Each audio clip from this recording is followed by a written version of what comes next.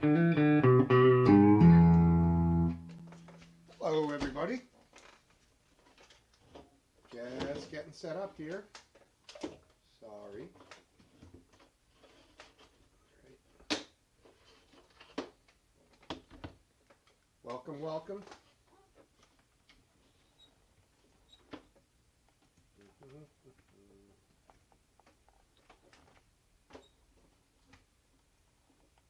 All right. Hopefully that helps with sound. Microphone action. How's everyone doing? Welcome to the pub. Let me know if that sounds all right. Last dance. That should have improved when I plugged the mic in. Apologize for being a little unprepared as usual.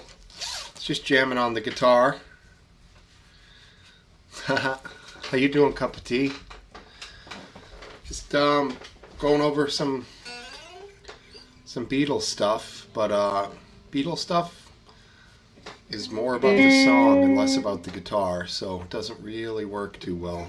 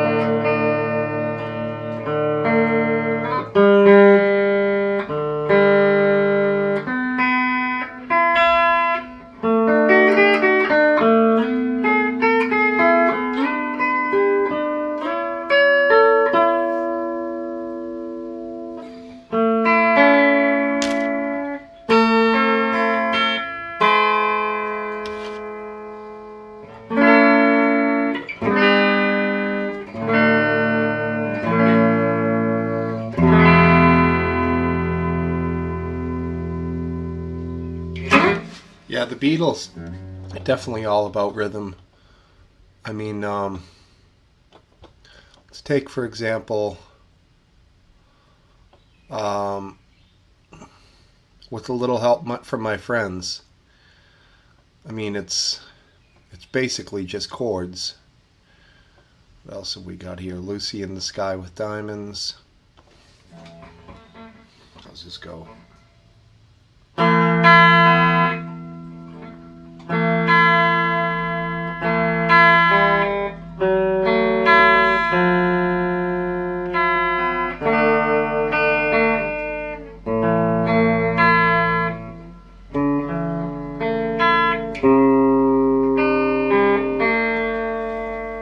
Kind of trippy sounding, but not all, it's good stuff. She's never really played a lot of Beatles. A little help from my friends.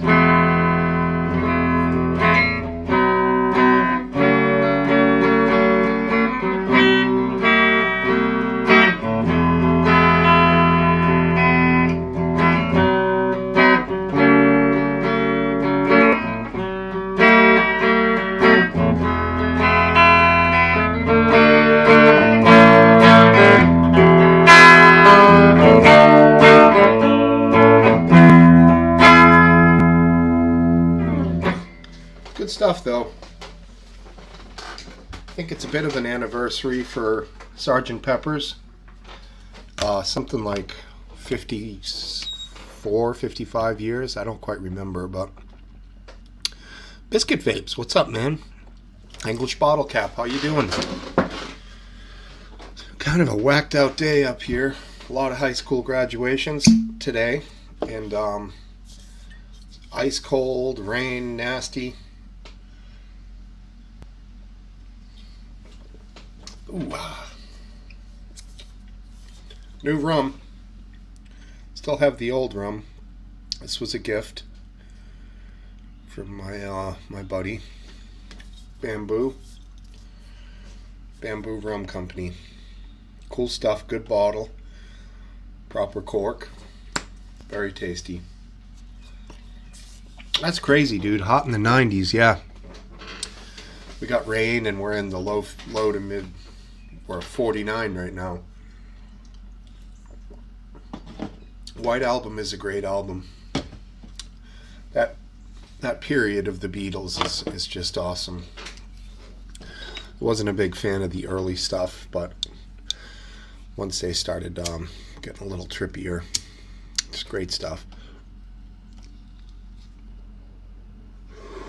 No one had done it prior to them, you know.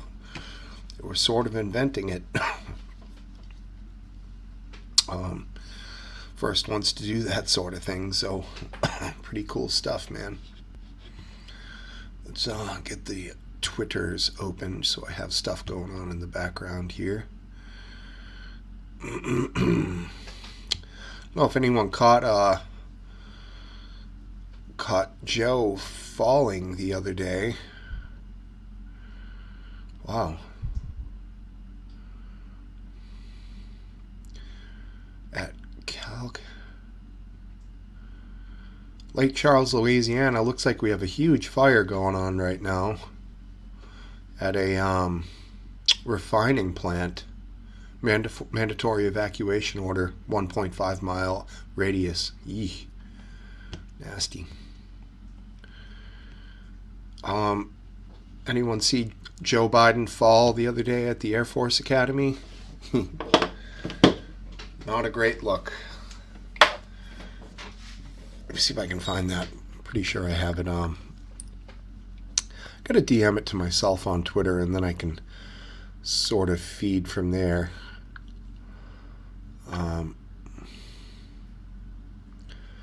Where are we? Yeah.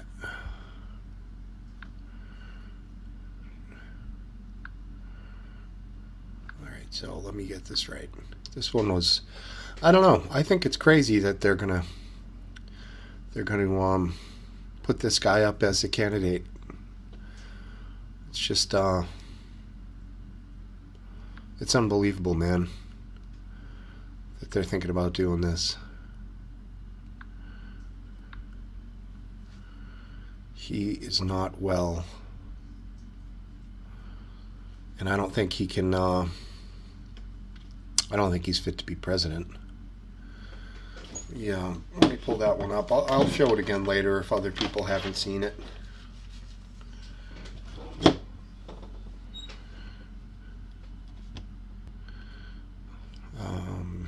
Yeah.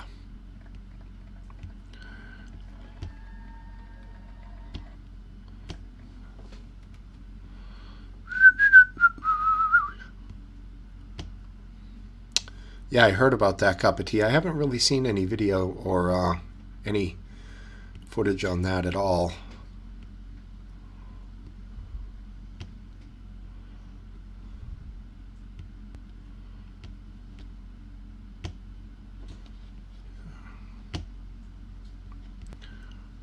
All right, here we go. Our president running for a second term, Joe Biden.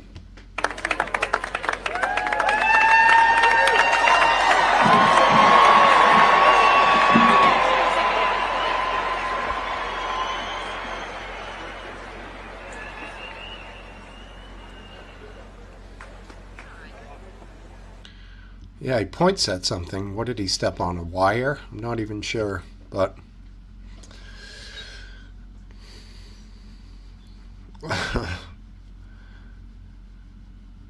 a sandbag? I don't know. He pointed down at something. I didn't see a sandbag on the ground, man.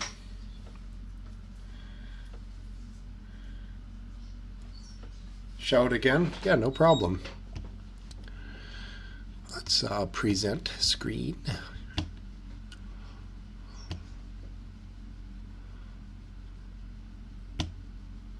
But even still, it was not a good look.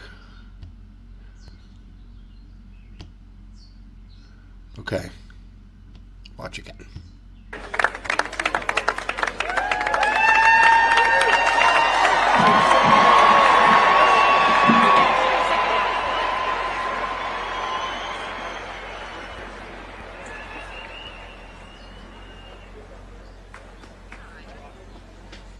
Yeah, I don't see it. I see a big box. Hi, boys. Hey, wife. Yeah, I don't know. Okay, there you go. She clarifies.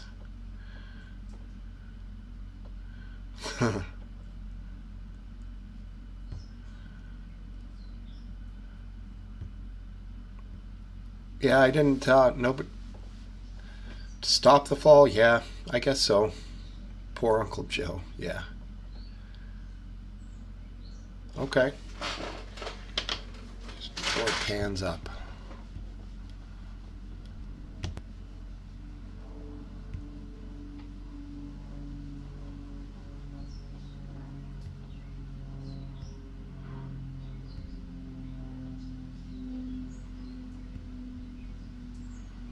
Yeah, I don't see it.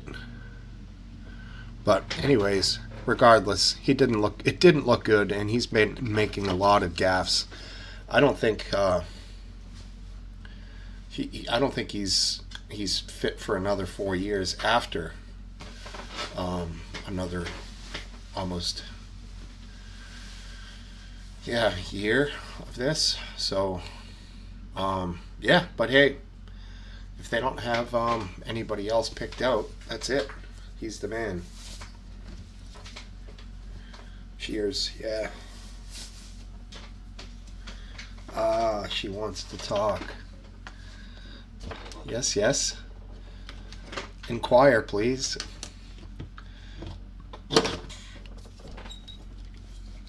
The Discord is always a good place for that.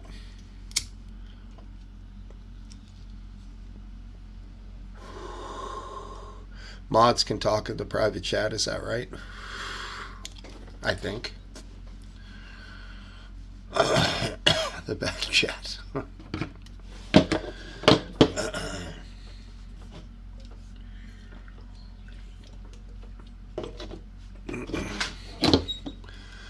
else do we have back here?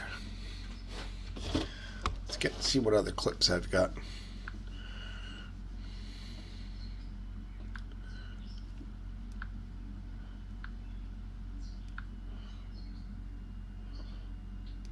Interesting.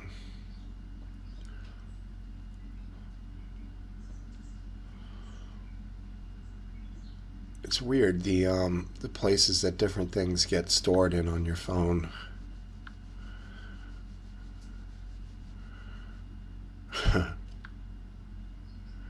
All right. Yeah, here's a good one.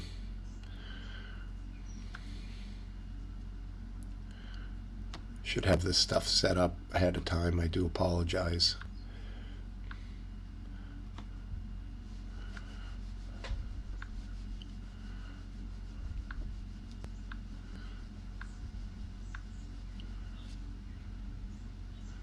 This one is from Fox News. I think I'd be allowed to show that. StreamYard. Yeah. Okay, there you go. Yeah, I get it.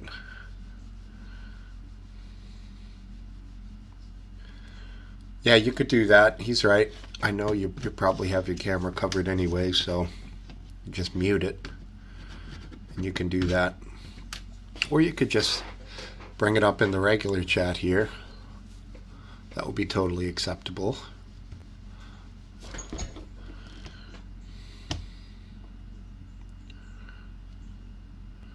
All right. Let's go here.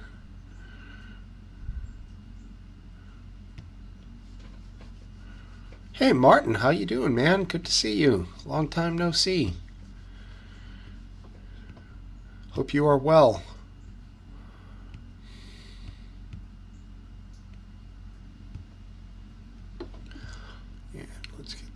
beginning.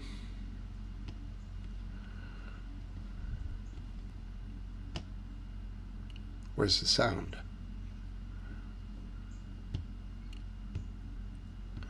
No sound on this. Hello?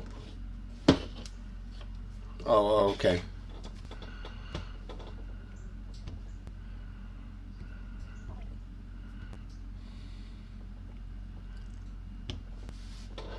All right, we ready? Here we go. This week has not been good at all. Earlier in Virginia Beach, Biden seemed completely, totally lost, dazed, and confused. You decide. My dad.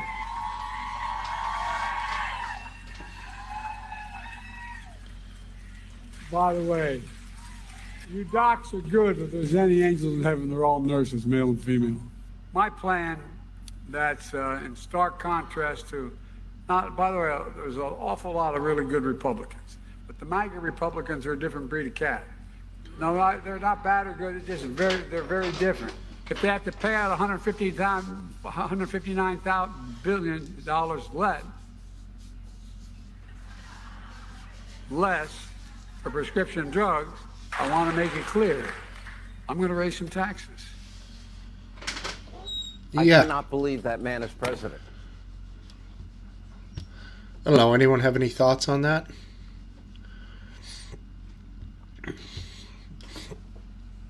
I think I feel the same way as him, even though I generally don't agree with that guy. Facebook Messenger. There's discords. It's not like there's about a total of like 6 or 7 regular people over there. So that would be fine. Back to Martin in the house. Marty's probably getting ready to catch some. I have thoughts. We haven't been doing well in the president department recently. Do you mean in the last how many presidents? Who do you think the last decent president was? It doesn't even have to be good or great. Last dance. How far back do you go before you find one then that you like? Okay. So you mean the current one and the previous one? Okay. Right on. So you're saying Obama not a disaster? Cool. If I'm understanding you correctly. But that makes sense. There you go. She likes Obama.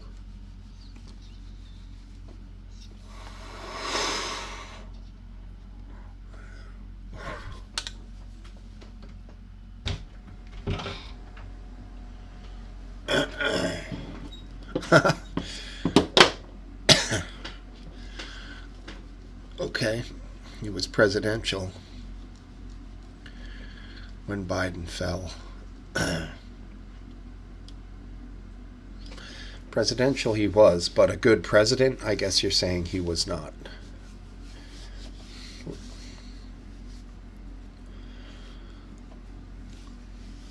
Not a hint of scandal.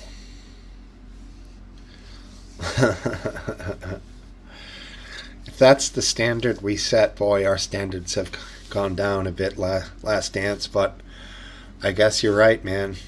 That is a low standard to set, but if we can get that, then at least he's presidential.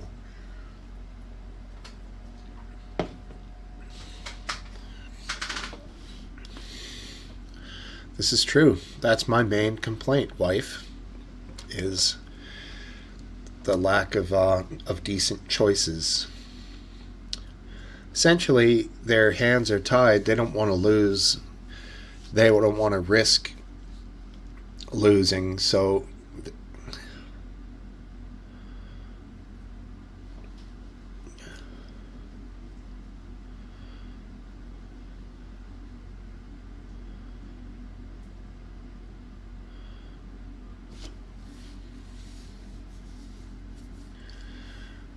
I don't know what you. I see always in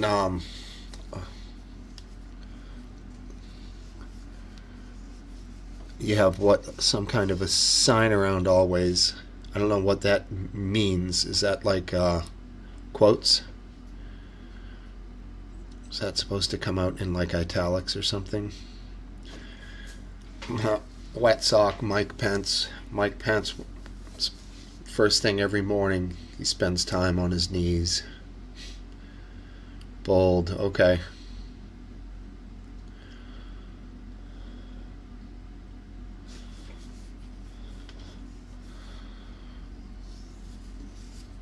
Emphasis or bold.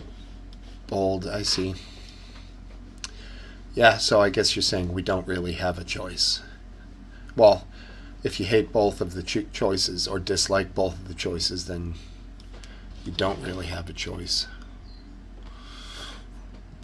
Alright,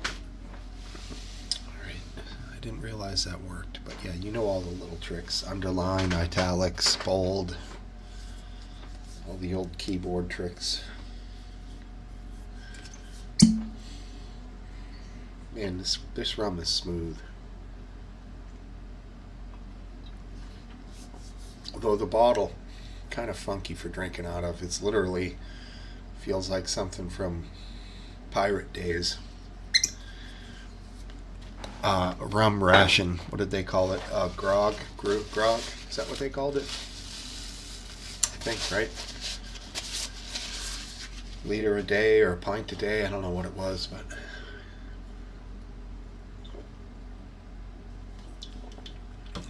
good stuff.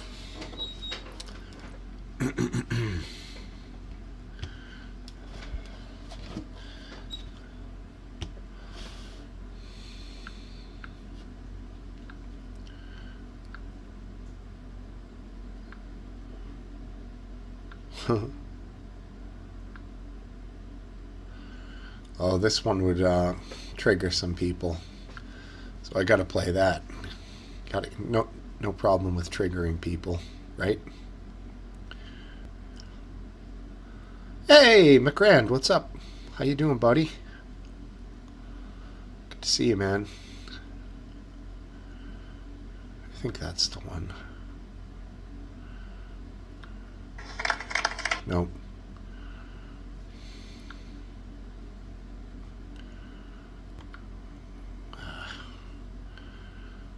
Hope all is well down south, my man.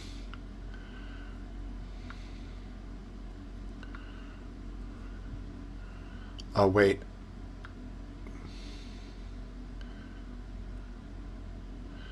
Can I play a clip that includes a late night talk, like TV show, or will I get banned? I don't know. It's like Seth Meyers, is that his name? He hosts the show, doesn't he? Oh, cool. Good for you, man. Grabbed a sixer for the pub. You don't know. I don't know.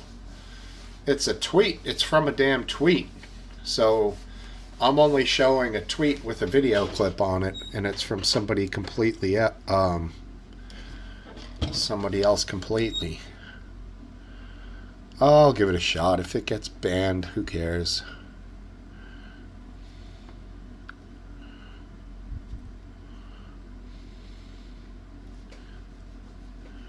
Yeah, okay, short clips. Okay. I mean, it's literally a tweet. It's 41 seconds long, so let's give it a run.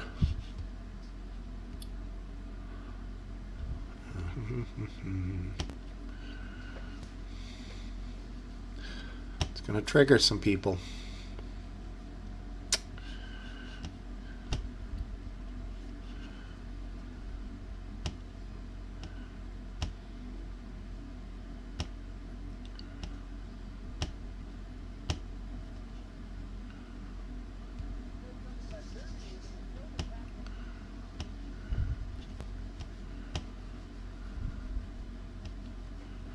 Okay, here we go. Clip time.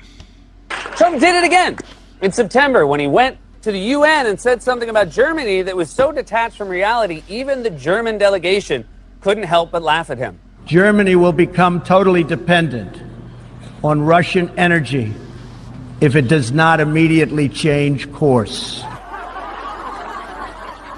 One of the most affected countries was Germany. The country is heavily dependent on the fuel. One newspaper here is calling it a disaster for German diplomacy at the EU. Even Nicholas Rees will have to admit this. Donald Trump was right. And they laughed Donald Trump. Oh, he's so funny. Oh, he's so funny. But now they're saying that Trump was right. Oh, I told you so.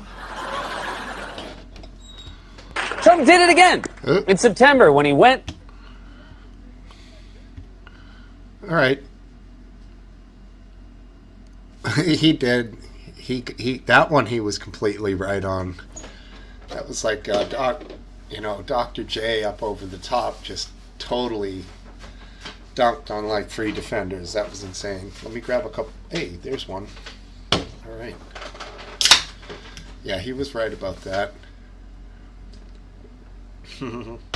It's just true cup of tea. And she'd probably agree with that. I would think. Do a little bit more of a jam, and then I'll open this bad boy up.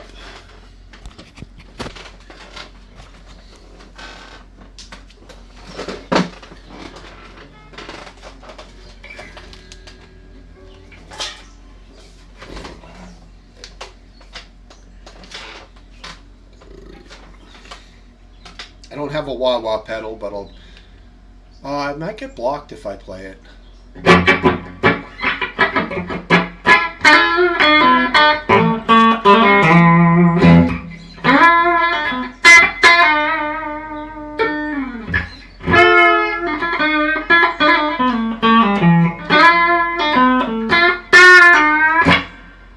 Suppose if I change it a little, they won't notice.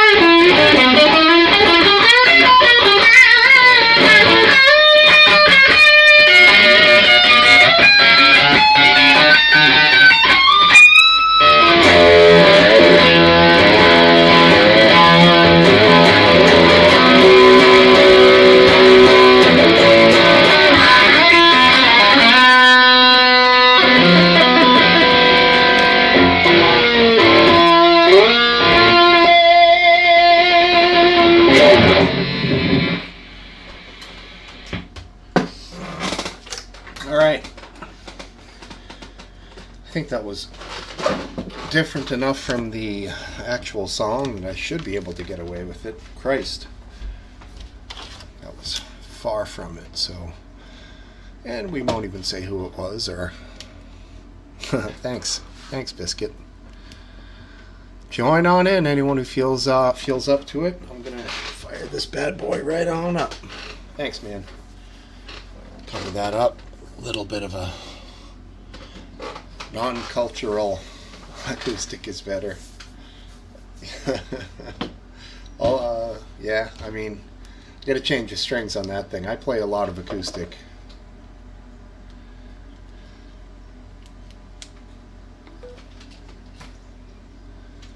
And now that I have the electric, I'm playing a lot more guitar. So,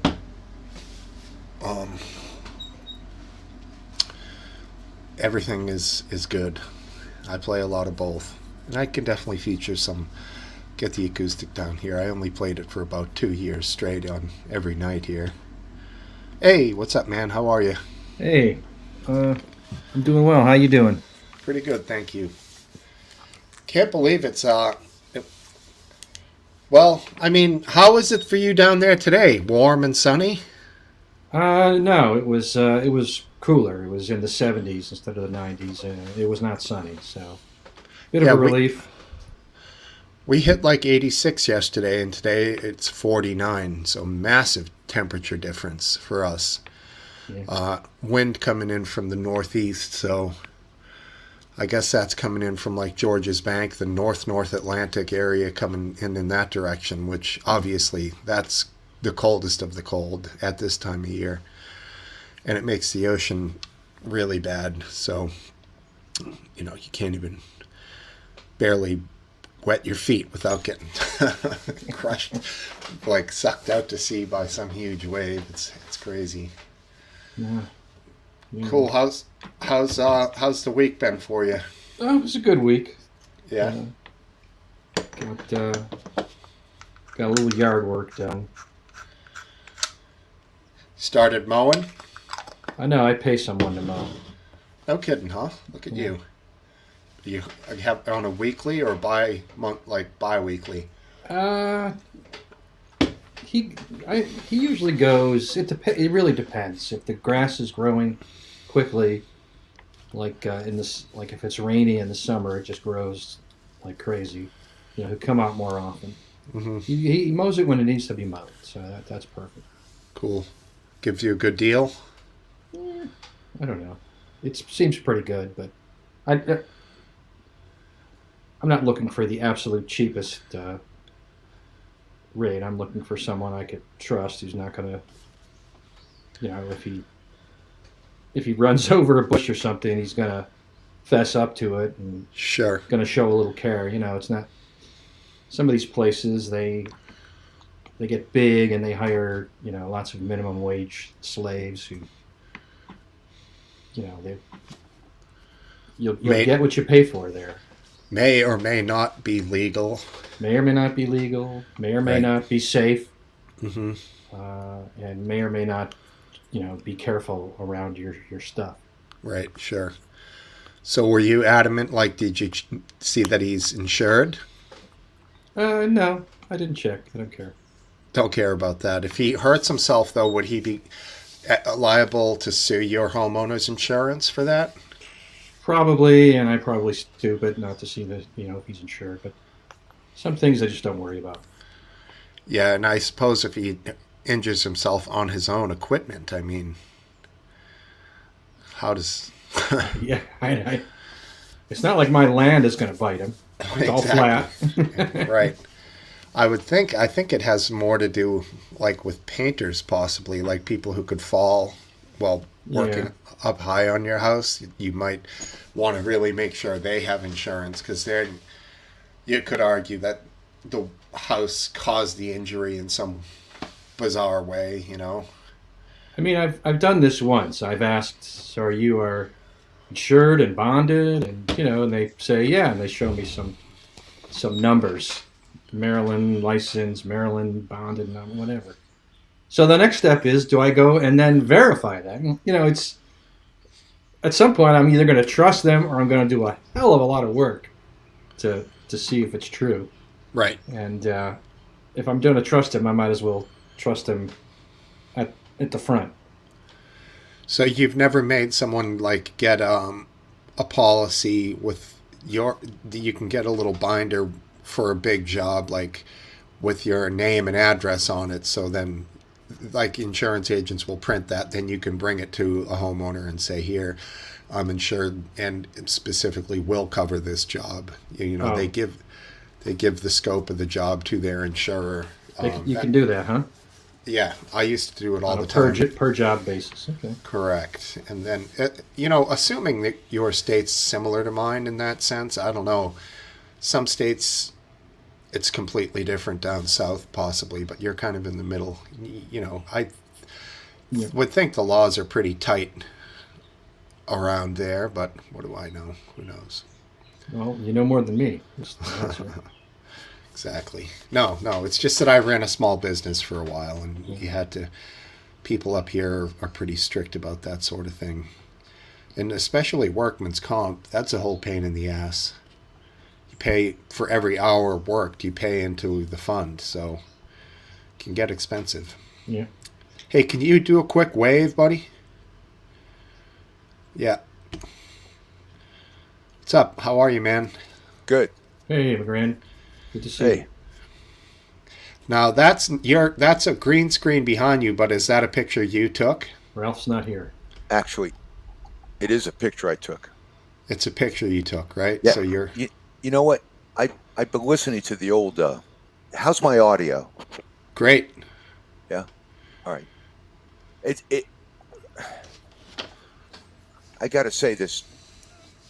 When it gets crowded, I think I get choked out. When there's a lot of guys on here? Yeah. Based in particular. It's possible. Yeah. Anyway. Yeah. I took that a while ago. This is summertime. Well, 21st is coming, so. Exactly. 18 days away. And it doesn't feel like summer here, man. It's freezing. I'm good. I'm glad for you, man. You're going to need that. Keep the ground cold. Keep it cold as long as you can, because it's coming. Mm-hmm. They were talking about a hurricane that was in the Gulf. Yeah, I saw that. Yeah, Already? and it never materialized. I was watching it. It was nothing. It was nothing there. That's why we really have to watch out for over-reporting, you know? Yeah. It formed just off of Cuba, and it's going to make landfall on Cuba. Well, no, this was supposed to be off in the Gulf, and I was watching on the radar for 3 days. Yeah, it was on the Gulf side of Cuba. No, it was up in the Gulf on the Florida Panhandle. Oh. It was supposed to cross across the peninsula and form a tropical system in the Atlantic. But it never crossed the peninsula, So hurricanes can form down there? I thought they all formed off of, West Africa and traveled across the sea. No. Hurricane, what was the one that killed New Orleans? Was it Katrina. Yeah. Katrina formed right off the Bahamas, just to the east, maybe 200 miles east of me. It formed there. And, you know. Yeah, that one was Andrew crazy. was an African, and it was small all the way across. It survived. It was fucking amazing. Every storm is different. You know how that is. Of course. Was Andrew the one that hit Fort Myers?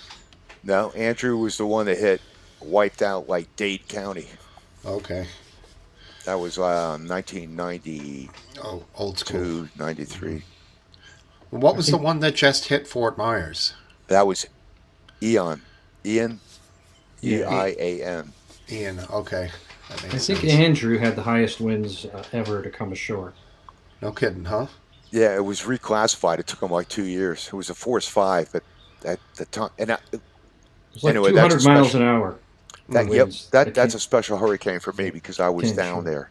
Like, I had a personal tragedy, and then my cousins were down there as well. So I went down to Homestead, and it was like I got to ride on the turnpike. There were no signs, and there were convoys of these vehicles coming through with. They were all out of state. You had New York, all kinds of, and all the tolls were gone. At that time, you had toll booths, and they were closed, and everyone was blowing through them. It was like close encounters to the third kind, you know. For an evacuation, right? No, it was going down. It was like this is after the effect. This is for rescue. And this is like we got to get down there, and it was like, and then when I got down there were no signs, and it was instinct that I knew where I was going. You know, and the terrain was completely changed. You know, you notice things year after year and year, but when things are changed, it's like different. And it was like walls down, concrete walls down. That amazed me because, you know, you don't usually see that concrete buildings with, on the way down, there were like two or maybe 5 or 6 story apartment buildings that had the whole facade shot, and you could see the beds and their closets and that shit. Damn. And chain link fence were gone. No chain link fence, no signs, no leaves on the trees.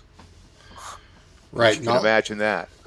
Healthy, not in the fall when they would be just gone. They're gone. Any tree standing had no leaves, and then anyway, it was an amazing experience. And I didn't go through the storm. I was up here, so I was.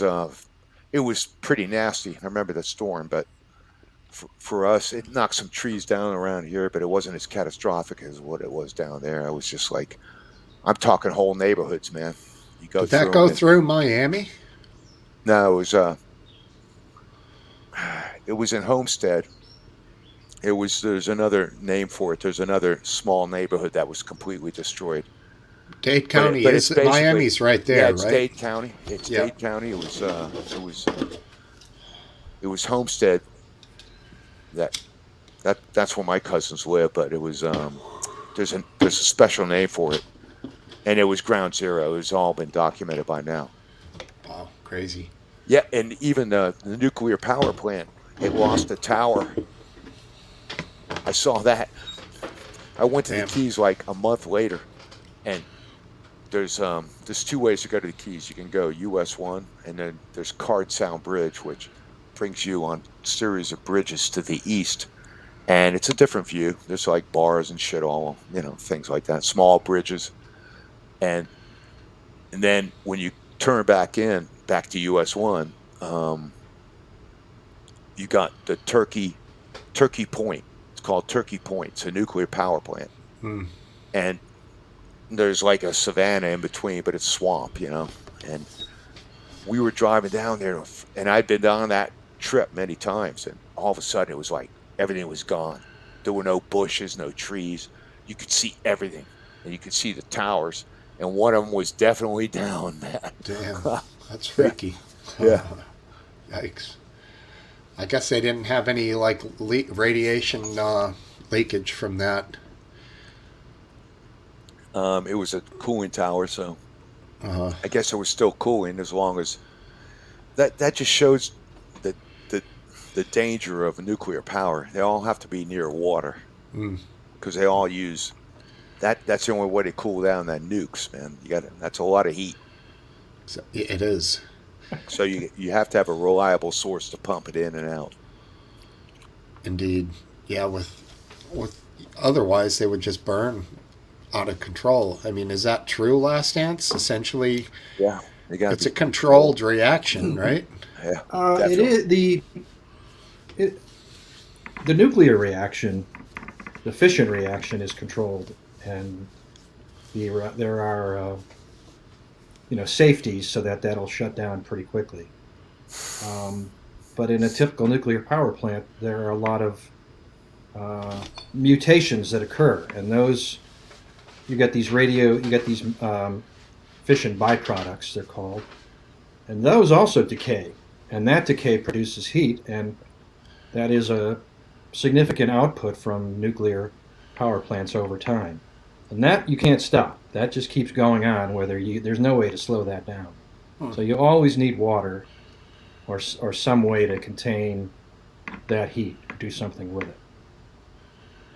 So the water is essentially cooling it, and it's flowing in and out. So it's naturally, the temperature's brought down in the giant pool or pond that it's in, right? And then it's slowly being pumped through and cooling as it goes. Probably there's probably some cooling involved, I would think. Yeah, there's probably not slowly. It's a very high pressure system, so they're to normally very hot is a natural state. You'd think of boiling water for a steam engine. That's basically what a nuclear power plant is, but it's very high pressure, so the water boils at like 500 degrees instead of 212, and turns a turbine, basically, and electromagnets, and it generates electricity that way. It's very right. The same very as crude. A steam or any of them can do it. You can do it with any. It's about turning the turbine. Right, But with the cooling down of the nuclear part, there's water involved with that too, with cooling the reaction chamber or whatever, right? Yeah, I mean they're closed systems, so the water that circulates through the reactor core is not the same water that comes into the cooling towers. But somehow it surrounds it, and there's just like a radiator. There are cooling. There's heat exchangers that are also sealed that allow heat from the nuclear power plant to be maintained at a certain temperature by passing but water inevitably from the outside. there's significant wastewater, radioactive wastewater. Yeah, those two waters I think probably are connected. There isn't a ton of radiation in it, but in Plymouth, Massachusetts, the decommissioned Pilgrim whatever the fuck it's called, Pilgrim nuclear power plant. Right.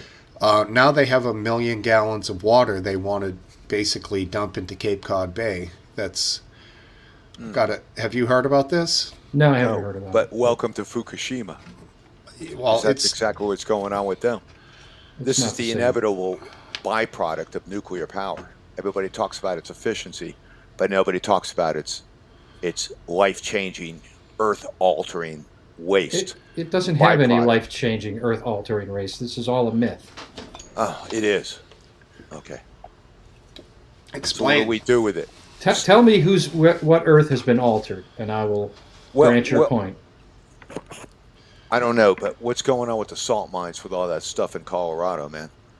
They got it 50-gallon drums. Those are steel. What's going on out there? Are you talking about? I'm talking about what is the inevitable fate when we're dealing with nuclear power, and that is nuclear waste. What do we do with it? And we do not have an answer. Eventually, you will burn it up in a fusion reactor. Oh, burn it up. So you are particleizing it, put it in the atmosphere. No, because you know it doesn't go away that way. That's false. That is not what I meant by burning it up. When you burn it up in a fusion reactor, you basically strip electrons and protons and neutrons from it and turn it into constituent atoms, and it's basically just hydrogen nuclei, and it's not radioactive. It's nothing. Are you kidding me? No, I'm not kidding you. Are you telling me that you know what kind of energy and pressure exists in a fusion reactor? Are you telling me that we have the ability, and I'm speaking from ignorance here, Biscuit? Hello. Biscuit, how are you, friend? I'm doing good. Good. Last answer. I wanted to retort. I want to go on further on this later. Sure. No, we don't. We can't do that now because we don't have any fusion reactors now. But if and when we develop a fusion reactor, then the next step would be to develop a mechanism to consume existing nuclear waste. All right.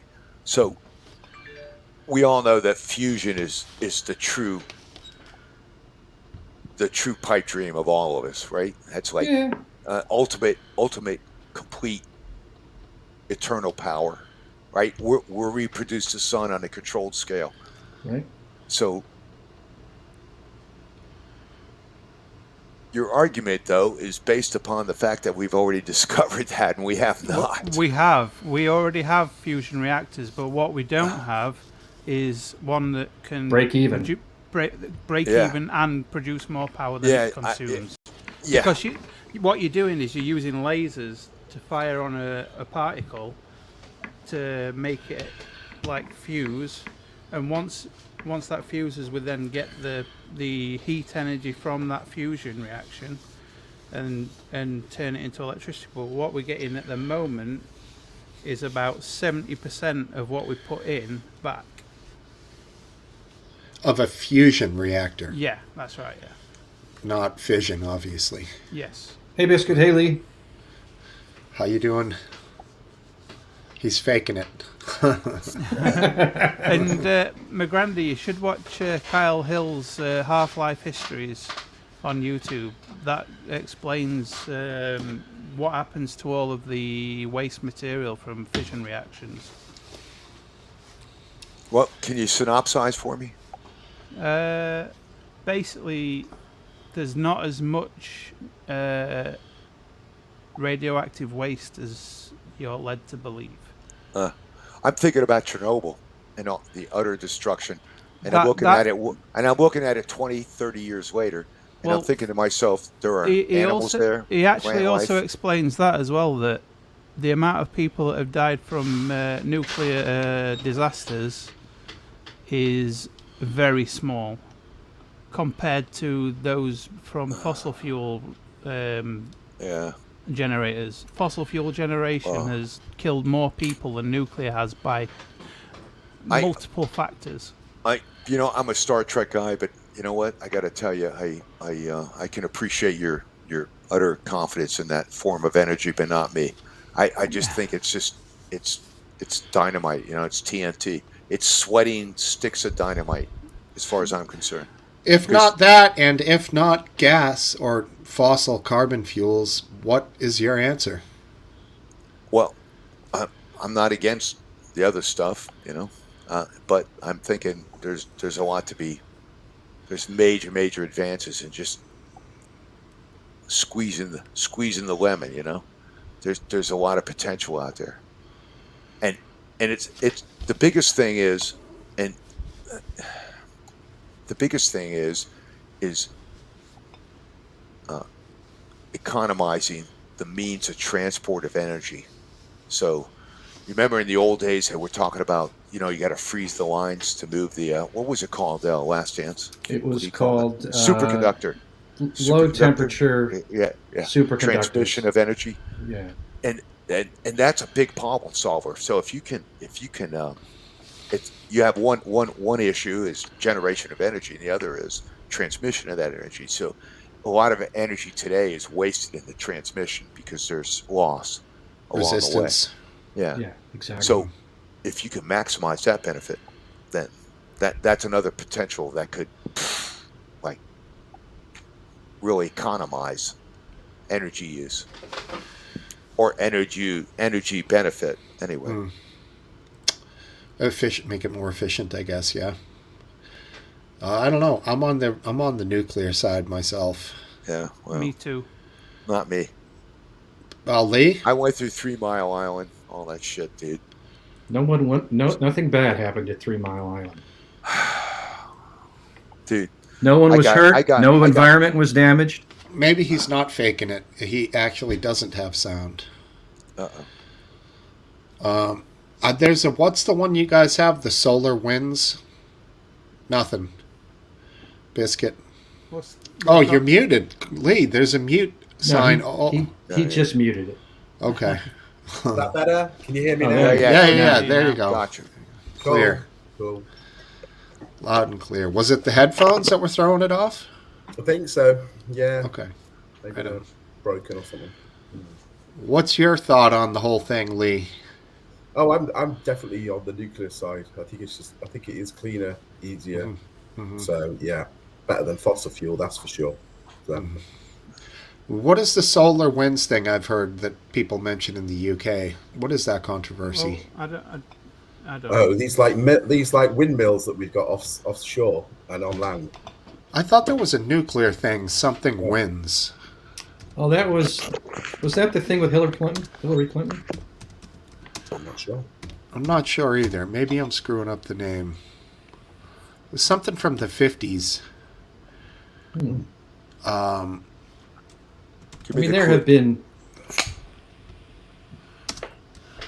I was away. There might have been other nuclear accidents in the Soviet Union that nobody knew about. Exactly. This one was in the... I knew a guy who wind scale fire. Azerbaijan, which was part of the Soviet Union. It was the oil drilling.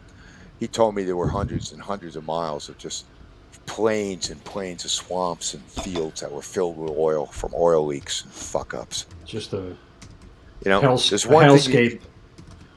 There's one. The Soviet engineering model is zero redundancies. Okay. And you're inefficient for the most part anyway, except chess players and maybe some ballet performers. Yeah. But It's a damn shame. And it's because they're probably some of the smartest people in the world, and they're just drummed down by mediocrity. Oh, you want to put it back up? Oh, okay. It's your show. I had it up and then it came down. Oh, I put it down. Okay. Hello, Mare. Mare. I think you'll find that's mare after the horse. Mare. Okay. I'm from Manchester too, Mayor. So... I think the horse is a big giveaway that it's mare. It's been beautiful here in Manchester today. I'm out. You do it. All right. The wind scale fires. That's what I was talking about. Contaminated milk. Yeah, I don't know much about it. I just know that was a nuclear thing from the late 50s. Shit. That was a massive experiment zone, dude. That's when 1950s is when they introduced American Housewives to TV dinners. It fed a generation of skinny motherfuckers like me. Well, those were the most fun things. I know. I could not be more excited than having something, some crappy thing in one dish, something else in another side, and then the chocolate cake or whatever the dessert was in another part of the dish. It was But there were always some hot dogs or something on the fire somewhere. Yeah, TV dinners, weird stuff. Dude, it was the thing. It was like they were blinded by the commercials. And the funny thing is I mean, I was born in 1958, so my probably recognition of TV commercials probably was like 1963 maybe, or with any sense of positive. I remember shit when I was 4 years old, so I figured 1963 I was picking up some commercials, and it was all like, it was so fucking funny. It was like Father Knows Best. Just watch that show and you see what the advertisement was like. Simpler times, not necessarily better, but simpler. No, actually, you're right. They were simpler Good old times. days. It was the good old days. Well, no, it was just easy, and you know what? Nobody was fooled anyway. Right. Because people were better educated back then for some stupid reason. I don't know. I don't understand that. I think they just maybe had street cred, streetwise. I'll tell you why. Because people that graduated from high school actually knew what you needed to know to graduate from high school. Yeah. Today, people graduate from high school, they don't know anything. This is the U.S. I'm talking about. Yeah. It's not much different here. Yeah. No history, no science, no geography. People can't tell you where countries are. People can't even look at a map. Right. I can't fucking... That freaks me out, man. You didn't have nearly as many college graduates back then, but still, they at least their high school education, they bothered to learn it, and you couldn't pass unless you learned something. It's not true anymore, unfortunately. No, it is not true. I mean, there are some smart youth out there today, but it's surprising when you meet one. You're like, wow, that's a smart kid, I know. Like, you see a kid sitting there reading a book. You see a kid like 15 years old sitting there reading a book, and you're like, holy shit. Right. What? Yeah. Call the news. On CBS Sunday Morning last weekend, they did a feel-good story. The feature was a young kid on the school bus. The driver had a medical emergency. I saw and that. Passed out completely driving at the wheel. So this kid jumped up and kind of shimmied the guy aside, put the thing in park, and saved everybody from probably a pretty bad accident. And they asked him, why, how come you noticed what, and why didn't anyone else jump up? What happened? And the kid said, well, my parents won't let me have a phone. Everyone else, all the other kids on the bus were on their phone except for this one kid. He didn't have his phone, and he saw what was happening and jumped into action. I mean, that's a great case for awareness, spatial awareness, what's going on around you, Exactly. and how much your phone can take away from that. Yeah. Especially in that situation, man. I saw that, Steve. That was I share your enthusiasm in this event because I leave my phone at home a lot, especially if I do a bike ride or whatever. And and from and I saw that was good, and I wish I could change the world, and because I do the bike ride and I see people running and walking and doing all kinds of things, and they have a phone stuck in front of them. And I'm like, why are you doing that when you're outside? You're on an ocean. You know what I mean? Yeah. It's just like so frustrating for me not to understand. When you talk about bright kids, though, it's funny because I think like education, I don't think they're as bright as they were. I don't know if I'm just getting old and cynical, but yet when you look at kids that are like more of the elitist kids going to private schools and stuff, they are bright. But then they've got the facilities to teach them, more teachers, smaller classes, this, that, and the other, and they're not suffering. It's almost like jobs for the boys. Their parents are in great jobs, and they're getting a great education. And then the normal, if I can say normal kids, aren't standing a chance. And it's funny because I had a situation like that. We put our daughter into a private school, like a kindergarten, and then she went to primary school in a private school, and then I got called in to see the headmistress because that's when we found out at 7 that Ellie had dyslexia. And I'm not joking. I mean, I read between the lines. I knew what she was trying to say, and I was disgusted with them and pulled her out and put her into a normal state school. But basically, their fear was that because they didn't think she was going to achieve the exam results that they wanted, that was going to drag their overall percentage down. Yeah. So it was I've kind seen of that. clear. And I was like, oh, geez, my face when she was talking to me, I was like, you fucking bitch. Do you know what I mean? Yeah. So anyway, 2 fingers up at them. She's going to university in September. It's not right. But, Yeah, good for her. Good for her. And she wants to be escorted. This is the typical response, even in the United States, especially depending on the schools. I mean, if they're if you're fortunate enough to have a child that does not achieve in a prestigious school, it's even worse because they want to get rid of it because it's a statistical. And it's funny because I you hear me? Yeah. Yep. Okay. So I went through that a bit with some of my my flock, and I because they're part of a flock and not my anyway I take care of them. I have a better overview, and it was like I could see exactly what was happening. They want to disassociate you, the con talk, the way they want to slide you out, and then oh wait, we can put you in this program. What they try and do is get out of a particular school so that if you fail to graduate, it doesn't affect their statistics. But if you transfer out, right? Yeah. So it's, I don't know. Maybe they're better off. I don't know, but it's obvious and it's not as sacrosanct as they try and make it. You feel, True. Anyway, one man's opinion. I'm just a witness. Yep.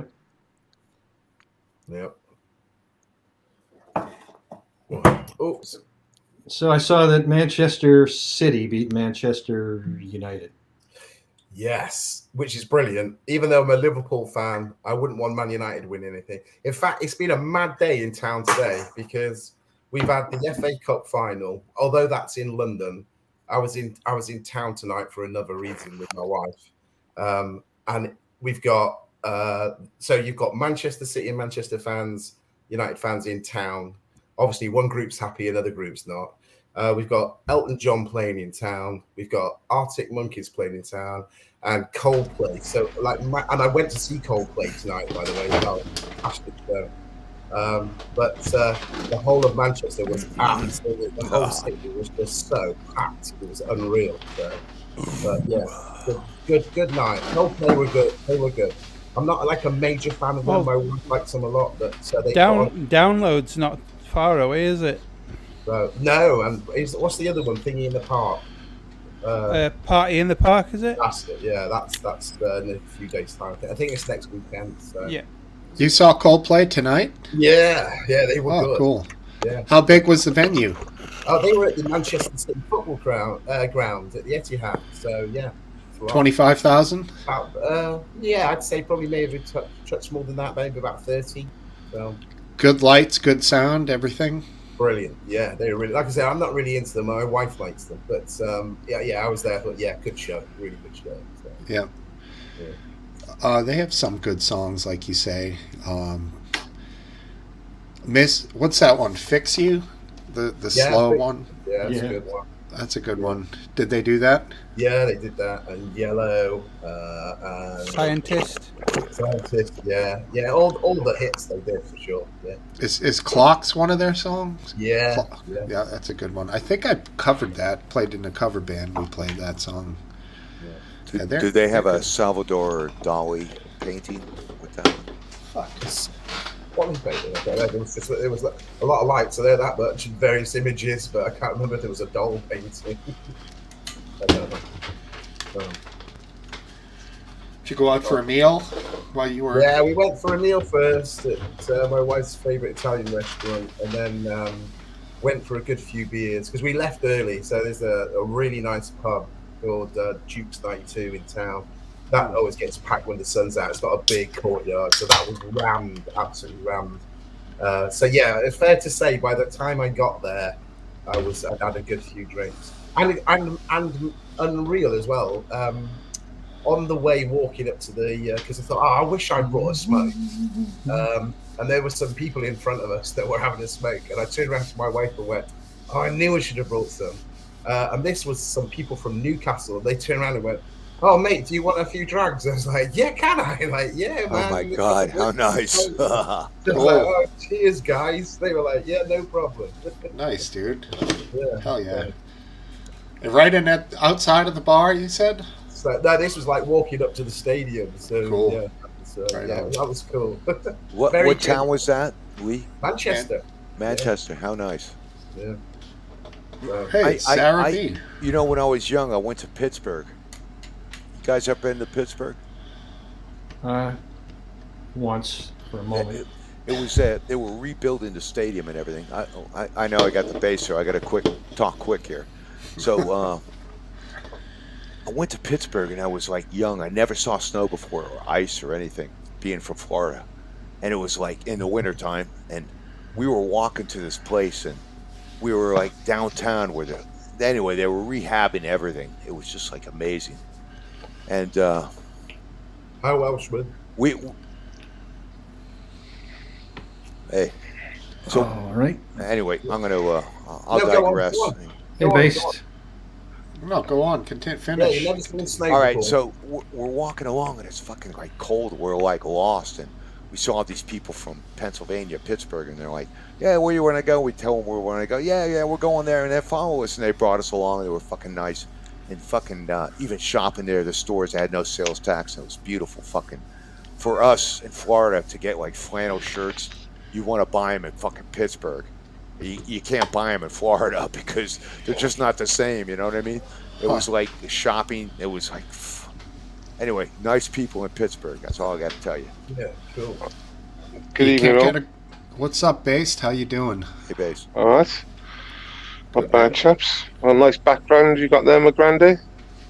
Thank you. That's out my front door.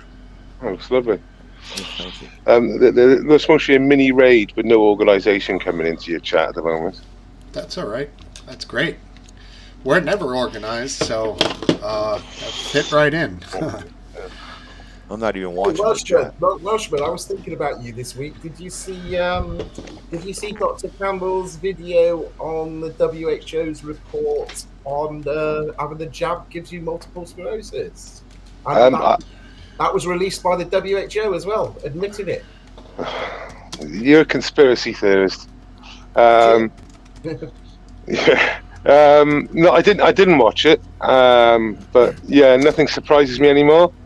Yeah. It's really worth watching. Seriously. Yeah, I'm sure it is. I mean, as time goes on, things become even more clearer than they did. But what I find quite shocking is that a lot of what was said to us by mainstream media was an exaggeration or blatant lies.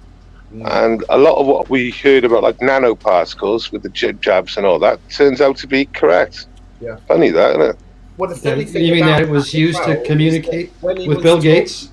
When he was talking, Dr. Campbell, he said the only reason I can speak about this is because it's been officially released by them. By them, yeah. Otherwise, it would be misinformation. I'd be taken down. But I thought it was quite telling at the end of that video. Just the face that he poured was, I thought, quite chilling, because he said, "Goodness knows what's coming in the next few years when this is going to start appearing in people's bodies."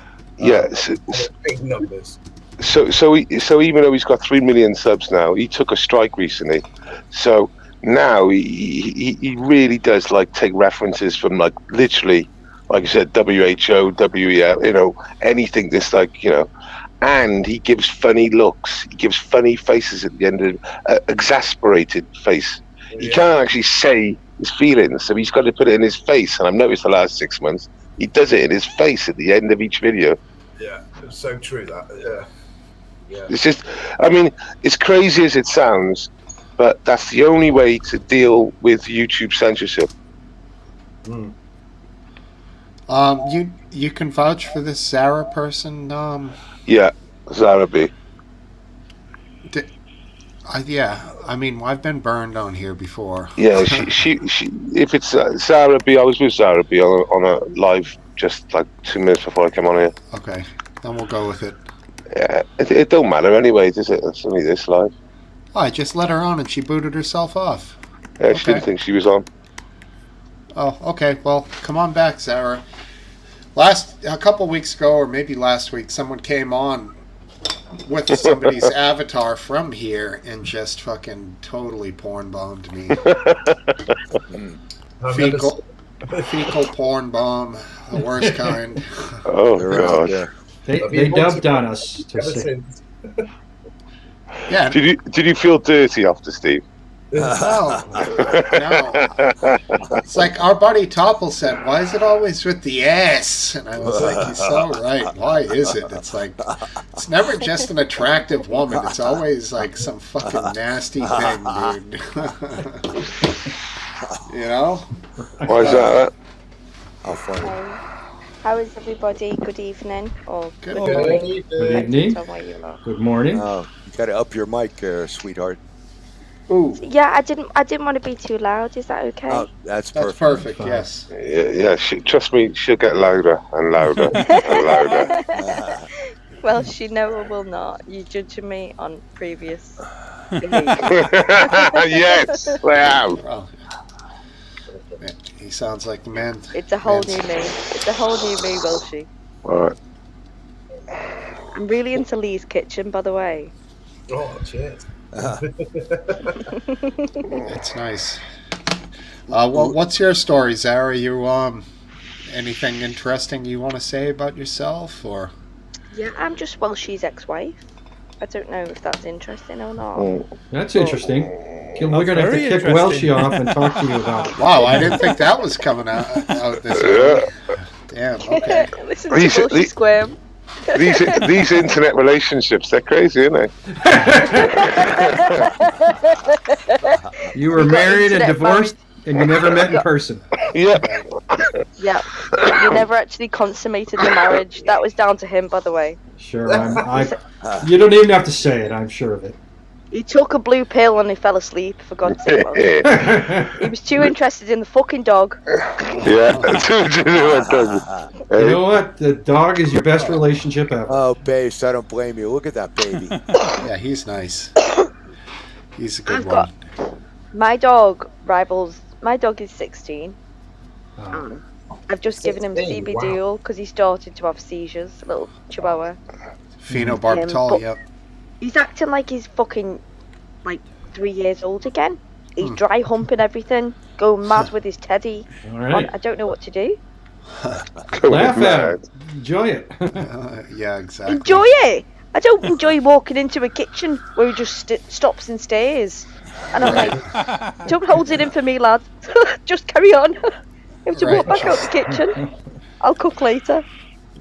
Hey, he should have his own room for that sort of thing somewhere off to the side, where he can have a little privacy. So, Stephen, I heard you passed a comment on one of my videos. Was it one of my community posts? I did? Yeah, it said Smokesteve on it with your emblem. What did I say? Where? I can't remember what you said. I think it was something. Was it Zelensky? What do you mean on your community page? Zelensky. I think I done a short, or it was on a community page. It was a short community on YouTube. Yeah. Yeah, I comment. I'll definitely. Yeah. Talk. Yeah, dude. I think it was Zelensky sniffing quite a lot during an interview. Oh yeah, I said speed. Yeah, sure. I've seen a lot of people on speed. It looked like he was on speed, and they are fighting a war. I mean, he's Speed. on some sort of accelerant. It's a good chance, Steve. You're not fighting a war. You might as well have speed. I mean, the thing is, if you actually if you go on Twitter and put his name in and cocaine, there's numerous clips of him going in, like really looking wired to fuck. There's lots. Yeah, His name is Zelensky. Can you please get his name right? That's pissing me off. Yeah, he sure, the way his eyes were moving, like seemingly unfocused.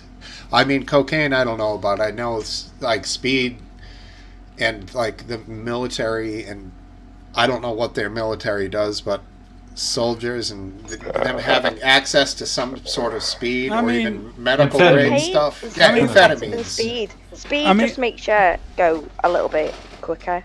I'm pretty sure bombs landing around your home, like every day, is probably going to have some sort of effect. Maybe that's what it is.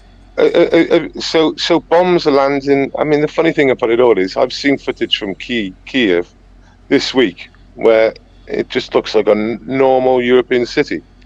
Do you know what? My little boy's best friend, he's going back. He came over here on like a sponsorship. So we live with a really rich family in a really nice house. And his dad, he said his mother was killed in the war, his little sister was, which is absolutely awful. And then he said his dad has only got him and he wants to go back home and try again. And so he's coming over to get him in the next month. This little boy's had an extremely privileged life, here. At a really good school, in a really lovely home. Now he's got to go back to a shithole. But the videos that he showed my boy, he went for like 3 days, and it's just normal. Just not. I don't see any difference. I don't see any bombing, any flat grounds. Yeah, I mean, it's only the eastern and the southern part of Ukraine that are basically in a war. The rest of the country is just operating as normal. Obviously, it's not what some people think. Some people think they're in air raid shelters every night in Kiev and all the major cities. The news reports that they're being hit with like 20 mortars or whatever, like missiles every like couple of days. So the other day, Russia put 20 over, and then the Ukrainians, or the allies, should I say, put 20 over towards Russia. So are we saying the Russians are in bunkers now? Well, I don't know. It's only been the last week, though, hasn't it, that the Ukrainians have been hitting them back. It's actually not. It's not Ukrainian. It's allies. It's domestic. It's Russian insurgents. Russian dissidents. Actually, the most recent ones were Ukrainian. There were cruise missiles. Grand, who do you think is arming these quote Russian dissidents? Ukrainians. You think they just walked into a Russian military armory and took all their supplies out? Personally, I don't blame them. They've got to do something to. Of course, I don't blame them either. So you think we are, or are you saying Ukraine is last dance? Listen. Well, it's Ukraine, and we supply Ukraine. Who knows? Exactly. One to the other. Let's put things into perspective right now. Based on what's happened in the last year and a half, we know they don't control the border. They don't control shit. The Russian fucking FSB, the fucking KGB, they're all incompetent. Their fucking military's incompetent. Ukrainians are infiltrating supplies across the border, no doubt about it. And probably the United States is aiding in that effort. Our spooks, and that's what's going on. Well, I don't like. You talk some shit, my granddad, don't you? No, it's the truth. Look at the evidence. I believe it. What evidence? Hypothesis. I have no evidence based. I have no. I know it's you. All hypothesis. And I'm so you said that sneak and peek and fucking infiltration and no fucking security on the borders, and these guys are going in with supplies and heavy equipment. Oh God. Anyway. So a lot of the hardware that comes in, as soon as it comes into Ukrainian territory, they're being taken out by Russian missiles. Oh, they are destroying so much military stuff before it gets to the front line. Well, they got satellites in the sky, mate. It's not hard for them. It's not hard for them. Base, please. What do you mean, please? You're literally locked into MSNBC no, I'm not locked into anything. And CNN, and you just watch that, and you think that's the news. That's the problem. If that was the case, what's going on with the Russians? I'm watching Russian POWs, fucking telling you what's happening. Well, I'll tell what's you what going I on with see. the Russian Brandy, I'll tell you what I see. Disintegration. We're seeing strikes in Russia. We are seeing strikes in Russia by Russian dissidents. Christ almighty, McGrandy. Hold on, McGrandy. Let's let people talk. I'll tell you what so that means my bike is working? I'll tell you what I see every night on the English news, right? Especially Sky News. They love to have their little military expert up with the bat. Yeah, all I see is that Russia have taken territory. I don't see them getting beaten back. They've taken territory. They might not have taken the capital, but they steadily and surely, very slowly, keep creeping into the country, taking more territory. And all the West keeps saying we're fighting them back, we're supplying them. Lee, I watch that exact same news channel every single day. But he watches everything else. That's the difference. But he's watching other stuff. I'm speaking to the actual thing that he's just spoke about. And that's not exactly what it shows. They're not creeping slowly. They've taken a little bit of back move. What do you fucking do? Let's have a look at then, Biscuit. Take a look at the map when the Ukraine was complete. Ukrainians took, I think it was 200. They took 200 miles of Zaporizhia back. Look at the map. And the beauty is, but bleed the Russians. Let them bleed out. Honest to God, you boys are ridiculous, right? There's been 100,000 deaths on each side. I know in your warped world, McGrandy, there's been like a handful of Ukrainian deaths, and the Russians are being slaughtered. We're talking 100,000 plus on each side. And the way you talk, right? It's like, they're on top. Ukrainians, sadly, are going to run out of men. All their good men are already dead. All their experienced men. What do you mean bullshit? You have no idea what you're talking about. In the trenches in Ukraine at the moment, they're lasting literally days out there. Days they're lasting. They're not lasting fucking weeks. They're lasting days. Okay? So you're just talking absolute shit. There's good European men killing each other, right? For what I don't fucking know.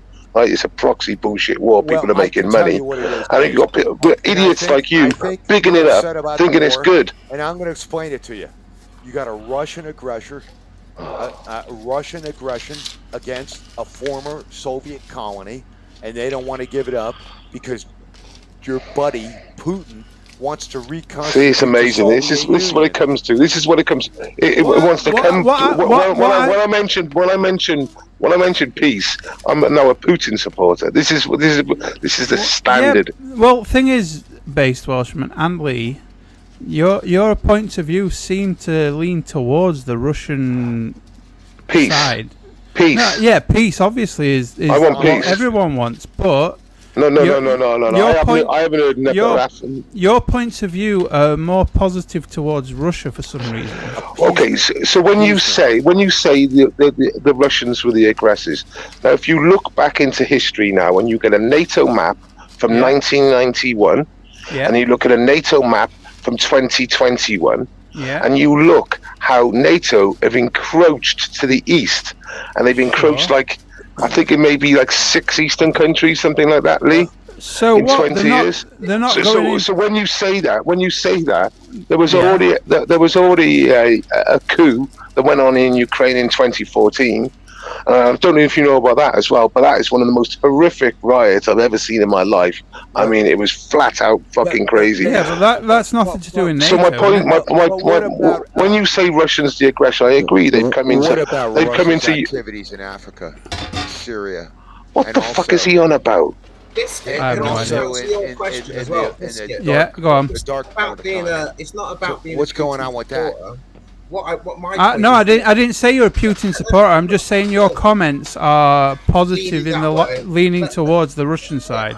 Well, my point is this: if I have not explained it, you've got the Soviet Union that have been gone into Ukraine, yeah.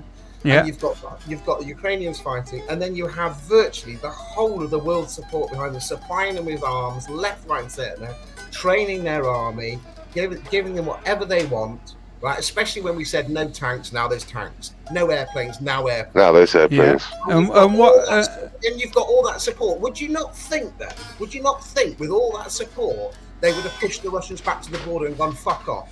No, they're not, are they? So what's going on then? Because they've got the world's most amazing technology being given to them by the USA, and they still can't answer that way. They still can't beat them. I can answer that. Russia is a massive, huge, deep country. But you made a statement. You wanted the Russian men to bleed about 5 minutes ago, but now they're massive and big and stuff. Please, let me respond, please. So Russia is vast. There you go. So deep, and so they can replace their men, not like the Ukrainians. Like I said earlier on. They can't. The Ukrainians can't replace their men.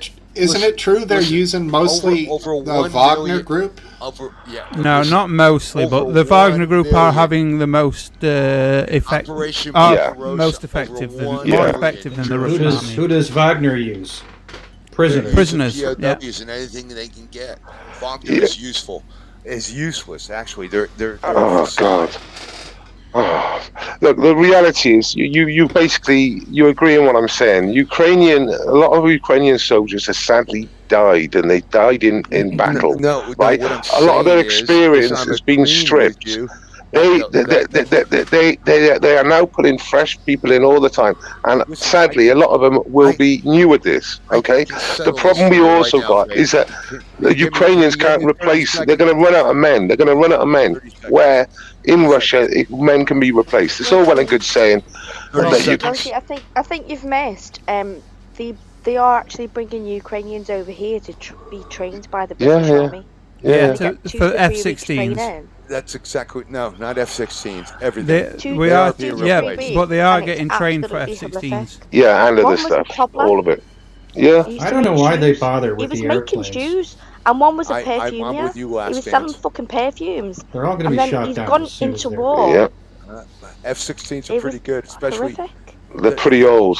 What? No, they're not. They're like 30 years old. They're old. They're old base, but they're better than anything Russia's got. Listen, Russia's going to be shooting at them with anti-aircraft missiles, not other airplanes. They're going to be taken out. They're old aircraft, man. No, they eliminate. Last stand, speak up, because I know you know what you're on about. McGrandy just talks the shit. You know what, I love you all, so I don't know what the problem is with you. But you're right. They're going to take them down with aircraft missiles, and the F-16s ain't got nothing against it. There's a reason why the ground war looks like World War I, and that's because neither side can effectively use air power because anti-aircraft defenses are so potent and effective for both sides. So it looks like it's like a ground war now with artillery, and they use drones. That's the aircraft they have now. They managed to down hyper ballistic missiles with the Patriot system, didn't they? You know what? Maybe not. I mean, you never know. Last Dance, just a good YouTube channel called Redacted. I watch on a regular. Out of the 3 Patriot anti-missile defenses that they've given Ukrainians, two are out of action. So that's what I was told. So. I heard that there was slightly damaged and been repaired since that. I'm sure that was attack. an exciting comment to hear. To be a bit tighter, one's destroyed and one's damaged. This is what I was told, but two are out of action at the moment. Yeah. But we're on the same wavelength, though. Definitely, I think there or thereabouts. Sounds like Donald Trump. What I've been told. No facts. Well, it's funny that Biscuit agreed with me. Because I don't just watch Sky News. I also have a podcast that I watch called Operator Starsky. Oh yeah, I know. Yeah, he's quite good. Yeah. I don't understand that. And he admitted that as well, did he? Yeah. I really don't understand. As much as the war's bad, irrespective of what side you take, which side you might be slightly influenced. Why? And I'm not having a go at you guys. We're all on the same side, guys. When it comes we're fighting to the US, Russia. Russia's coming after us. Oh yeah, I like Russia. What's wrong with Russia? Why don't you look right back to where this all started? And this is being created, whether you like it or not. And I don't mean to be insulting. It's been started by the US. They wanted this to happen. Yeah. We wanted this to happen. Yeah, because if you go to 2008. That's when there was murmurings about the Ukraine could be possibly a member of NATO, and even Putin says Putin said no way, we're not putting that in the agenda. The United States reworded it. So what else happened in 2008? Spring. Crimea. Was that not Crimea? The spring thing. Oh no, that's 2012, wasn't it? Yeah, 14. Arab Spring. Be under no illusion. That 2008. Putin turned around and said, "If you carry on this course, I will react," and he did. And the US he said he would. Forefront of creating that problem. So I don't know what the U.S. agenda is. And he made it. He reacted, and he made it much worse for himself than it was before. Yeah, and actually it was a progression because this is not the first time. He did instrumental in making this. He did the same thing in Georgia. No, it's not the same. He did the same thing in Azerbaijan. Okay. He did the same thing in the Soviet you did the same thing in Iraq. Let me just say this, McGran. In Libya, you did the same thing in Afghanistan. You've been responsible for a war. Why is it? Why should we interfere? I would like to clarify, Lee. McGrandy was not responsible for any of this. It was America. I'm just saying. I think I'm willing to blame McGran. McGran is a CIA guy. Because without them, you've got no fucking money. You need a war to make fucking money. Okay, McGrandy, I can ask you a question now. Everyone can give an answer to this. How many US bases are there in the world? Thousands, 3,000. I don't know how many. Okay, so come on, throw it out there. Imagine at least that. Maybe even more now. Okay, so there's 700 the Marines that are going into the south. There's seven bases on the islands. There's 7 and shut the fuck I'll up. agree with you. Shut up. Well, she said we could all answer. I'm saying 700 odd. Okay, well played. There's 750. Right, there's 750 US bases throughout the world. Do you know how many Russian bases there are throughout the world? Probably about 4. I think it's 12 or 20. Right? You're a bit off there, based Welshman. Go on then. According to Wikipedia, there's over 1,000. Well, okay. Actually, what you should be checking is how many Chinese. So now do this then. Now do this because I know you're using a computer. Are there out there? Well, not as many as the US clearly. Right. So my God, are you kidding? Okay, Biscuit. Do me a favor then. Look at those US bases and put a map up to see where they are in the world, and they'll surround Russia. Russia will be completely surrounded. Have a look. And China. And Russia has 21 military facilities overseas. 12 to 20. 21, yeah. There we go. I've got to tell you one thing. I think you have a good point, but you are missing one important The host is trying to talk, people. The host is trying to talk. It's his channel. No, I'm not. Sorry. The co-host. No, I'm his assistant. I'm not a co-host. Yeah, I mean the reality is though is when you look at that map, Biscuit. If you look at that map, I'm looking now. Yeah, it looks like Russia's and China's just surrounded by US bases, correct? Hold on. Where are we? Russia. What are you looking at? You know Wikipedia? if you were in the United States, you would have to file for No disrespect to the US, but the US lose their shit in 1962. Obviously, when there was nuclear weapons in Cuba. I mean, the Americans lose their shit now. If a Russian base turned up somewhere in Central America, they would lose their shit. I mean, the reality is Russia is surrounded by I don't know how many particular are surrounding Russia. We're talking hundreds. But is that justification for them to invade the Ukraine? No, but he said it's the end. He said 2008, he said, if you're going to put Ukraine into NATO and you're going to encroach again, I'm not going to put up with it. He said this. And when you're already surrounded by hundreds of US bases, a lot of them are equipped with nuclear weapons. Yeah, and based. Look what's happened. All the Balkans have joined NATO because of it. Was it justification that when the Soviet Union was going to move missiles into Cuba, that there was nearly a nuclear war?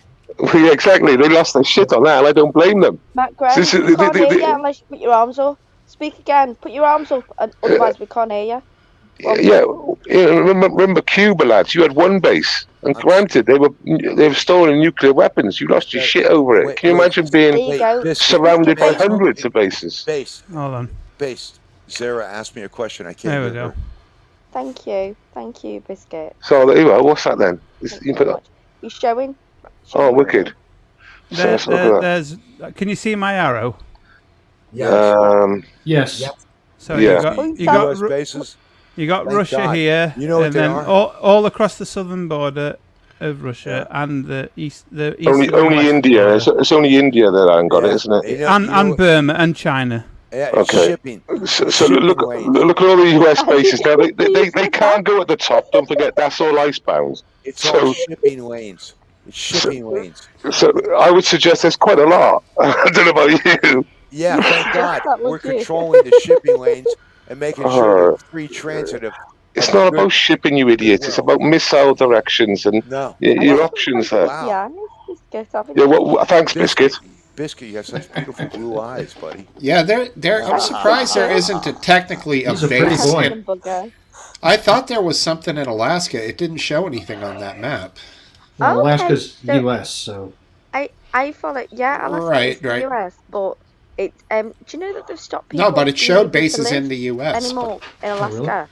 so people can go and live off grid. But no, now they've stopped it. That's it. It's the last generation of people that can go and live. So I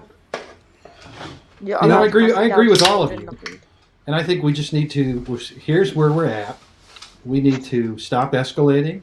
Yes. Start negotiating. Yes. No way. And no way. This is the idiot. Stop killing. The problem with negotiating is both sides have red lines. We need to redouble our efforts. That's what negotiations are designed to fix. If you don't even try, nothing gets. Last time. Don't forget, this is the liberal. He says he wants to double down and double the efforts. He wants to double the efforts. Don't label me.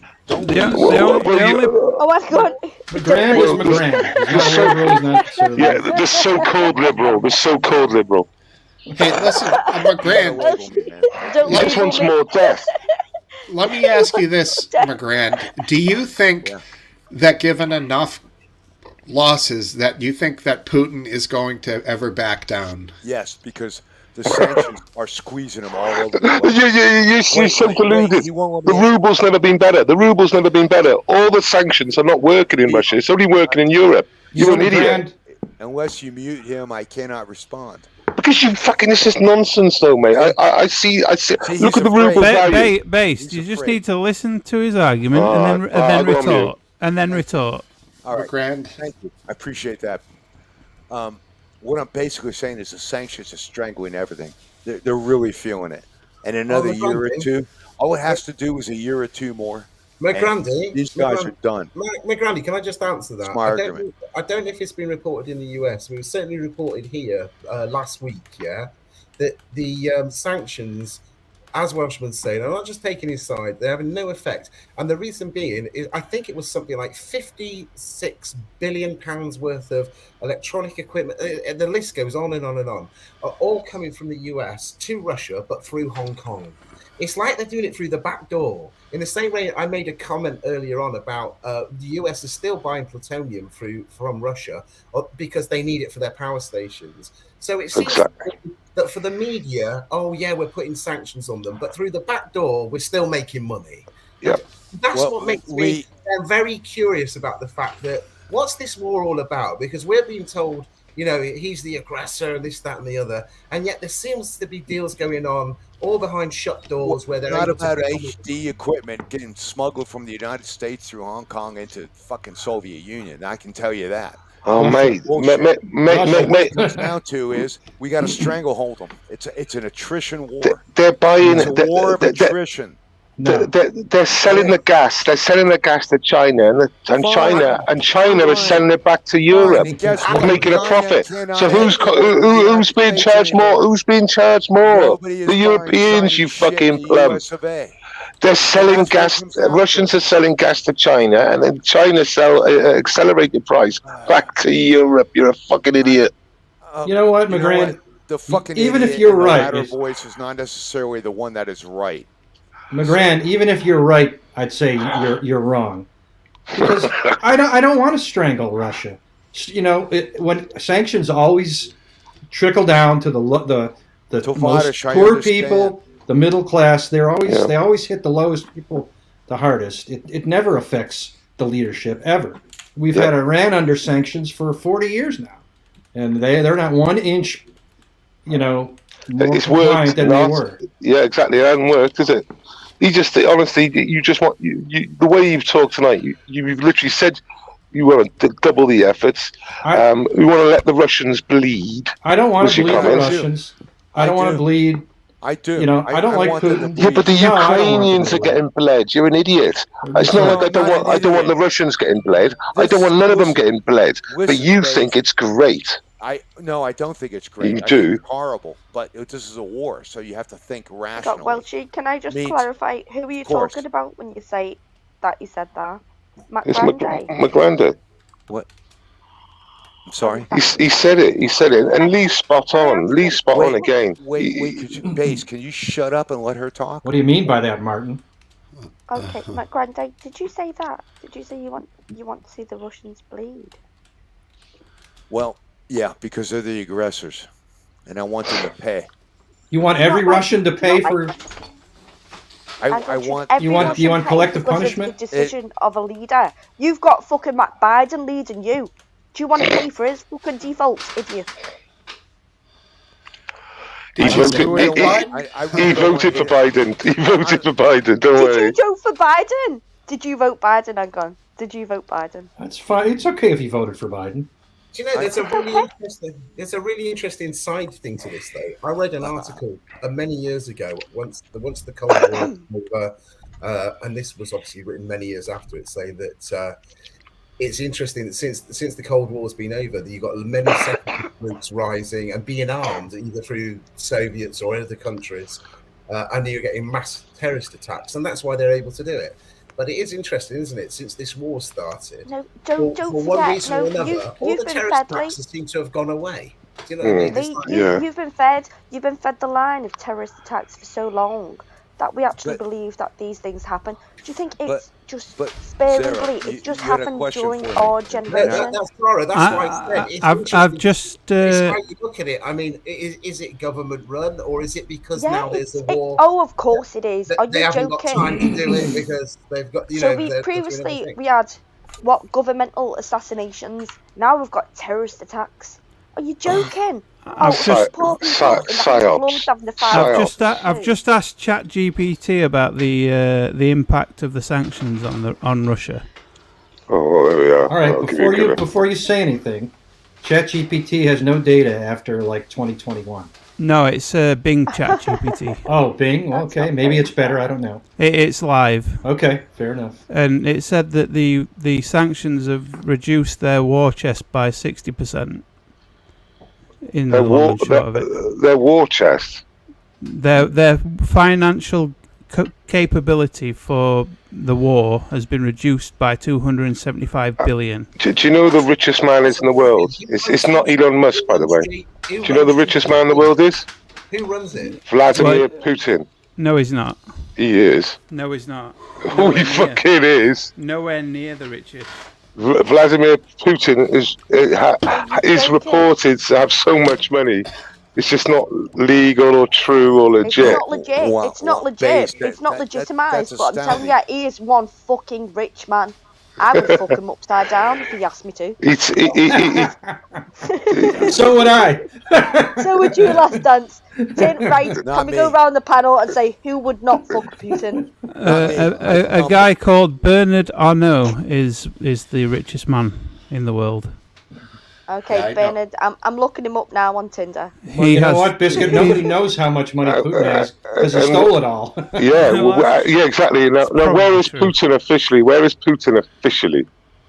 Let's find out. There is no official because people that don't you guys, fucking show you know it what's legit. disgusting Don't is do you it. guys are legitimizing a national leader's wealth as being some sort of advantage or some glorious. It's brilliant. It's not. Can I just put it forward? Can I say how rich Hitler was back in the day?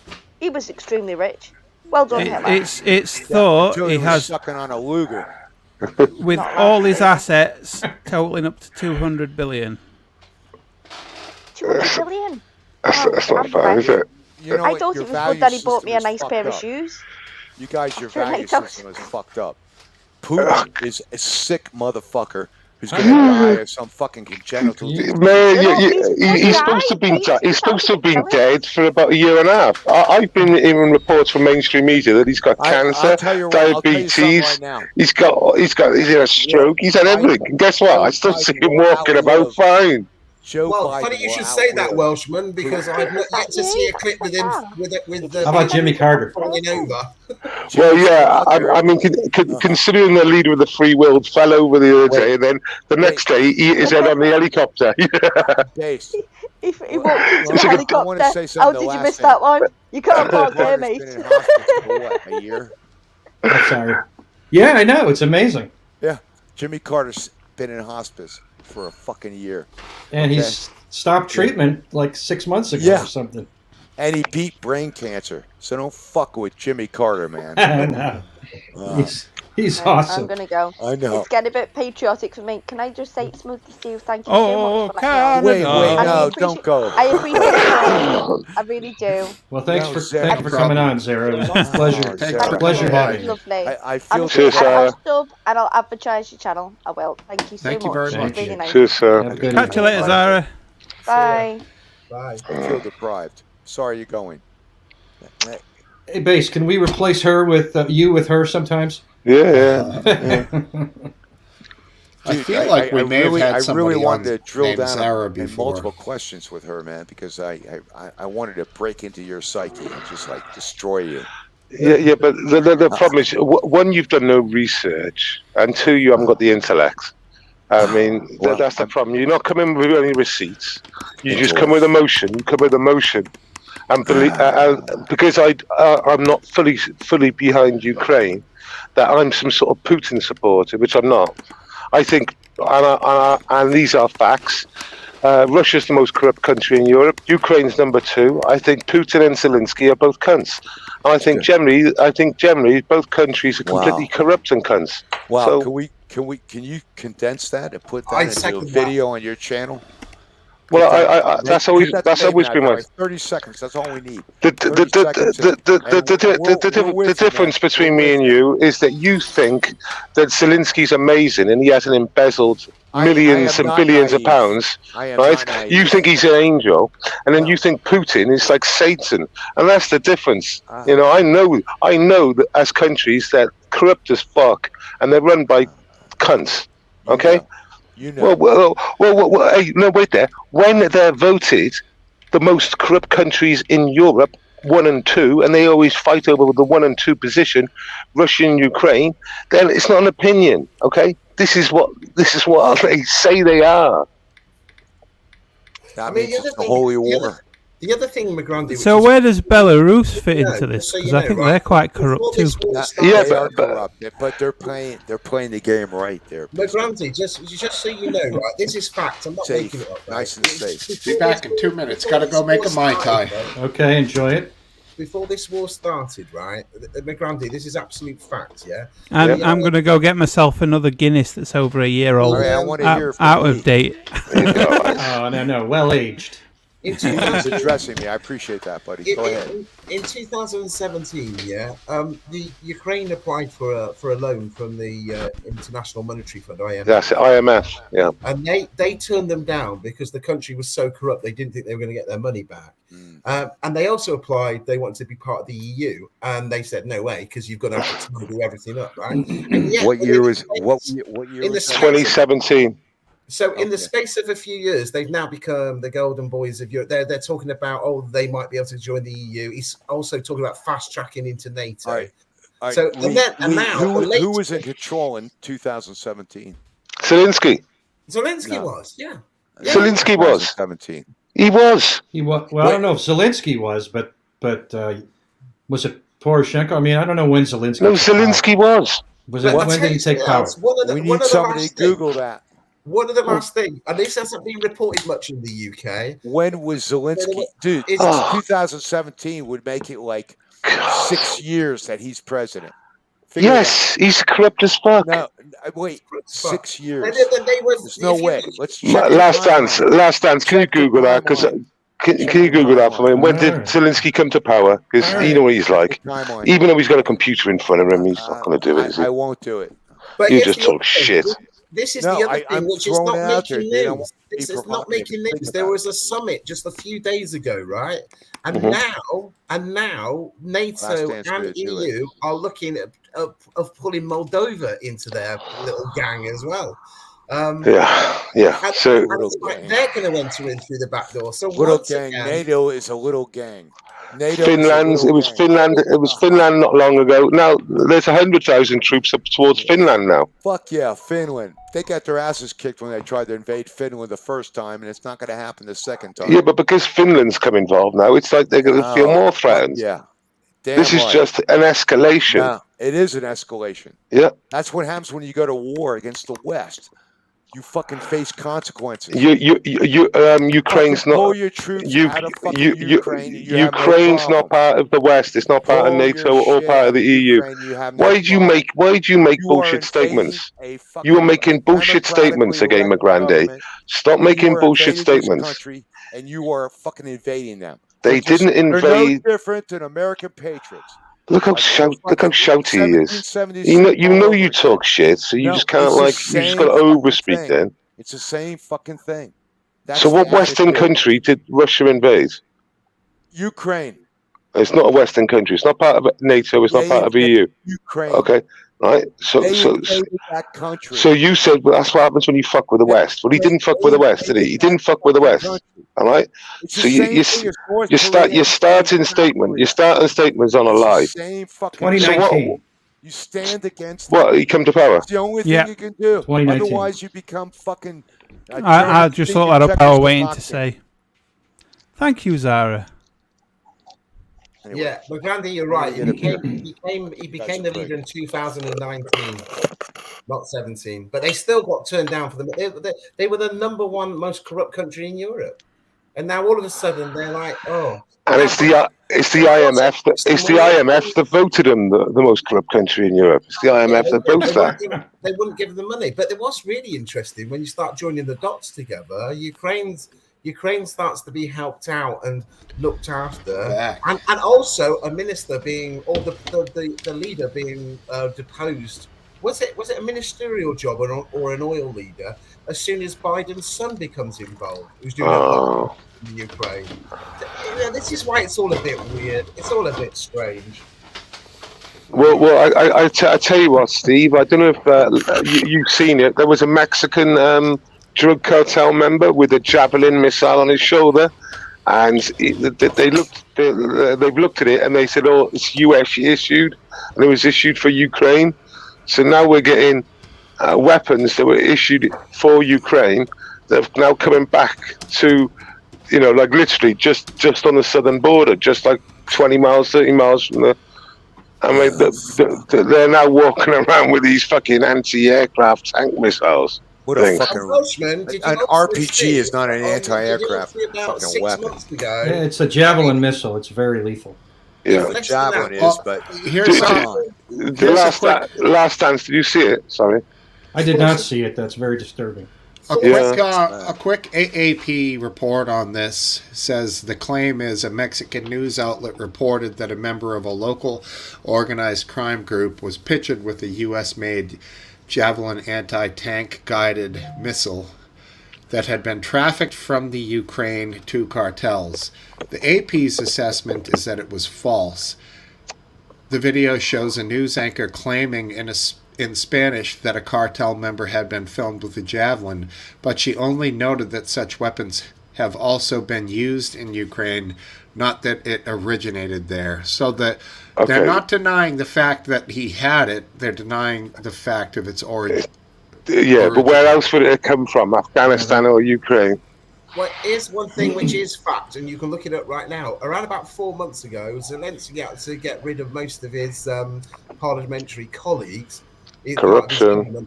Due to corruption. And what were they doing? They were selling food at inflated prices to the general public. They were commandeering properties in the country, which were like mansions, as well as driving apparently luxury cars because they were making so much money. And these are the people that are trying to defend the country. I mean, it's just an absolute fucking joke. And Zelensky's a fucking joke. I'll tell you what worries me about Zelensky. Not only is he a big fucking joke, he's also could be the cause of a fucking world war. If the guy needs to be assassinated, as far as I'm concerned, he's a fucking. No, he is. He's a fucking idiot. Okay, so he goes I don't know why. Okay, Lee. Hold on. Real quick, a quick spot on this. Mark Hisvida, a defense analyst from RAND. I'm not sure what RAND is, but I've heard of it. Think tank in the U.S. said that the weapon is not a javelin, but rather an AT-4. No, I heard that too. I heard that the javelin report, but I couldn't remember what the other. Well, basically, I heard it was javelin. Then someone said, "No, it's not a javelin. We got to look. It's whatever." I couldn't remember it, so I said javelin. So you're right. AT-4s are essentially fire a grenade, possibly a propelled grenade like an RPG. It's a pretty serious weapon. It's not a javelin, but it's no joke either. Right. So more impressive than the old RPG? Yes, definitely. Okay. Google it, see if you can see the photo, Steve, because it's pretty big. It's pretty big. It's about 3 foot long and wide. Are the laser guided, those shoulder firing things? No, they're fine wires, so they can't get interrupted a lot of them. That's why you see that tracer in front. Isn't it? Optical. I don't know if it's an optical That's a wire tow missile. Guided. That's a tow. Javelin is no wire. No, the AT. Is it the AT-4? Yeah. Yeah. So if you Google an AT-4 generally and then if you Google what was on that cartel member's back biscuit and see if they match up, and show us again if you could. It'd be great if you could. One sec. Yeah, where's He's just strolling down the road with this big fucking tubular thing on his back, and it's pretty impressive looking. Fucking, you know what I mean? Just like walking down the middle of High Street. Just. Yeah, I can't find any pictures of it.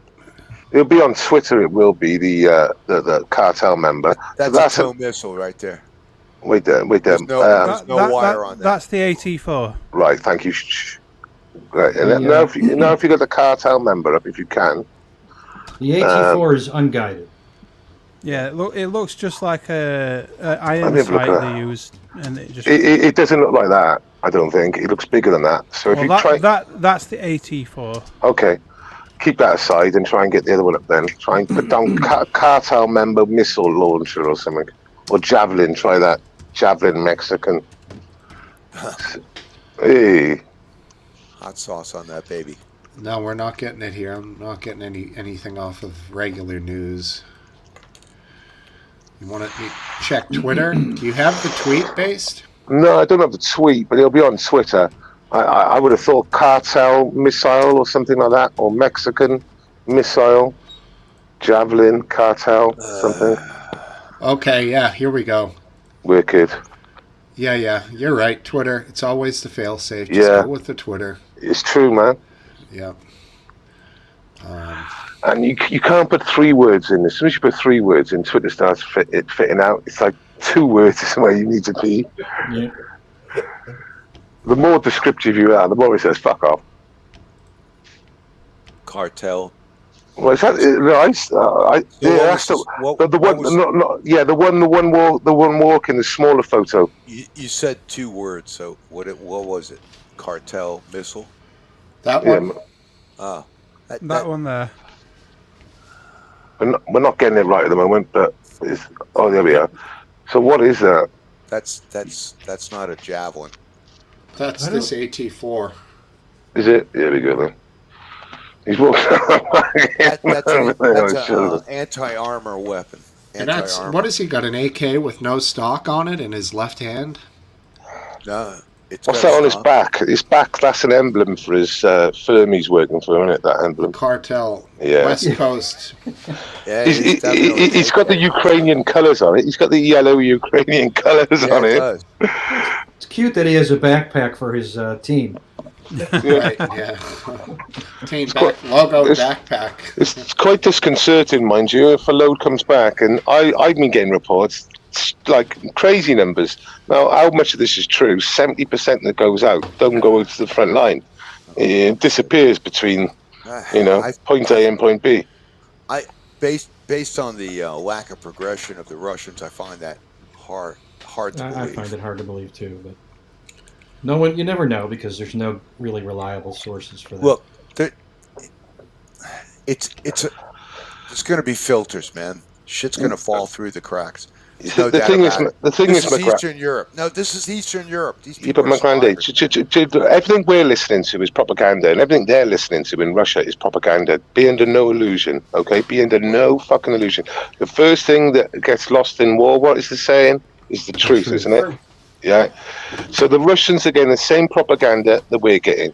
It's not, That's right. That's right. Okay. So here's what it comes then down to. here's a question for all of you. Why is it that the Russian flag is not flying in Kyiv right now? Because he didn't want to get to Kyiv, mate. If he wanted to get to Kyiv, he could have got to Kyiv. He's got the fucking man. He's got He did want to get to Kyiv. He tried doing it in the first few. He tried doing it in the first few weeks and failed. He wanted to walk in. He wanted to walk in, right? And he could have bombed fuck out of him if he wanted to. Trust me, he could have. Right? So what they because they couldn't listen because they couldn't walk in They then went, right, we're going to take what we believe is ours, which is what they do believe, which is Crimea and Donetsk and all that, and they're sticking on that, basically. That's the line they're sticking on. They have no intention going to Kiev now. So you don't think that they had, what's it called now, resupply issues with fuel and whatnot when they tried taking Kyiv down that long road and all the tanks and the personnel...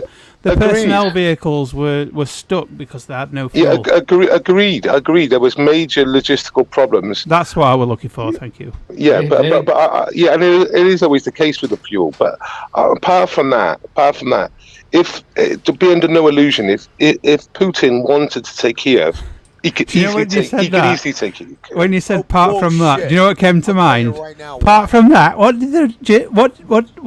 did the Romans ever do for us? I don't. That doesn't make any sense, Welshman. Well, I mean, you think he's just losing his troops by the thousands for the fun? No. He doesn't want to kill. Like I said, a lot of the Ukrainians are Russian, heritage. Right? No, dude. A lot of the Ukrainians are Russian heritage. He doesn't really want to kill fucking huge amounts of Ukrainians, and as it turns out, it wasn't going to work out. I think they consolidated. Can't say the word. Consolidated. Well, and I think that basically not far off where they want to be. Right? Well, I don't think they intend to go any real distance further. Mr. Chamberlain, I disagree. Okay. All right, then, here's a question to you all.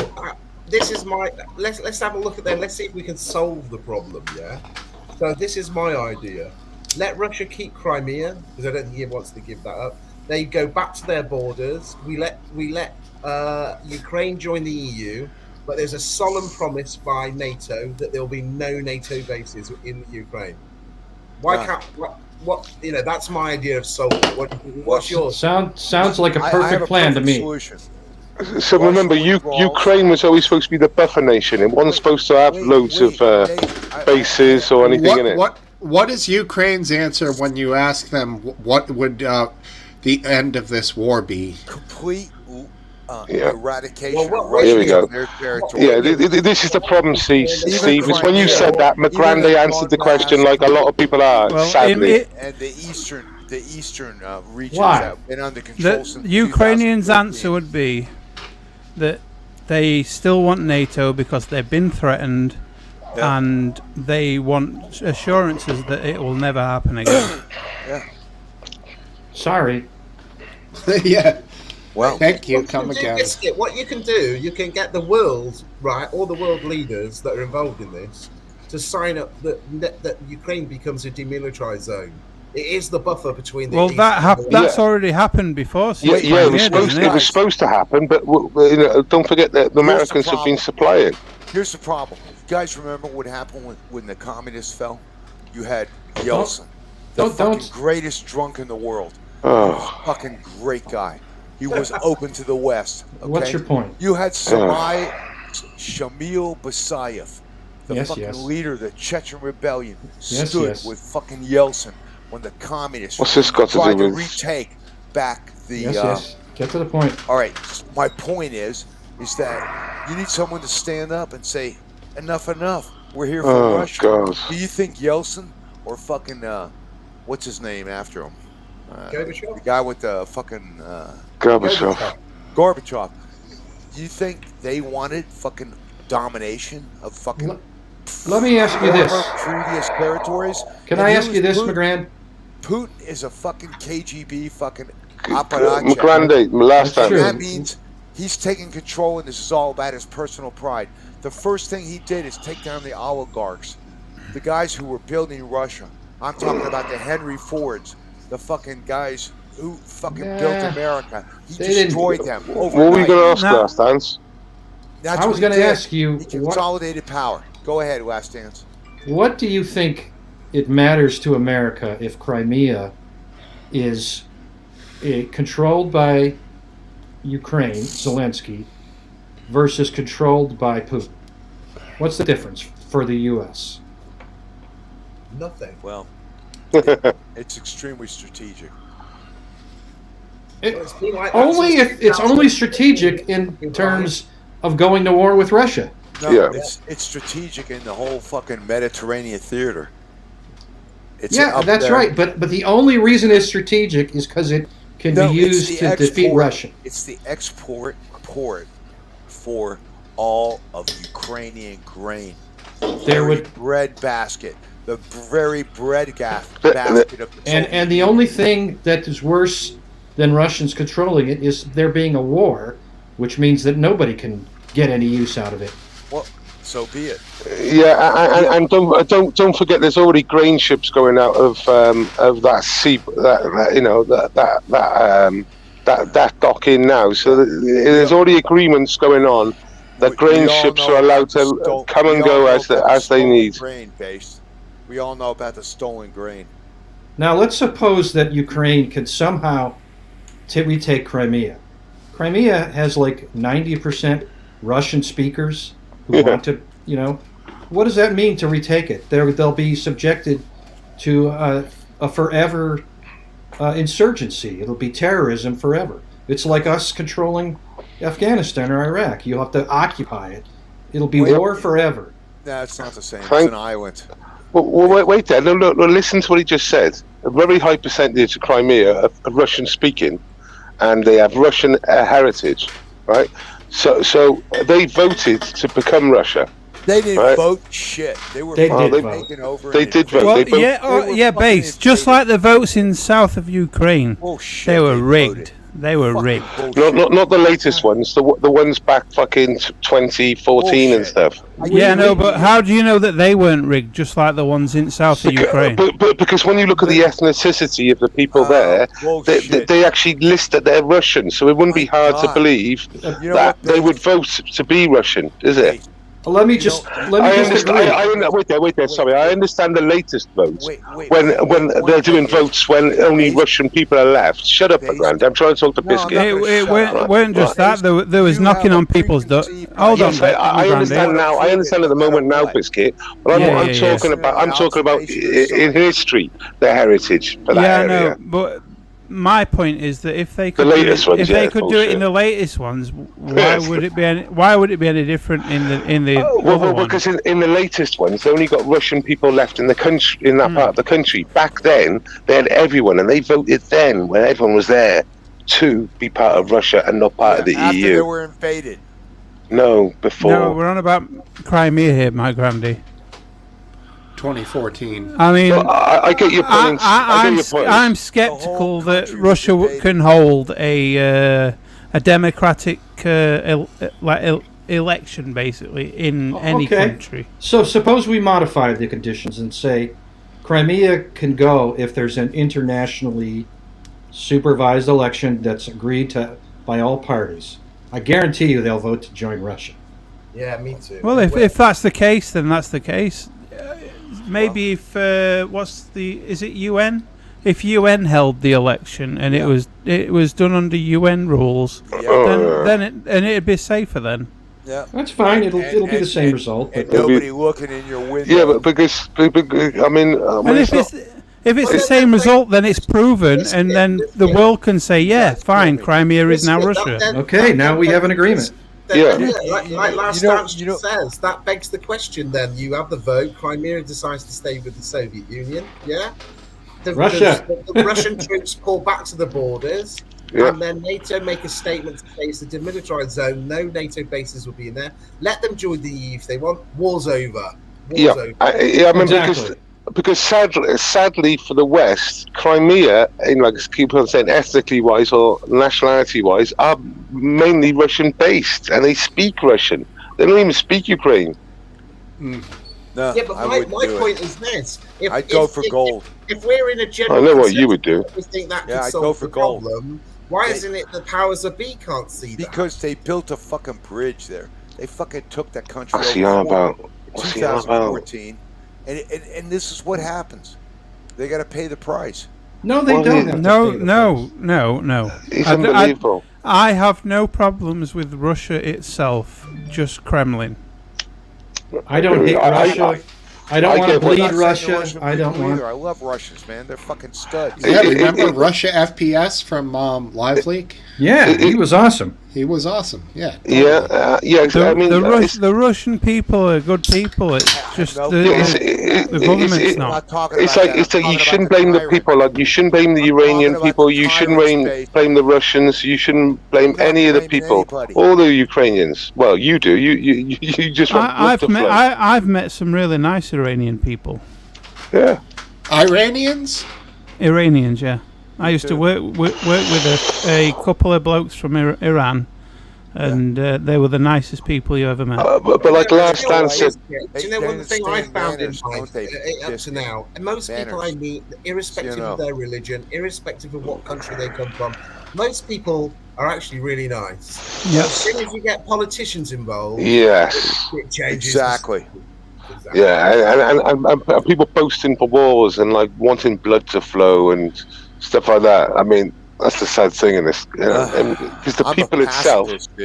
Yeah, I can tell. So I know where you're coming from, McGrand, and let me just say, I think you're wrong. I think we can think of it this way: we kept pushing Putin, and we kept calling his bluff, and he finally acted, and he called our bluff, and now he's invaded Ukraine. And it hasn't worked out well for Putin, really. It hasn't worked out well. Everybody has lost. Everybody's a loser. If we were to give Russia the Crimea and they were and the Donbass and whatever, and then they were to withdraw and end the war, that they would already have been punished far more than they ever imagined. There's no reason to bleed them anymore. They already lost big. Everybody loses big. We lost big with inflation. Economically, the West lost. It's just a total lose-lose situation. Yeah, and the only people who won. You're also taking into account the fact that everyone thinks that Putin is, I'm not going to say unbalanced, but let's just say I think it'll be a cold day in hell before he backs down. And I think if it escalates too far, it could escalate to world-changing or /ending results. This is the problem. This is the problem when we got people touting for war. This is the reality, though, Steve. No, I'm not. I don't tout for war. No, I know you don't, Biscuits. I think you're slightly wrong there, Steve. If you can give him a situation where he can save face, I think you make him feel like he succeeded. Yes. But it doesn't, like Last Dance says, everybody loses in war at the end of the day. I mean, the way I feel is, you attack my home, I'm going to defend it, and of course you can fuck off. But like I said, like Crimea itself, it's really, like I said, when you look into it a little bit and just don't look at the 10 o'clock news and the 9 o'clock, you just look into it a little bit, you realise it's much more complicated than it first seems. And like Last Dance, I'm really glad he said it the way he said it as well. I won't bother to repeat it, but he said about the NATO countries have just sort of knocked on their door. Don't get closer, and they keep on getting closer and closer and closer. And what he said, the way he said it, was spot on, and that's what's happened. And he called their bluff. Also, Welshman, let's not forget, and for the rest of you, that when the Crimea was first taken, when those Russian forces went into Crimea, nobody gave a shit. NATO did nothing, and neither did any of the world leaders. They just accepted it. They were criticised for it, but they didn't accept it, and they didn't.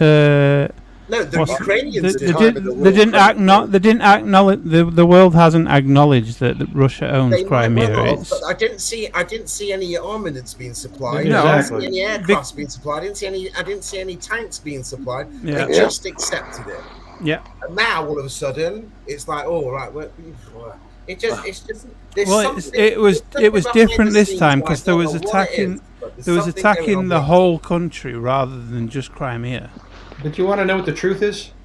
If we could go back to 2014, knowing what we know in 2023, I'll bet even we would have supported Yanukovych, the guy that we overthrew. We probably would say, all things considered, we'll just keep him there. You don't think as much as we... It's like Gaddafi, isn't it? Exactly. And Saddam. It's like Saddam. Yeah. The same thing is true for Saddam. Gaddafi and Saddam was a mistake. Well, exactly, and so was this, right, exactly. McGrande will be on the U.S. destroyer next to Bush, going, mission accomplished. McGrande's a good guy. I'm ashamed. Had we reacted then, that would have nipped it in the bud. I'm ashamed that I danced around like fires when Saddam died. Yeah, so am I. I'm ashamed too. I did the same thing. But like we've all been there, Biscuit. We've all been hoodwinked, and you should just learn from it, because I think I might have been with you on that one, and then you learn from it. You know. We have learned from it. Well, maybe not all of us. You know what? Do I have a chance to respond to you? Yeah, of course you do. Go on, mate. You sure? Yeah. All right, you guys hear me? I hear you. All right. So, invading Iraq was like the most destructive destabilization action of the United States. And Middle East. All of the Middle East in particular. I mean, Syria bled out, created ISIS. Yeah, we did the efforts of Bremer and the debassification process was like fucking suicidal. What they should have done is hired the fucking Baathists and fucking paid them, you know? Yes. And we wouldn't have had that problem. So no. We should have just kept Saddam there in the first place. Yeah, Well, he was controlling the problems. We should never have been there, but once we invaded, No, yeah, you're right. No, I agree. And it was the audacity and the unbelievable neocon concept of the insanity of who we were and how powerful we were in world conflict. I got to finish this, Steve. Go ahead. All right, thanks. So, what I'm saying is, we actually made fucking major fucking mistakes. No doubt about it. Okay. Even Afghanistan. So what I'm saying but why is this one good then, Legrand? On a serious note, why is this one so good? Why is this one so good? All the other ones been bad. All the other ones been bad. This is slightly different, I think, based. You don't let me finish. So did he gas the Kurds? Yes, he did. Of course he did. Is that grounds for an invasion? No. Okay. Half a million people died as a result of the Iraq. Goddamn right. Too. So shut up. I admitted that. Here's an interesting. I'm responding to Steve. Here's an interesting. What do you think about this? Though? This was an interesting article. You guys don't let me finish. Right, you do enough, Legrand. Welshman, hang on. Here's an interesting article I read. What do you think about these views? Right. Ultimately, this war will come to an end at one way or another. It will come to an end.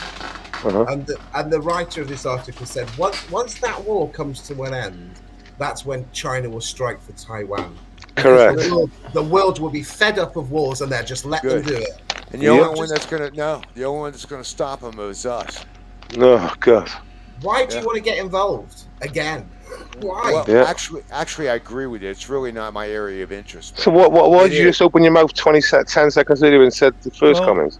Taiwan has a major economical. Once in a while, you talk we are very over dependent everybody. on Taiwan. Yeah, for computer chips and whatnot. Chips. Yeah, yo-yo, flip-flop. But remember this. Your first reaction is to invade. Stop selling the US chips. They'll still do that. They'll just own the country. Well, actually, I think US. Who else are they going to buy the chips from? US are actually rolling out factories for their own chips. Yeah, that's correct. Actually, they're trying to do that.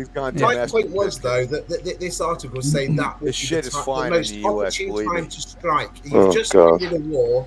And then all of a sudden, China go for it because they're thinking there's just no appetite because there's just been a war that's finished in Europe.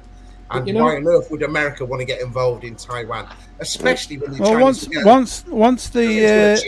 once Taiwan becomes not necessary, once US and wherever in Europe or whatever starts producing what Taiwan produces, then they won't care.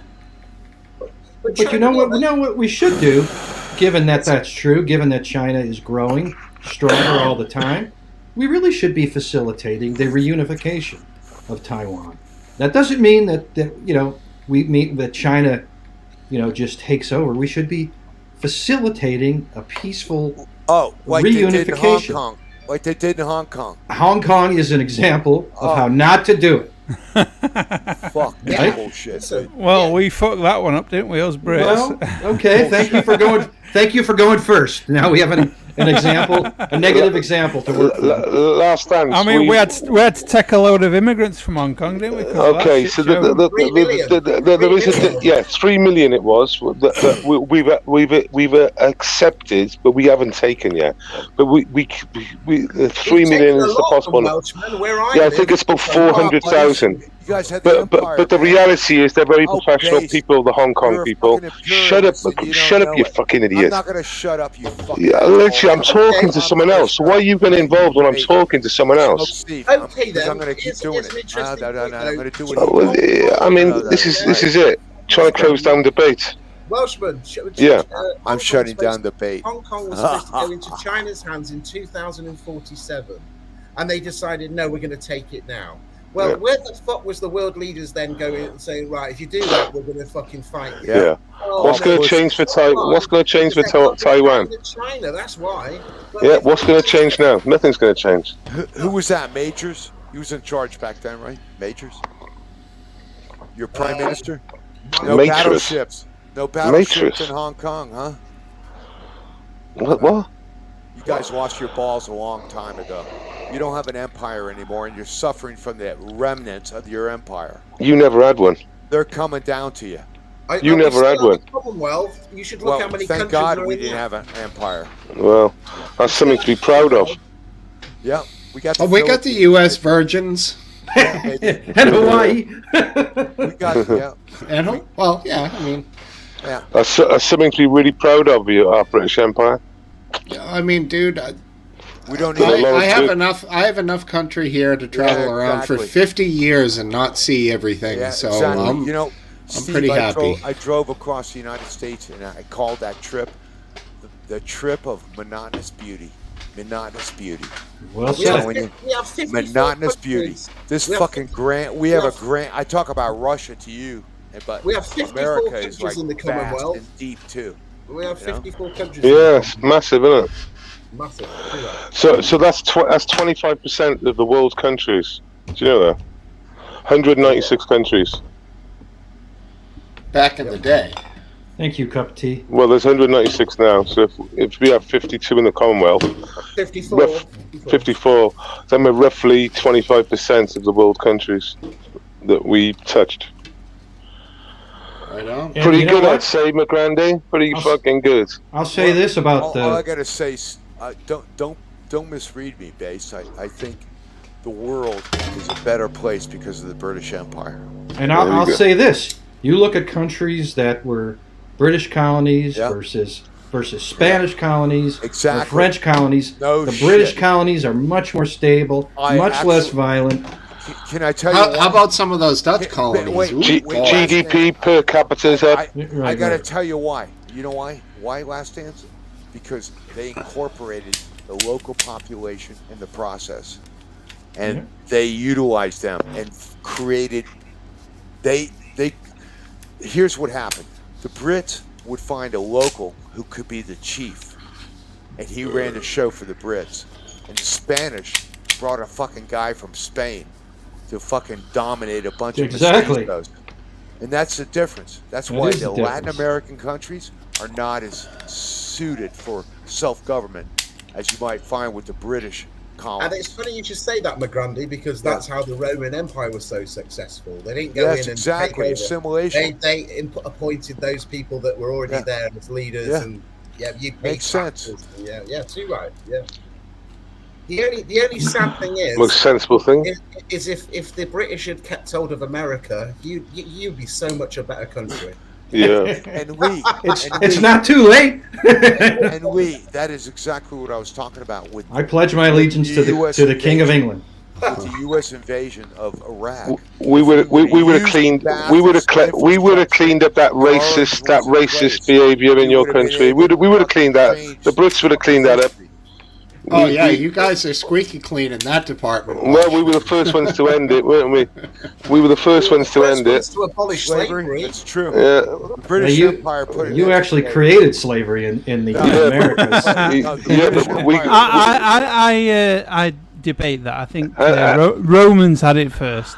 And I said in the Americas. Yeah, and when it comes to America, the Americans went, "This is fucking good money." Our economy that you built in the South became based on it. At that time, there were all Do any of you guys there in were a America? bunch of British Do guys. any of you guys in America know your history in terms of your family history?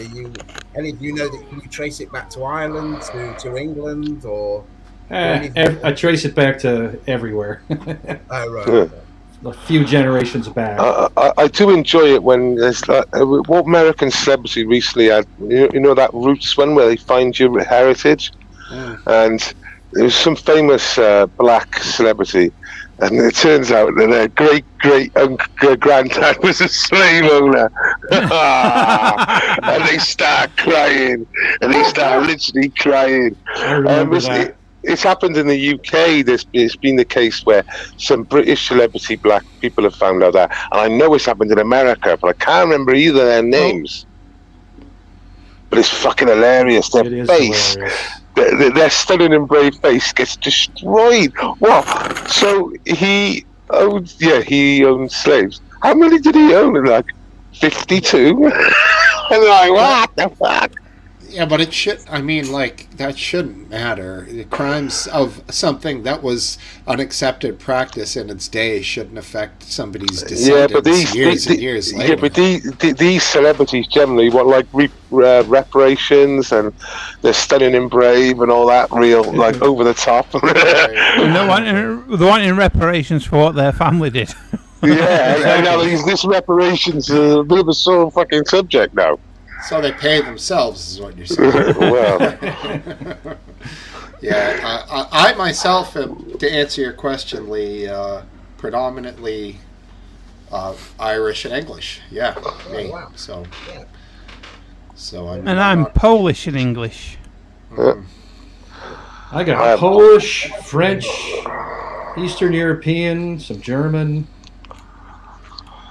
All those good meats that they have in those countries, and you never got a taste for the I for the find meats? Polish food's a bit bland, to be fair. It's meat heavy. Oh, come on. Their cheese is so bland. Pierogies are the bomb, dude. Come on, are you kidding? Kielbasa and pierogies? Fuck. if you, I tell you what, I don't know where you live, Biscuit, in the country, but if you ever want to go on a I'm in South Yorkshire. South Yorkshire. Well, there we are. Is it Doncaster Airport? You're not far from there. Yeah, right. I live in Donny. Right, so Doncaster Airport, they do Wizz Air from there. Now, Wizz Air is the worst airline. Is Doncaster Airport still open? I thought the show. Yeah, they do Wizz. I know Doncaster do Wizz. Yeah, but sure. Doncaster Airport shut down. Well, look for Wizz Airport around your area. I'm sure 100% they do it. Right now, they go to Warsaw, and they're like 3-day overnights. Yeah, I highly recommend going to Krakow or Warsaw. I've been to Warsaw. I heard Krakow's far better. It didn't get bombed badly in the war, so it has a lot of the original buildings there. I think Sheffield has an airport as well, doesn't it? Yeah. Have a Google, but I tell you what, it's so cheap, the flights, and it's really impressive. I'd need to get a passport first, but I'm just enjoying Peak District at the minute. Oh right, you're not in the EU anymore, so you can't just freely travel. We still needed a passport anyway. Oh, you did? Okay. You just go in a different queue. That's all it means. It means now where you have an EU passport queue. Or like non-EU passport. It just means we go in the non-EU passport queue. Well, that's all it means. Because of my Polish descendant, if my dad gets a Polish passport, then I can get one too. I tell you a weird one. Ukraine don't do dual citizenship.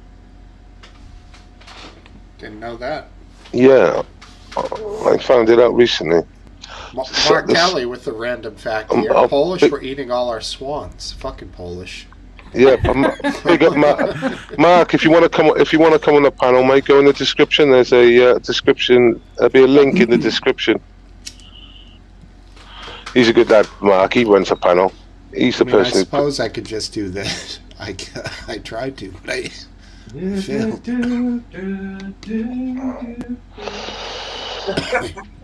Last answer singing? Probably the Beatles. Because I think today's like the 54-year anniversary of Sgt. Pepper's. So any news on what's going on with the southern border at the moment for yourselves? And are they pushing them all over the country again, or?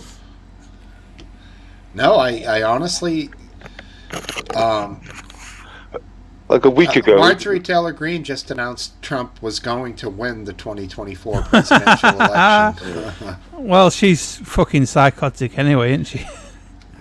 The Lion Queen? Yeah, she is. No more psychotic than that AOC.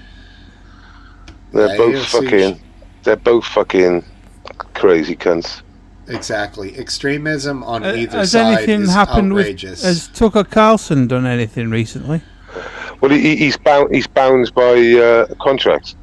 So basically, he's been given a huge payout by Fox. I don't think AOC is. No, he's been kicked off Fox. He can't work for Fox anymore. Hey, No.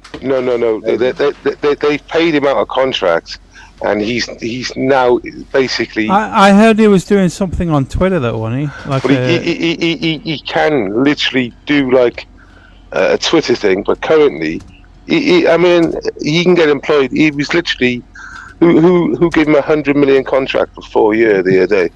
Some obscure news company gave him $100 million, 25 a year. He's totally employable, and he's going to come back, but he's under contract at the moment, so he can't go anywhere. I'm very happy for you, based on that. Well, it's funny. It's great because what it's proved is without Tucker, we all know what Fox is. Oh my God! That's what it's proved. Yeah. Yeah. God, how naive. They have to pay him quite a bit of money after retirement.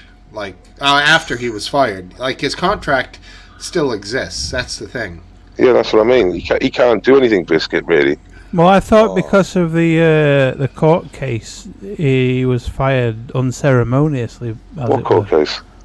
The voting machines. The voting. Yeah. He wasn't taken to court. He had a text message or a video recording of him saying that he didn't believe it. Yeah, but he wasn't taken to court over that. Fox was. Right, but him being an employee of the company, and it's basically their flagship was him, and he was liable, they say, potentially for slander or causing.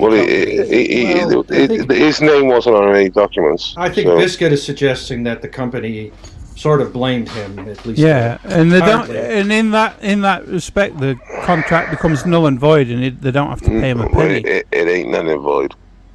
Now, I heard that never really played a part in Fox's thinking. No. I think they just thought that he was too too big. He is too big. He's the most powerful. Like you said, he's too big for Fox. What's he doing now, Welsh? Is he doing anything? He's that's Mark. That is. He's under. I think he's under contract not to do anything. Oh, okay. Yeah. I came up to correct. I don't know who said it, but we just passed over Hong Kong like it was just. But there was an agreement that made about 20 or 30 years before that we would sign it over at a certain date or 10 years before it. So it wasn't just handed over to the Chinese like someone just suggested. No, I know that. No, it was me. Yeah. You're absolutely correct. There was an agreement. And also the other thing is... But they also made certain other reservations about it as to, taking over, local government. And they indicated in that agreement, that original agreement, there would be some degree of autonomy. And that withered away, of course, which is the Chinese way. It's going to happen. Yeah. Well, every one of them, you were right. Hong Kong, whatever they're called, Hong Kongians or whatever, they were all given British passports that they could come to Great Britain and settle. So, and a lot of them did, but they took the opportunity to. Yeah, a lot of them went to Canada too. But there is a big difference there, though, chaps. The Hong Kong people are very, very professional. They're very hardworking. They're very well educated. Very well educated. They're like setting up businesses. They're very sort of really good. And the East Asian people are renowned for that anyway, all from that area. So, I mean, they do add to the country, but do they add good for the nation? Once again, it's a question mark. But they certainly do better than all the kebab sellers we get. They certainly, I would suggest. They put the property rise in London. They doubled it overnight. Well, I'm sure that's the sort of problems that were arising. But once again, they would, in a lot of ways, they would be an asset to the country. But exactly. This is what I'm saying. They were coming over and buying properties. My American friends, because of them, notice their distress over influx of revenue into their country via immigration. I don't know how much revenue they're getting. Oh, believe me, they're bringing in money and they're fucking buying property and they're educating their children in private schools. And that's the benefit of the empire. From as far as right. The I got actual. So anyway, carry on, boys. All right. I hope you're not comparing. Okay, go on. Sorry. No, go on. I am comparing last dance. Well, the other thing your panel said, or someone on the panel said, is when Putin annexed Crimea, the West done nothing. Well, I can assure you that's not correct, because I was in Germany working on a US military base, and the US Marines turned up in absolute force and were on the borders of Crimea for how long it ever took. That wouldn't go any further. Yeah, but to be fair, they did nothing now. They did nothing. What They was got that, ready. 2000? They got ready. All I'm saying is to say they did nothing is not correct, because there was no military. Mark, It was a deterrent. 2014. Sorry.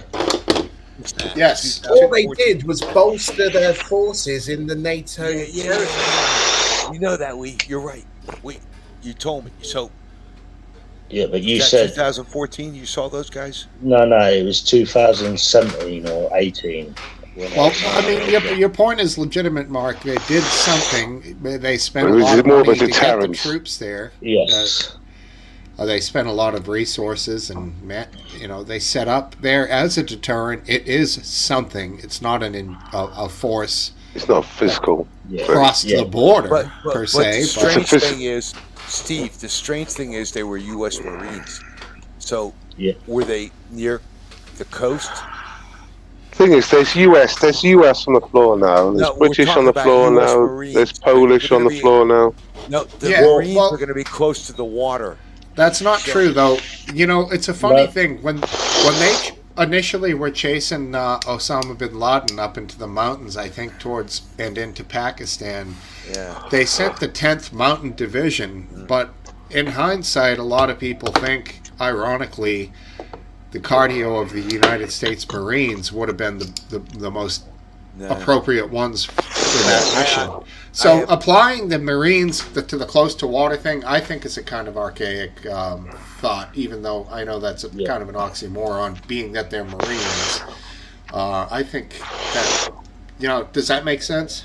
Yeah. Yes, I mean, it certainly does. And I can explain why. Is when I worked on this army base in Germany, which was US, as a contractor, I looked around and there was all these guys training for, I don't know, maybe a year. And I remember one of my friends, a British guy, said, "Fucking hell, man, is that the US Army?" And one of the ex-Marines was working with us. He was an electrician. And we both laughed. And I said, "Gee, that's not the US Army. They're just kids training." And when the Crimean, that thing started, I can assure you what turned up next was like incredible Hulks, killing machines. Every single one of them were just massive. Even the small ones were just built like brick shit houses. And I thought, wow, look at these guys, man. These are like killing machines. And that was the US Marines. So they didn't turn up for no reason. And thousands of them turned up. All right, they are killing machines. Even the they are. But I have a couple questions. But what did they do then? Did they take Crimea back? What? Lee, if you give me a second. So, what kind of equipment were you seeing? I didn't see the equipment. I just saw the actual soldiers, the Marines. You saw them marching and did their shit. No. Listen. No marching. They were just on the base like I was, going for breakfast and stuff like that. All right. That's all they were doing. But and you what I saw you saw heavy equipment. You mentioned. No, I never mentioned heavy equipment. I just saw what was getting deployed. Typically, the way the Marines work is they have everything they need with them. No support. Base. You not even see it. They have no support, and that's how they deploy. So they have basically maybe 2 weeks worth of supplies on what they can carry and resupply. That's how the Marines work. Did they do any of the there was marching no heavy around? equipment with the Marines because the Marines No, don't no, have there heavy was no equipment. marching. There was They no. weren't doing the old "I don't know what I've been told." Yeah, listen. There But was no Eskimo posing pussy or. is mighty cold. Yeah, right. Let me just get this. Let me All right, get I'm this going to have to correct. edit you out. Right, they were flown in. There was no marching or showing off. They were just flown in quietly, and they were having breakfast like I was in the mess room and stuff like that. They were just, like I said, they weren't flown in for no reason. So they were up to bolster what was going in Crimea, and like someone said, oh, they done nothing. I can assure you that they were there because I witnessed it with my own eyes. All right, Mark. Someone said something about what they had. Now, there's a lot of. Let me just finish. There's a lot of U.S. bases in Germany, so equipment and all others would have been elsewhere. All right, Mark, I got to ask you. I got to ask you a question. It was me that actually How was the said food they in didn't the do mess hall? anything. And my point is this. Do you know what? They the American food going for breakfast was the worst shit I've ever had. Oh my God! It was. What I was saying though, I said they did nothing. It was me that said they did nothing, and the rest of Europe did nothing. They might have flown some Marines in, but let's not forget there's a international training exercises that go on. Now, when the Crimea is taken, those forces were at their maximum in Europe, under the quotation of training. Now, they might have been a bit scared that are they going to do anything? No, you're wrong. Not training. They did nothing. They didn't take Crimea back, did they? These Marines. Yeah, no. Listen, I'm not saying they did nothing. Europe did nothing. Let's move on from it now. Go back to last comment earlier on. I'll finish right. As a conflict, they didn't do nothing, but they were there.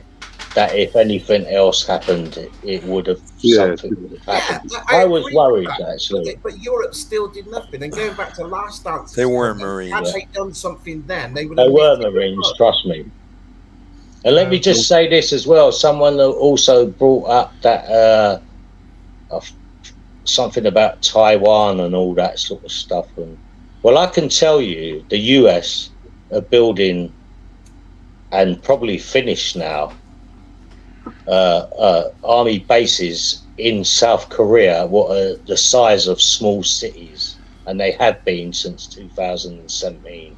So to think they're just going to do nothing, you're on cloud cuckoo land. Trust me. I'm not, because also China are building major bases and creating them in the sea from what sounds there at no level. Air bases, army bases, China Islands. Phenomenal rate to counteract. I mean, let's be real. Yeah, in recent conflicts, it doesn't work going into other countries. It just doesn't work like it did 50 years ago, or 60 years ago, or 100 years ago. It doesn't work going into Afghanistan or Iraq or Yemen. It ends in failure every single time. Or China proper. So China are reclaiming like really small areas of in the South China Sea, really small areas. Small areas. Like a rock. Like a rock, and what they do, they build an island off that rock. They build an artificially larger island based on like a rock. Just what you said there. Wait there. And then they build like an airport where they can support transport. Now, funny McGranny's taking the piss because last time seen the same shit I had, and it's very, very scary and quite impressive. Is how they can make an island in literally a year. It wasn't an island there before, and we can do this. Wow. And it's there. You can Google it. You can see it.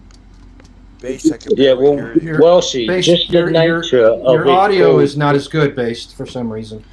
Yeah, just the nature of what it's called, the South China Sea. You know, that says a lot for itself. That I don't think we should be out there, US, British, any of us. We should just say, you know, like I said, Gaddafi, in my opinion, was the worst thing ever. What's ever happened to I don't know about the Americans, but Europe taking him out has just cost us, all the refugees, every problem. What was in Libya is now here tenfold, and in Libya now, instead of having Mark, one it was just like taking out Saddam Hussein. Same effect. Exactly. We shouldn't be in these countries. We should just deal with our own affairs. Yeah. That's the way I look at it. We can't even deal with our own affairs, so why the fuck do we want to get in other people's affairs? Mark, I totally agree with you, mate, in what you say, but you forget one thing. Look at their resource. What is it? Oil.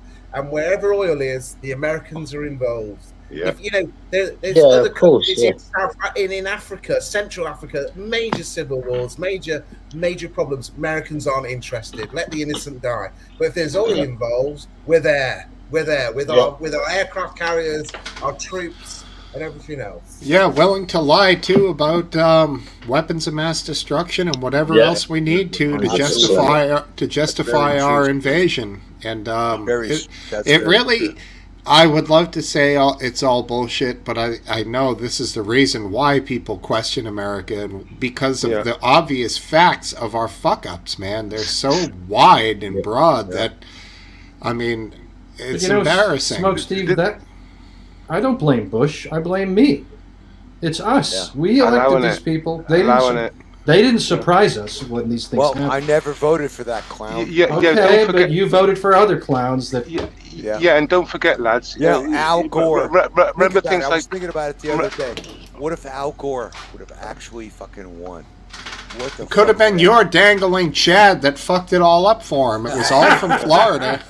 It was all Florida, the dangling Chad. Fucking unbelievable. It was all Palm Beach County. See, you think about all the wars the Americans have been involved in recently, about Palm Beach, though. right? When it happened, you were all for. A lot of people were all for it, right? And then as time finished on, you realised that it wasn't a good idea. So what's so different now? And I remember the Kung flu, and the same thing with the lockdowns and all the nonsense. We've been sold a lie. That's why, that's the thing. We've been sold a lie. But you've got to learn from these mistakes. Sadly thing is, my granddad doesn't seem to learn from fuck all. I'm older than you. Happened. America fucking Here's went the one to thing war. that's strange, though. America wanted blood, okay? And that's what happened in 9/11. Okay, it was I agree. America won blood. Last dance. That's what happened. I don't know if I'd be right in saying this, but I think maybe your opinion's changed over the last year and a half over Ukraine. My opinion's always changed, but I mean, I just want to see a resolution.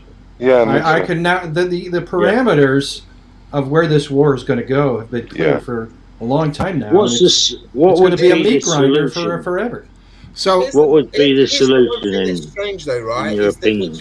And it's just my opinion, a bit controversial. Sometimes I might come across as being a little bit anti-USA, and I'm not, seriously. But we are. But when as long as you love us, Lee, it's okay. I do, seriously. And this is the reason why. And you might be a bit controversial. Out of all the countries in the world, America happens to be the most powerful country in the world, especially militarily wise, yeah? And someone has to be the policeman of the world to a degree. And if I look throughout the whole of history, even though I'm a bit critical of the USA at times, I am so glad that the USA is the policeman of the world, because when it comes to English speaking, the values are the same. Yeah, you fuck up, but if you're going to take charge of the world, you're going to make some fuck ups. But I'd rather it be the USA than some other country, especially whether it be Middle East. Imagine if some country like Iran was the most powerful country in the world and what they would plan on us. So at the end of the day, I know America makes some fuck ups, but there was prefer the fact that the USA, as much as they do what they do, have the same values as us, speak the same language and everything else. So that's if it was Iran, no Bud Light if it was Iran. Yeah, but things have changed since Eisenhower. Eisenhower didn't want to get involved in the Second World War. He was basically pushed into it when they took out Hawaii, wasn't it? So the reality was the US are too easy to go into wars like Vietnam. Well, that was a psyop from the start. Gulf of Tonkin. Yeah. And I can't think maybe Korea as well. I don't know much about it, but it's mostly a shit show. So since the Second World War, I think it's been pretty much of a shit show from that point on. And that's why the likes of Eisenhower, if you read what he says, is that the trouble with Europe is that there's always wars. It's always been the history. That's right. And the thing is, the Americans then have to come. I mean, this is really controversial, but it's fucking true. If it wasn't for the USA, Germany would have beaten us. There's no doubt about it. We need their help. And the thing is, that's why the EU is like it is now about keeping borders open and everything else, because they're shit scared. You know, yes, he did. In Europe is that we're always fucking fighting, and who do you need to come and sort it out? Ultimately, is the USA. So, you know, any of you guys aware of the UN Charter? Yes. Yeah. Which is? Well, the UN Charter was signed by, I think, 60-odd countries after the Second World War. Yeah. And it was signed by all these countries to say the scourges of war, what have killed millions of people, will not happen again. Yes. And it seems to be forgotten by any of the world leaders what are out there at the moment, because none of them's talking peace. They're all talking. Right. I haven't seen any. Let me just stop that. Right. So Zelensky. You sound like Biden, dude. Yeah. Sorry. Can you be our president? I don't do it every day. Not when I'm this stoned. But in April last year, Zelensky was going to go into peace talks with Putin. Boris Johnson turned up in Ukraine and shut that down immediately.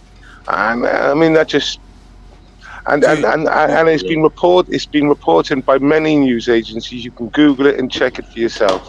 All right, but wait, why are you preoccupied with Ukraine?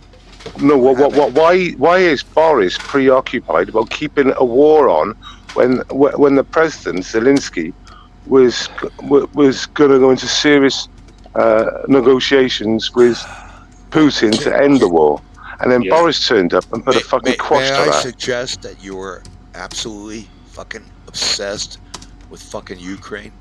Let's move on. Let's move on. Do you know what? It's probably the most dangerous times of our lives. That's a good point.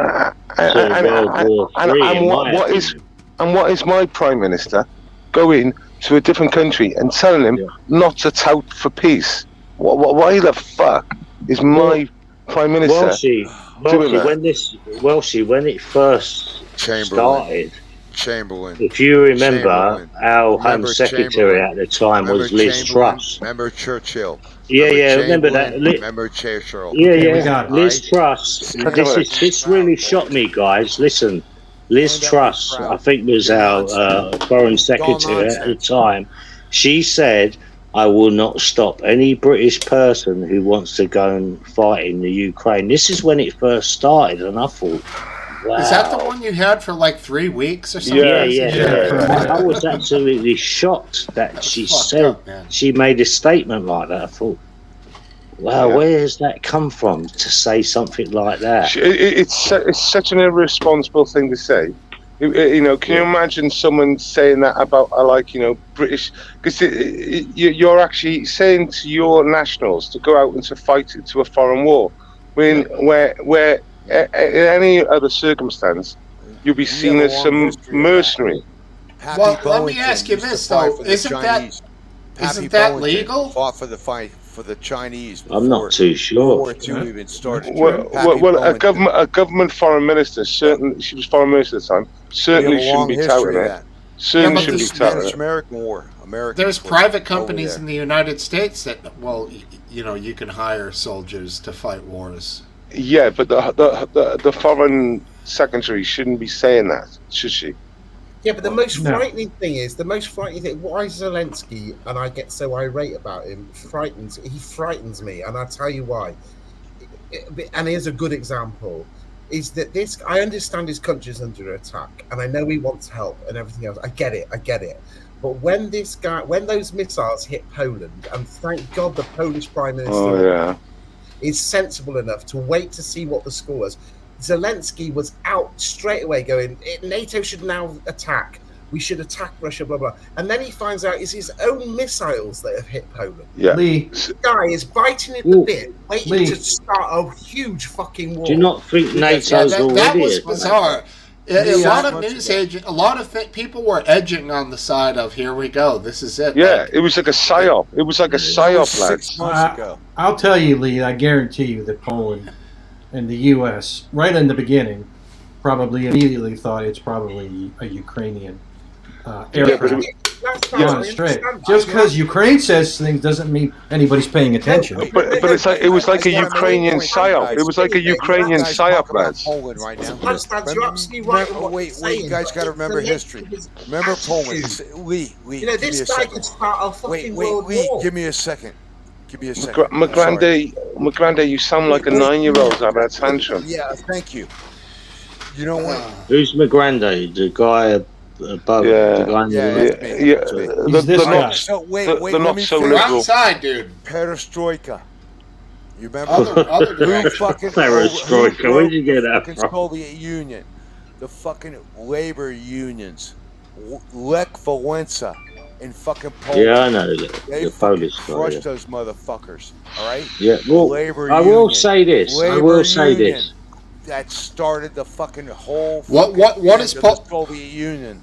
You guys what is Poland that. doing now, McGrand? What is Poland doing with some of they these? Got a stable, Western-oriented government right now, and they got put. So what do they do when people come who are coming from other countries in mass that have no money and no resources? What does Poland do? What does the UK do? There's a big difference.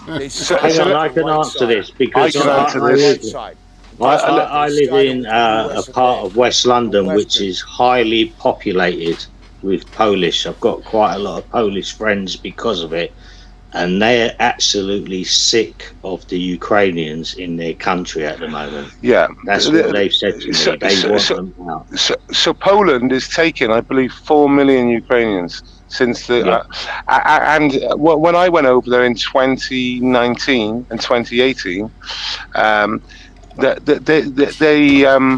They have loads of Ukrainians coming over to Poland every year as workers, but we're talking huge numbers, and they had huge numbers when it all kicked off in 2014 as well. Everyone moans about Poland being a right-wing country and a nationalist country. They've taken more refugees than any other European country. Bang. The Polacks will always come through. Stories they in the fucking English stand press their ground. They're not going to be fucking dominated by Russians or Germans anymore. I can't understand one of you guys. Ukrainians into their homes. Yeah. And now they're turning around and go, we want them out. Do you know what I mean? It's like, because they're costing people a lot of money to be living in. They were getting paid. At the start of the conflict, there was 8 million Ukrainians moved to the west, and only 1 million moved to the east. So that sort of tells you something as well, that I think they'd rather be on the sort of EU side. A lot of them. Mark, I've seen interviews of young men. I'm not joking. Young men, right, from the Ukraine that have been rehoused here as refugees, going on about. Oh, my motherland and this, that, and the other. And I think, hang on, if you care that much, what the fuck are you doing here? Why aren't you over there fighting for it then? Exactly, yeah. Wow. What about if Russia invades Canada and then I have to take in a Canadian? He's going to eat all my maple syrup. My bacon's gone. You should be potentially he's going to shoot all the deer. I mean, I'm fucked, you know. Lee, all the time. Instead of saying about, they're going to say a boot. A boot. Lee, you're talking about men that shouldn't leave their country. I went to Speaker's Corner last month. I had a big debate with a guy called Pavlov, who's not a Ukrainian national. He was born in Portugal, but his family and his heritage are all Ukrainian. And he is in the UK currently, talking shit at Speaker's Corner every Sunday, calling the shots, a bit like McGrande, living the war. And I had a big blowout with him. It's on my channel. Hey, you know how you end a debate with Pavlov? Yeah. Ring a bell. Yeah. And he starts drooling and he can't talk. Yeah, it got really quite heated because I hate fucking cowards. I admitted I'd be petrified in the trenches. What the fuck are you doing down here talking shit in Speaker's Corner? Well, according to him, Welsh, he's more useful talking shit at Speaker's Corner than being in the trenches. I'm sure he is. I pity you. I pity you, It's Dave. Welshman. It's like Because I saw you're a a weak World man. War You talk about the corner on the and news speaking saying, the word, and you if it are a was little weak man. 1942. Who are you talking to? Oh, sorry. I saw a World War No, II no, veteran I'm not on the talking to news you. saying that in 1939, 1940, what it had been like if a load of Englishmen decided to move to America, rather than defend the country. Yeah. So it's just mind-boggling. And I freely admit I'll be petrified in the trenches. I would be petrified, but I wouldn't be talking shit down Speaker's Corner, 1,200 miles away. I'm afraid, I would have to do my duty for my country, and I'm not saying that but I would be petrified. I would be petrified, but I wouldn't be 1,200 miles away. Yeah. So would I. Yeah, well, I was watching a New York businessman on a stream recently, and he basically said every time the US economy crashes, talking about the Great Depressions of 1918 and 1939 or whatever, whatever years they were. 30s, I think it was. Yeah, that was the 30s, but there was also one a depression before the First World War, and in between, and a pandemic. Every time the US dollar crashes like that, there's a world war. So this is what worries me, what's going on now. And like I said, no one is talking peace, which is terrifying. I tell you, the U.S. dollar is doing quite well. If you look at the exchange rate, we are follow the money. Look at the dividends that are being paid to the shareholders. Yeah, I've heard the dollar's doing very well, but for how long? And that, you know why? Because we're raising interest rates, which means we're making the dollar more expensive. Yeah, that's what's happening. But for how long? And it's I have to acknowledge that question is a good question, because for the last 10 years or maybe 15 years we've been lowering interest rates, but the net effect of a higher interest rate for the US dollar is that the dollar is worth more on the international market. Last Dance, are you concerned about the out of the last 3 months, 4 banks that have collapsed? 3 have been the largest banks that's collapsed in 40 They're years. not the or 50 largest years. banks. They're fucking shit banks. They're little. No, they were the largest banks to collapse in that length They're of time. not the fucking biggest banks. I'm asking Last Dance. I know. The biggest I'm banks a little are concerned, Citibank, but not. Chase. It's not as bad as 2008. The fact that it's happening at all. It's it looks from what I'm hearing from redacted and stuff. Is they it's like signals, big signals of the all those words to banks come. are heavily invested in real estate, and the real estate world is starting to happen. It's falling apart, and a lot of those were commercial, and the legacy of the fucking COVID is fucking affecting home work versus remote work versus office space. Yeah. And that's what's happening. You know the banks that collapsed. You know what's happened to them, don't you? It's a transition. It's not a collapse. It's a transition. They've been bought out and taken over by other banks that are even bigger. That's the beautiful thing. The big money bought real estate. The big money. Listen, I can't talk to big two money people. bought real estate, and they are fucking sucking wind right now. Big time. They bought real estate all over the place, and they think they're going to cash in, and they were fucking 10 years too late. McGrandy, I know you try and battle me, but you try and battle everyone. Well, only you, buddy. Well, I'm not talking, and you're battling Lee continuously. Well, I'm sorry. Just saying that those banks that have gone out of business, mate, they haven't actually gone out of business. They've just been taken over by the bigger banks. It's like a bit of a conspiracy, and I believe it is that they're just making sure they're out of the market. They've been designed to fail because they can't get the finance that they need, and then they get taken over by a bigger bank, And like I said, no one's lost their money, mate. It's just the big boys are taking them over, and by design. That's not. Well, some of these banks had really shady, frankly, pathetic investing strategies, investing in a lot of startups and a lot of high-risk companies. Yeah. A lot of that is just stupid, man. I heard it was diversity startups. It was diversity startups going shit. That's Steve, you're absolutely correct. I mean, it's risky. Any startup is risky, diversity or not. There are very few innovators out there. Most of them are fucking. They're picking up the dung from the fucking trail.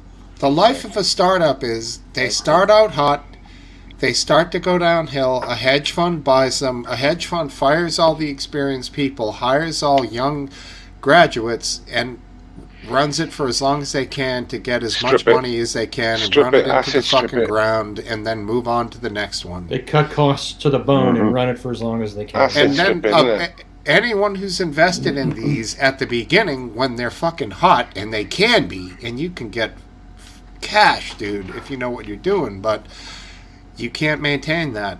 And the way that the taxes are now with investments like that, the risk is too great. But yet these people still do it. These banks invested in these types of companies, and then they just fucking dissolve, and it's a complete loss. That combined with the government bond thing. Steve, are you talking about the Donald Trump empire? That's one thing, and then also combine that with the the bank interest rates going up, and then screwing up a lot of the bond stuff. No. It's not that. No, it's true. Higher interest rates actually lower the value of the bonds, but that means you were stupid enough to buy a bond, even a federal bond, in the last fucking 10 years. Mm-hmm. Because everybody knew the rates had to go back up. Well, that's what killed Silicon Valley Bank. I'm told. Yeah, that SoftBank or whatever it was, that bank was invested in government bonds, and interest rates went up. And you know what? They were invested in long-term bonds. Right. Which is like absolutely fucking crazy. Because when you have higher interest rates, it has an inverse relationship to the value of the bond. When you're in a higher interest rate, like, I mean, if you buy, when I first if you get bonds when the interest rates are historically low, you're going to buy get killed. A tax-free bond at 11%. Imagine that, tax-free at that time. The fucking treasuries were fucking maybe 15. We're talking like 1987, around that time. Anyway, back when you could actually really kill it on like day trading and stuff, right? You could buy a bond, but anyway. A lot of them went out of business, man. Mm-hmm. But you could buy a bond paying 11% and have a 20.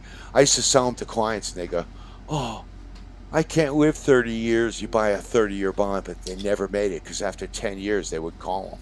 That had a call feature in there. And anyway, that's why I'm saying you could still do business in a high interest rate environment. Now, Lee, your point is that this is by design. You don't think this is by bad bank management or bad investing. You think this is some sort of a greater scheme? But they don't learn, do they? To make us never learn. To get rid of the middle to small size banks and to subsidize. But you know what you just said there, by design, most of it is what goes on in front of our eyes. It is by design, in my opinion. Yeah. Well, I'm just looking at a bit of information now, just to make sure I'm not talking crap. Like Lehman Brothers have bought a few of the banks that have gone down. Real quick, Last Dance, that's a no-go. I'll be back in a minute. Bank of America have also bought them, and they've been making around about, I'll just tell you now, I'm looking at it now. Lehman Brothers ceased to exist. £700 billion Lehman Brothers have made for the guys were carrying out boxes full of their fucking office shit. Okay. Morgan Stanley have also made a phenomenal billions of pounds from banks that they've bought. 48. That's Dean Witter. Billion. Bank of America. Also, I always follow the money. Yeah. So it would appear from what I'm just looking up that they're making a lot of money by buying these banks up. irrespective of whether the money's bad, the fact is, until people go bust, they're paying back their loans, interest rate, that and the other. They don't do it for nothing. They're in it for the money. So, and like Welshman says, just follow the money and you'll get your answers. It's like everything. It's like the Ukrainian war now is follow the money. Who's earning on it? Who's making money off it? Yeah, absolutely. I mean, they don't care. It's a fucking meat grinder. They couldn't give a fuck if. Welshman, you know as well as I do that BlackRock, I know they do a lot of investment around the world. Vanguard, yeah. They've already signed a contract with Zelensky to rebuild the country. That's correct. That was about what? Was it about 8 weeks ago? 10 weeks ago? I thought it was about 2-3 weeks ago. But I've seen him shake hands and some of that, you know. And they come to a deal. I don't know whether it was it was Vanguard or BlackRock, but it was one of them. Yeah, investing in building the country while it's still at war. I read that as well. I don't know how true this report is, but this was fascinating, I thought. Once the Ukraine war's over, now that's interesting because they already know, so whenever that will be, not only is BlackRock going to put in the infrastructure again and repair the whole fucking country, right? 5G. They're also going to use it as a cashless society. They're going to put in technology where it will be the prototype for the rest of Europe. Yes. So money is then gone. It's all about digital money. Paying by digital money, this, that. It is the experimental country. I hope you guys are smart enough to say no to that. Yeah. Well, we are, but the Ukrainians won't. They will have no choice because they're dictated to by you guys. I mean, they're a pretty authoritarian country. They'll love the ability to spy on their own citizens. Zelensky is jailing journalists at the moment. Zelensky is jailing journalists. That's what they are. They're journalists that do not have the same view as Ukraine, and they are getting jailed. One is currently being arrested, and he could face up to 13 years in prison. And he's a YouTuber. That's what he is. Well, the thing is, Welshie, as well. The guy in the blue hat. Sorry, I can't. My eyes are not good. I can't see your name. The light blue. Me. Yes. Yeah, that's Lee, why I sorry, wear Lee. glasses, Mark. Because my Sorry, Lee. No, I haven't got my glasses with me, so I apologise. Yeah, just for future, Mark. You can zoom in with your finger and thumb. That's what I do. All right. Yeah. Okay. Yeah, you were saying like people won't buy into that. I think you was talking about the cashless society. Do you know what? The average Joe probably will, because he'd be conned into saying, "Oh, it's a good thing for you." They'll give you credit. They'll give you free credit. We're doing you a favour, and the average Joe will think, you know what? Yeah, you know, the government's helping me out here. I'm getting a couple of 100 credits for nothing. Yeah. So that's how it, you know. We'll give you money. Basically, we'll give you credits, stroke money, but you've got to use the system. So you end up everyone using the system. Have you seen the latest China YouTube video where somebody goes into a store, facial recognition, and they refuse to go in? But I think it's to do. Is it to do with either a COVID test or their credit rating? And what had happened? It's the credit rating, I think. Yeah, they hadn't scored enough points, and the government had shut them down, so they couldn't go and buy anything. I mean, that's like mind blowing. I mean, I seen one recently with the mopeds. So the mopeds, they're going down the road, and there's like mopeds, like stands, and they're basically toll booths where they put their mobile, they tap the screen, and if they're allowed, the door opens for them. So they're actually locked into a quarter. Do you understand what I mean? Yeah. There's no way out. Well, see, all it does is every government gets extra taxes off you. So, for instance, if you sell me your car, now they get some tax out of that if there's a cashless society. If all of a sudden I sell the car to Lee, there's more taxes out of that car. So it's just... Sorry. Yeah, you have to admit there's good sides to both of it. The fact that you have a bunch of paper... Hey, Miranda, goodbye to you. I think he hit the road. He just said bye. Okay. Paper, somebody can literally just physically take from you. Dollar bills, which is the worst part about cash. The good part about cards, even though it might represent cash digitally, is with the right security, it's a lot harder for somebody to steal from you. Well, than other than the physical cash that you might have. So it makes it impractical to keep more than like $500 at your house or something. You don't want to risk it. So it's like there are good parts to both of it. I totally get what you're saying, but to eradicate it completely, which is the plan, you're basically into slavery now, because when someone controls your finances, they control you. Well, whoever mentioned the social credit system with the videos, like I said, it could have been COVID, it could have been the credit score, like we said. And this is, you say, oh, that's not going to happen in the UK. Well, it certainly could happen in the UK. People were getting picked up for crazy shit for lockdown. The police were reacting in a crazy way. Canada froze people's bank accounts because they gave 50 Canadian dollars to the convoy, and they were getting 500 people got their bank accounts seized. Yeah, I heard about that. Yeah, in other words, Welchie, it's do exactly what we do, or we'll completely fuck you up. Yeah, I gave money to that convoy.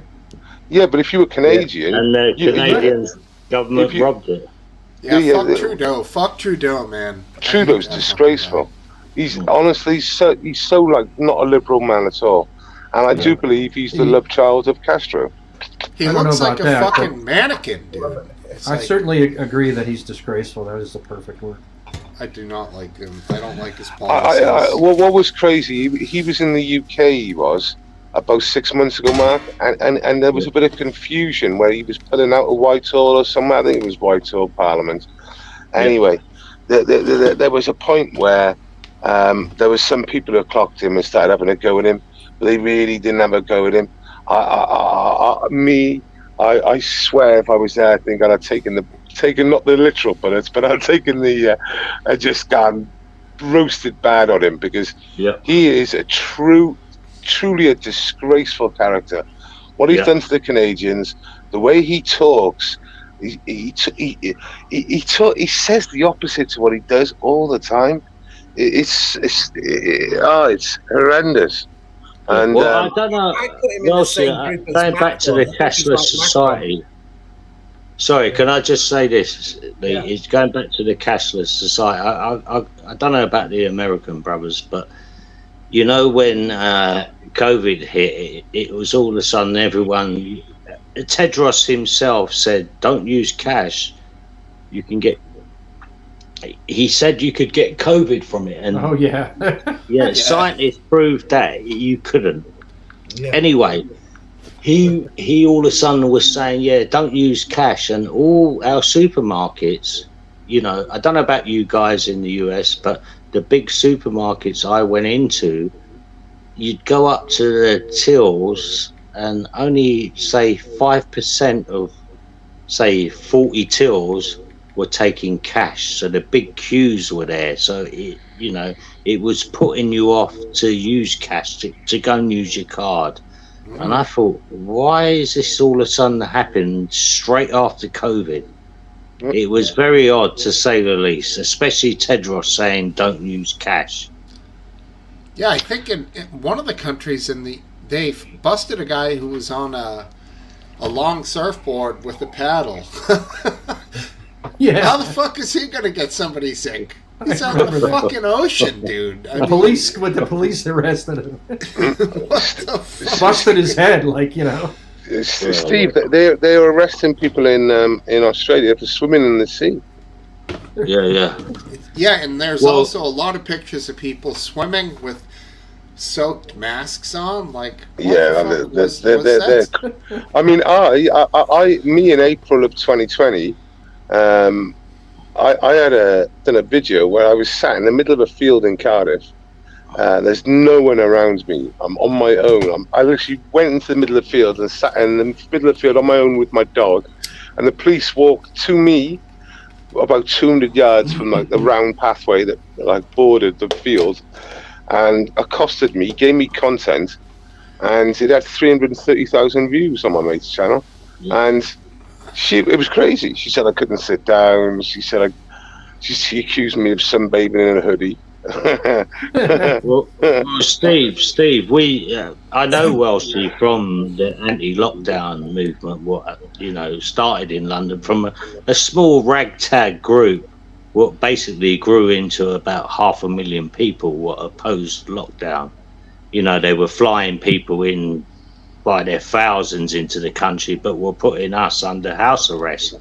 And I didn't know about this movement, and it grew into 500,000, and all the mainstream media would say, oh, a couple of thousand people turned up for this anti-lockdown movement, and the police would basically rush people, beat people, arrest them, snatch anyone.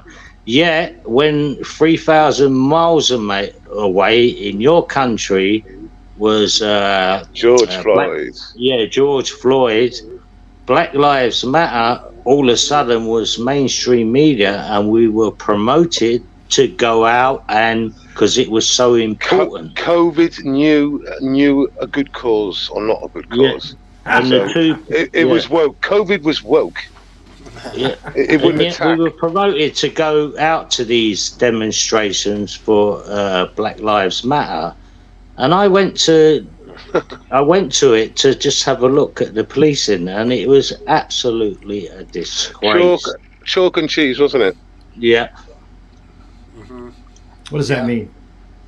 So it's completely different. So on a lockdown, you'll get bronze commander, red commander, conspiring. On my live stream, I could look later on. When you look at your live stream, you could see him talking, and then because like 2 minutes later they snatch someone, and you can just see their build up. They're up for snatching people. They're up for like literally grabbing people. They're up for provoking. They're up for like twisting women's arms so far back that she dislocates her shoulder. Example. And then when you went to a BLM march, or you watched it on the news, the police were taking the knee. So it was like chalk and cheese. It was like completely. Yeah, the mainstream media are basically saying, you should go to that. COVID won't affect you. But on a Saturday, lockdown, these conspiracy theorists, they want their freedom. How dare these people want their freedom? Do they know we're in a pandemic? Yeah. Going back to money, it's a good though. point. It's a good, solid point. A very interesting thing. I mean, and I'm sure it's happening in the US as well. But going back to money and then having a cashless society, is that obviously the governments have got a bit nervous about the fact that there's digital money in terms of crypto. Now, this has not been reported here. That I've looked into it. It's not major news here. But Rishi Sunak, our Prime Minister, has said that you look this up, by 2025 there will be something called Bitcoin. Yes, I know the statement. And they want to eradicate the rest of the crypto by having their national coin. That's horrendous. It's the worst name ever. I know, Bitcoin. Can you imagine? But that's what it's called. And then once they start to introduce that, you're going to find that cash is going to, but they'll have total control. But the annoying thing about it is that like the likes of you and me can make investments in whether it's Bitcoin or Ethereum or whatever it is, XRP or whatever it's all called. And they've realised that even with like Elon Musk with his stupid Dogecoin, you can buy a Tesla car with it. This, that, and that. And then I got a better name. We can't make any money out of this, so we're going to make a national crypto coin, and we'll make sure that we ruin these guys, and that way we can get rid of cash. And instead of it's coming in 2025. Well, instead of naming it Bitcoin, they should name it Bitquid. Bitquid. Yeah, because they're keeping the bit, which is the important part, and then they're changing coin to quid, which is the British part. Listen, at the end of the day, the only thing what happens when you get rid of cash is everything you do is taxed. Every single item is taxed. So that means taxable. the government gets richer, which means the elites get richer, and they have total control over your finances. So, you know, for instance, let me just say, I know in London, like a self-employed builder will basically declare about 60% of his earnings, and the rest will be in cash. So now, and they're earning enough out of that 60% he's earning anyway. So, but it makes the job worthwhile. Then, you know. Yeah, they want a cash job. Yeah. Yeah, but when the things change, right, it will completely change their lifestyle. And I know you're making an example just builders, but that example can be spread out throughout the country. Of course, and also that's just going to mean more expensive jobs because they're going to charge. Yeah, they're going to charge accordingly. Yeah, and who's going to lose out? The customer, the consumer. Yeah, of course. Yeah. I mean, and also there's fake write-offs. We all know that a guy is not buying 12 nail guns a year and 8 compressors and 4 paint sprayers. It's like, but that's okay. It's overlooked, and you can, if you're paying on 60 or 70% of it, and you're still paying thousands of dollars to them in taxes, they shouldn't be nitpicking. But again, like you're saying they are going to, and that is the charge of the IRS and whatever your tax agency is to collect taxes. But the worst thing is actually coming from the World Economic Forum. It's not really coming from the IRS, as you would call it. You know, I know it is in some ways, but it's been headed by non-elected people, by yourselves, and you know this is what they're pushing. And Richie Sunak, when he was minister, he was talking about the British central bank digital currency, right? And in his statement, it actually says it's programmable. He uses the word programmable. Now that should tell you absolutely everything that we've been saying so far. I've got the video on my channel, a short one, where it's a bank talking about an abusive husband having control of a wife's finances, and I laugh to talk about pot calling kettle, because the banks are doing that exactly to what I met bankers on them anti-lockdown things, and they told me this has been in the pipeline for about 20 years. Yeah, but let's not forget as well, Mark, that Rishi Sunak's wife, whose parents are billionaires, has also been caught out for not paying taxes with loopholes. So it's all right for them to get away with it, isn't it? Do you know what I mean? Exactly. Yeah. Well, listen, there's a famous video. You must have seen the video where Trump is debating Hillary Clinton. And Hillary Clinton says to Trump, like, how comes you haven't declared your taxes for whatever? And Trump says, the reason I haven't is because your rules have allowed me to do that, because the donors finance you do exactly what I do and pay as little taxes as possible. And your face just went red. And I thought, yes, exactly. He's just hit the nail on the head. Yeah, it's the legislation you put in place that I'm using, like all your other donors for the party are using. Exactly, yeah. The rich, I'm sorry, these elites and rich and whatever, what pay no taxes in these countries. I'm sorry, people say, they'll leave the countries, but if all countries just said, right, well, we're taxing all of you lot this amount, they're not going to leave. They're just going to have to pay the taxes. Yeah, Mark, sorry to go back, but that statement you made with Trump. Now, regardless whether you love or hate Trump, I don't think he's perfect at all, but you've got to love that answer, because she thought, I got you here. My advisors have set this as a gotcha. This is a gotcha question. I tell you what, I got him with this one. Right, Donald Trump. So, and he goes, yep, boo, and she goes, shit, what the fuck? You know what? It was a great answer. And do you know what, Welsh? She's got nowhere to go. She's got nowhere to go. She's got nowhere to go from that. That's done it. I'm actually going to declare this live on the internet that Donald Trump saved my job. Because when I was on the military bases, which I've just explained, I remember winding up the Americans and said, what about when Galloway fucking rinsed you lot in your own Senate? And Welsh, listen to this. One of the security guards went to me, hey, what do you think about Donald Trump? And I went, you know what? I fucking love him. I think he'd do great for your country. One of the other guys who said he hated him and spoke, he got the sack. So he got the sack for speaking out against Trump when he was in power on this military base.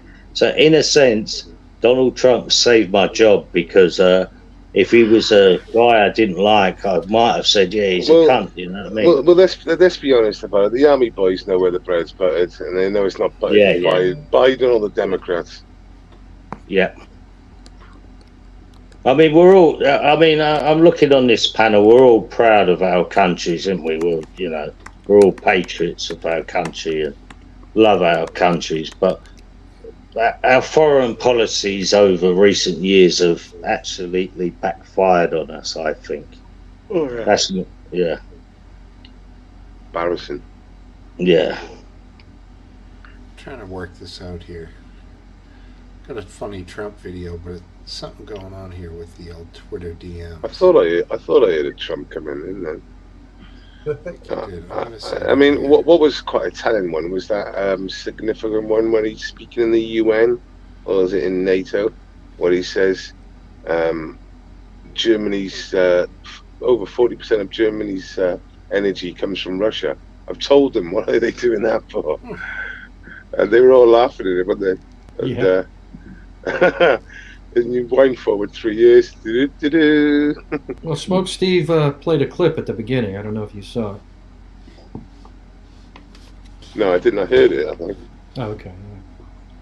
It was Seth Meyers. I still have it. Shall I replay? Yeah. Alrighty, let's go ahead and screen share this. Smoke, tell me who Seth Meyers is first. I don't know. He's someone who's supposed to be an American comedian. Supposed to be. He's not funny anymore. I mean, all these late night guys, they're too political. Nobody finds them funny anymore. It's a shame because they used to be funny. They really have. Yeah, when they were young comedians and they were hungry, they were funny as hell. And then somebody throws a bunch of cash at him, puts a suit on him, and makes him do a late night show. And I don't blame him. What did he probably make? 60, 70, 80 million bucks? I mean, he's fucking set for life, dude. Yeah. Well, Steve, we used to have great comedians in the UK because of the woke situation. Mm-hmm. I remember watching a few of these live at the Apollo, and the comedians had come on, and 10 years ago they were funny as fuck. You can ask Welsh or anyone. Now I can't even raise a smile. Yeah. Can you imagine Little Britain now with Matt Lucas and David Williams playing ladies? We're ladies, don't you know? Have you Americans seen this, where they go, we're ladies?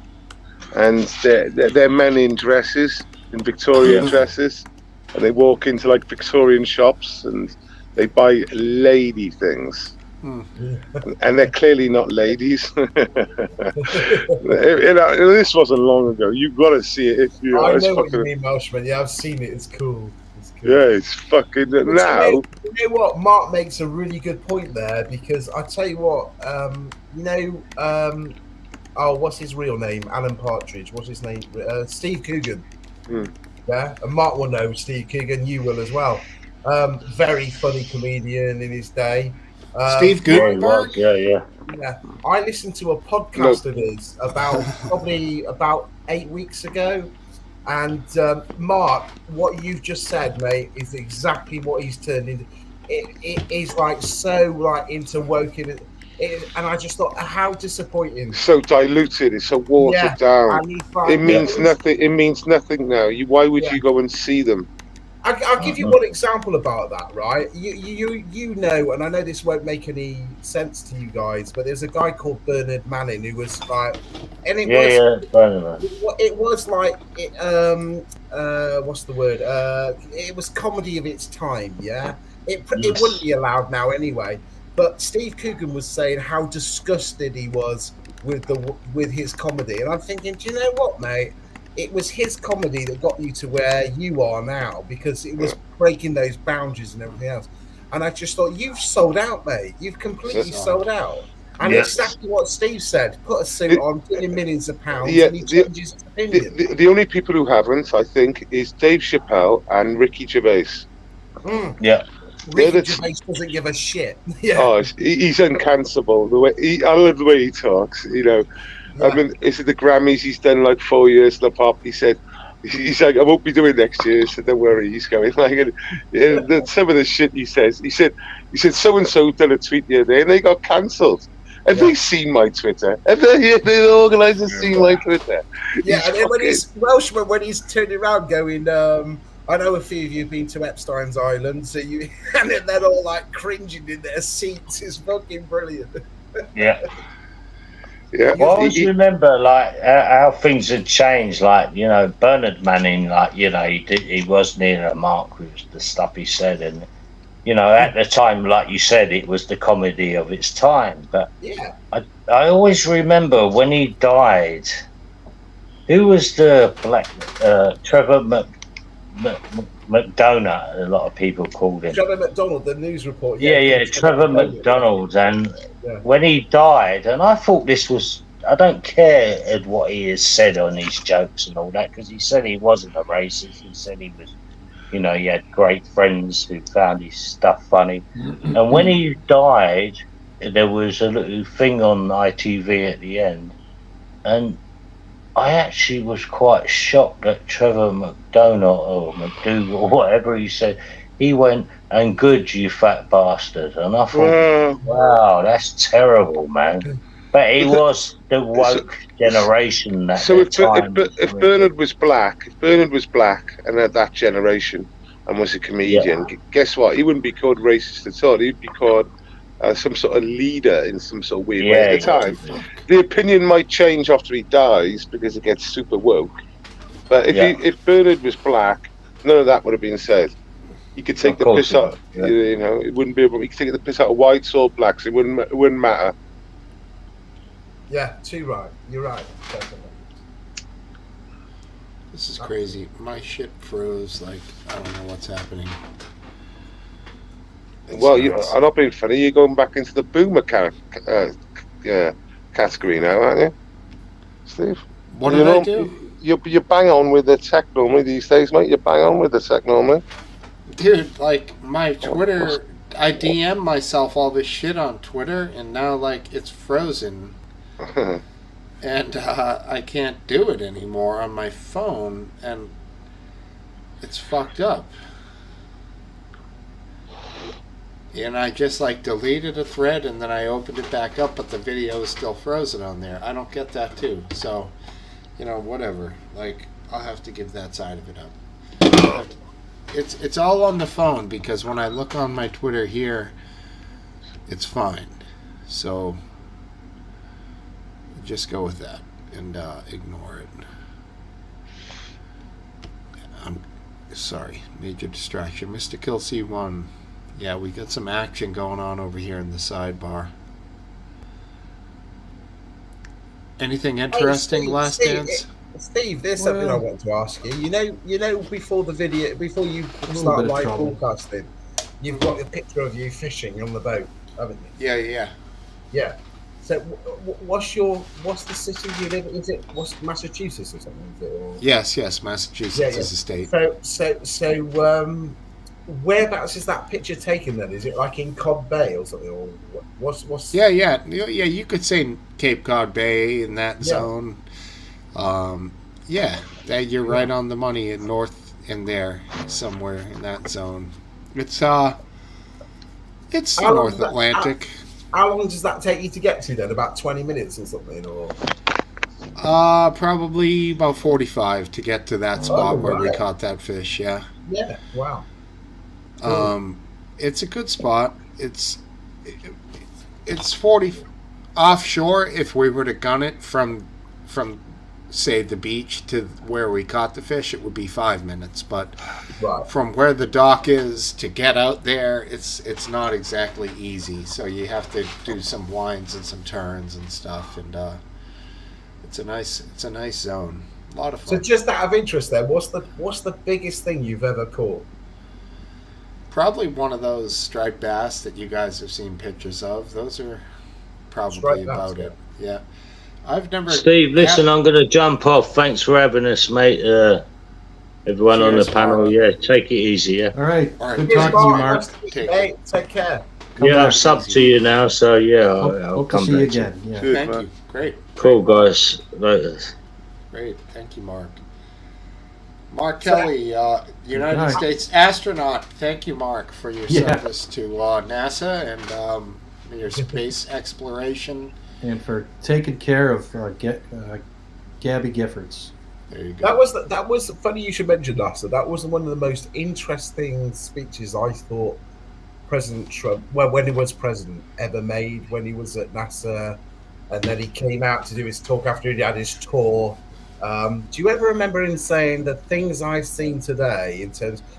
I mean, I thought NASA was supposed to be space exploration, but he was going on about military technology. He said the things I've seen, you wouldn't believe what we've got that the world hasn't even seen. I thought, oh my God, that is so weird. Now I don't know whether he was just saying it, but it just made me think, my God, what have they got then that we haven't even seen? Do you know what I mean? It's just like probably a day later he was like, we need a space force after what I just fucking saw. Yeah, that's right. He did as well, didn't he? Yeah. Yeah. And it's now the 5th branch of the service. I think it still exists. Does it? It's part of the Air Force. Is it? Yeah. Yeah. Oh, a little higher up than the Air Force. What do you think they've got then? It's part of the Department of the Air Force. Let's put it that way. What do you think you've got then? That's like maybe any guesses? He's I don't know. Just talking about the X-37 or something like that. Some things you see, and then some things you don't see. But if you see the X-37, you kind of have an idea about the stuff that you're not seeing. Right. Okay. X-37's still like a conventional jet, right? No, it's like a space plane, and I think that if the one I'm thinking of can be remotely piloted too, so it can be like a. But it's still not circular and doesn't move in those crazy angular motions like the supposed spacecraft that we've all seen in videos. I don't think it does that, no. Certainly not with someone inside. Yeah, what about the tic-tac-toe instance that was spotted off the US boats? Do you know about that instance? No, I don't. Yeah. You want to Google that one, Last Dance. That is. You'll love that Last Dance, definitely. Yeah, that's a major one. So basically, it's called tic-tac-toe, I believe, and there's footage of it, and the US have confirmed they are unidentified flying. What is it? Not objects. Oh, UAP now, isn't it? It's unidentified aerial phenomena. Right. Yeah. So, and they've confirmed by many. Honestly, please look it up if you can. It's super amazing. Fucking crazy. Yeah, and they've got no explanation for it. I'm extremely skeptical of all those. Yeah, but I sure would love it if someone the US military is saying it as well, mate. The US military, isn't it, Lee? What you want to watch? It was broadcast 2 days ago, and it was a NASA conference which they did live and put it on YouTube, and it was like 98% of the cases they were like, it's either down to instruments that they're recording have got vibrations, or they're not aligned properly, so they kind of explain why it might look like a UAP or whatever it's called. But there was still like 2 to 3% cases where they were going, we don't know what it is, and it's nothing to do with the instruments. There's nothing to do with weather phenomenon. It was I mean, a lot of the broadcast, if you find it on YouTube, is quite boring, to be honest, because they go into so much detail. But there are parts of that whole broadcast which are, even NASA are going, we don't know what it is. Well, if you take what we spoke about earlier with the weapons of mass destruction, and you apply all of our blind, enthusiasm for it, and then our realization that they were all completely lying to us, and we were all made to look like fools. Apply that logic to this with UFOs, that would lead me to believe that they're here and they're just not telling us because they think we're just stupid enough to exist in our normal idiotic lives and not to even wonder about what might really be out there, Good point. I think they're prepping us up for the inevitable. What's that? Space aliens? Well, we know they're capable of lying. For sure. On massive scales. Why wouldn't they lie about this if they thought early on that it would cause panic, and then later now it would be maybe embarrassment of admittance of something that they've known to exist? Lee, if you've seen that incident I'm talking about, that went off the US Navy vessel. Yeah, could you see that there's like an American pilot? There's about 3 or 4 planes that get alerted to, and they're on an aircraft carrier, aren't they? Yeah, but this went on for days. It didn't just go on for it went on for days. They've got no explanation for it. I can't believe you haven't seen it, because I can't believe you haven't seen it last time. The pilots, like, they get a lock on it, and they're like, you hear the pilots screaming, going, literally, they're going, oh my god, yeehaw! Look, I got a lock. And this thing is traveling like you wouldn't fucking believe. It just changes directions. And then it just changes direction and turns on its side. And they are screaming, and these are like pilots. All right, let's pull up a link. I've heard those stories for my whole life. Let me find it. Military pilots who see things that they can't explain. They're not lying, but that doesn't mean that they're space aliens. But you could see it from the ships. There was like multiple witnesses. And then I think then the Navy released a video of they're on an aircraft carrier, and there's like these triangles that appear in the sky. They don't know what they are, but this was like major news. I can't believe you haven't seen it. And like the American pilot, he's like got so many years experience. And listen, I don't know. Was this the 2007 Alderney UFO sighting? I'm not sure. I've got to admit, I'm not sure. But the pilot that's involved, who actually tracked it and saw it, he's like, he comes across as so genuine. I mean, he's got so many years experience, and he's come out and gone, listen, this is what I saw. This is what we've recorded. No one's suggesting he's lying. No, I mean, it just might be something that we just don't know about. Hey, it could be the Russians with that technology, but I severely doubt it. But it's you got to remember that there's a huge number of academic groups that are looking for extraterrestrial life, and I think it's kind of unlikely that it would arrive on Earth from somewhere else unnoticed, but yet be noticed when it got here. There's just so much. Something like a spaceship would certainly generate the kind of signatures that would probably be captured by these searches for extraterrestrial. There's a big part of me, Last Dance, that just thinks it's technology that we've got that we're testing, and then maybe they just caught it or whatever. But it's an amazing video. It really is. I mean, the thing is, what they didn't capture, which he describes, and remember, there are a few other pilots as well that have come forward and said they were on the same sort of. They were sent out with this aircraft as well. First of all, there was bubbling in the sea, and then this thing appeared from the fucking sea and then shot off, and they just happened to capture it as it was flying. And it is like Welshman says. They describe it as it's like a tic tac kind of sweep, in terms of its size or its shape, should I say? Well, what am I supposed to conclude? This is 1952, one that I found. No, this is like very recent. Yeah, it's like for the last 10 years. I can't find it on Twitter, so I can't go on YouTube. I'll find it now. But, I think it was in the Pacific. I'm not 100%, but I put in U.S. Navy UFO, I suppose. Yeah. Navy pilot describes encounter with Tic Tac in 2021. Tic Tac. That's the code word. What do you think it is, Lee? Well, let's see the footage. Hopefully, we can I get think it it's your technology, and I think they just happen to come across.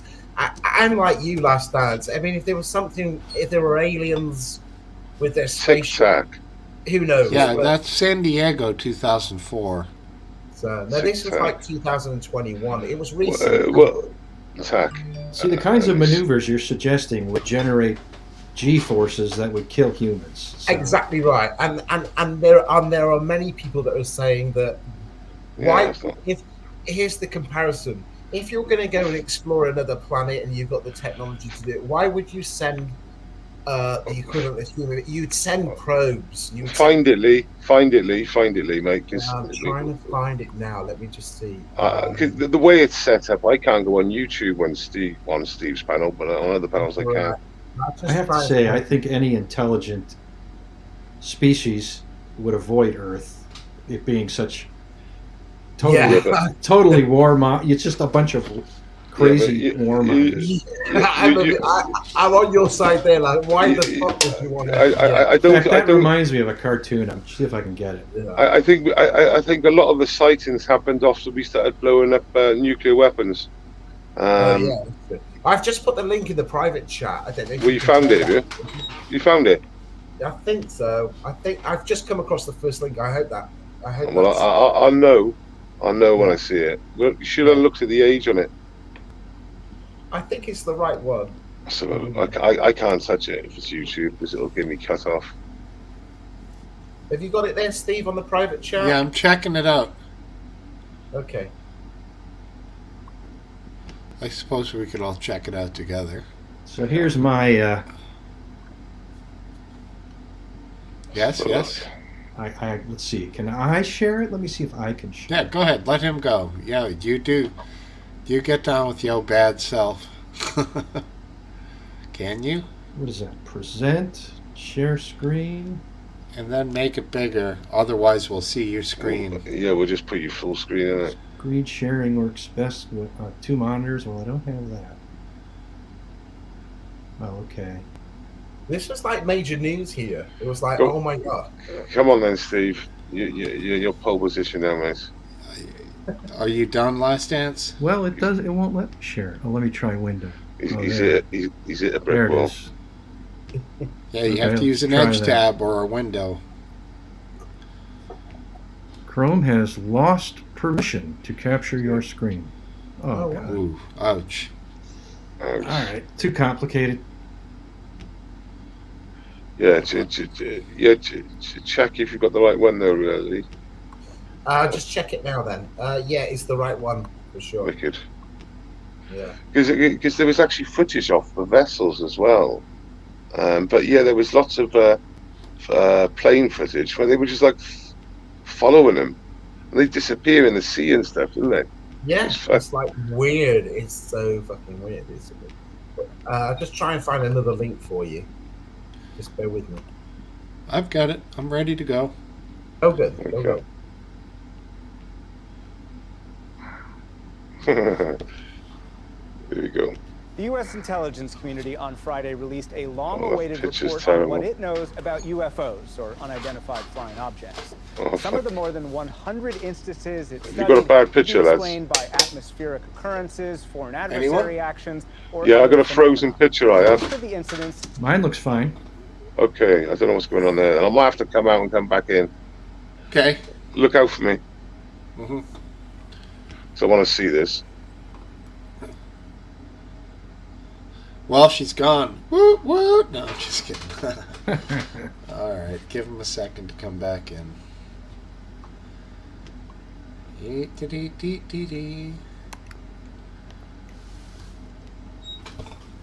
Yeah, hey, Last Dance. I see electric bill coming up over on the side chat here. Yeah. Have you ever signed up to one of those aftermarket, like new electric companies that offer like cheaper power? Yeah. Did it I work? have. Yeah, it worked, but it's not that much cheaper. It's cheaper. And so I did it. It wasn't hard either. Just a couple shekels.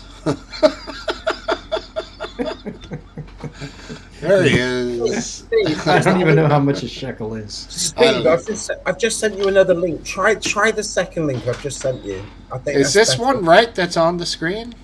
Yeah, it should be, but try the second one I've just sent you. That looks a lot better. All right. On the private chat. Private chat. Yeah, there's another link I've sent you. Okay, cool. Yeah. This one's like 7 minutes, 47 seconds. Yeah, you have to watch it all. Just like the first minute or two. All right, let's work this out here. 30 here. seconds even. Because the bit I seen, there was minutes of footage. It wasn't like even 30 seconds. It was just continual footage. Oh, these pilots were filming it for a long time. They were following it. They couldn't catch it. But well, when it decided to move, they couldn't catch it. When they were just chilling. They got a lock on it though. Here we go. These 3 videos, released by the Department of Defense, have changed the way many people see what we can't explain. The moment you mention UFO, immediately what comes to mind are little green men, tinfoil hats. That's not at all what we're dealing with.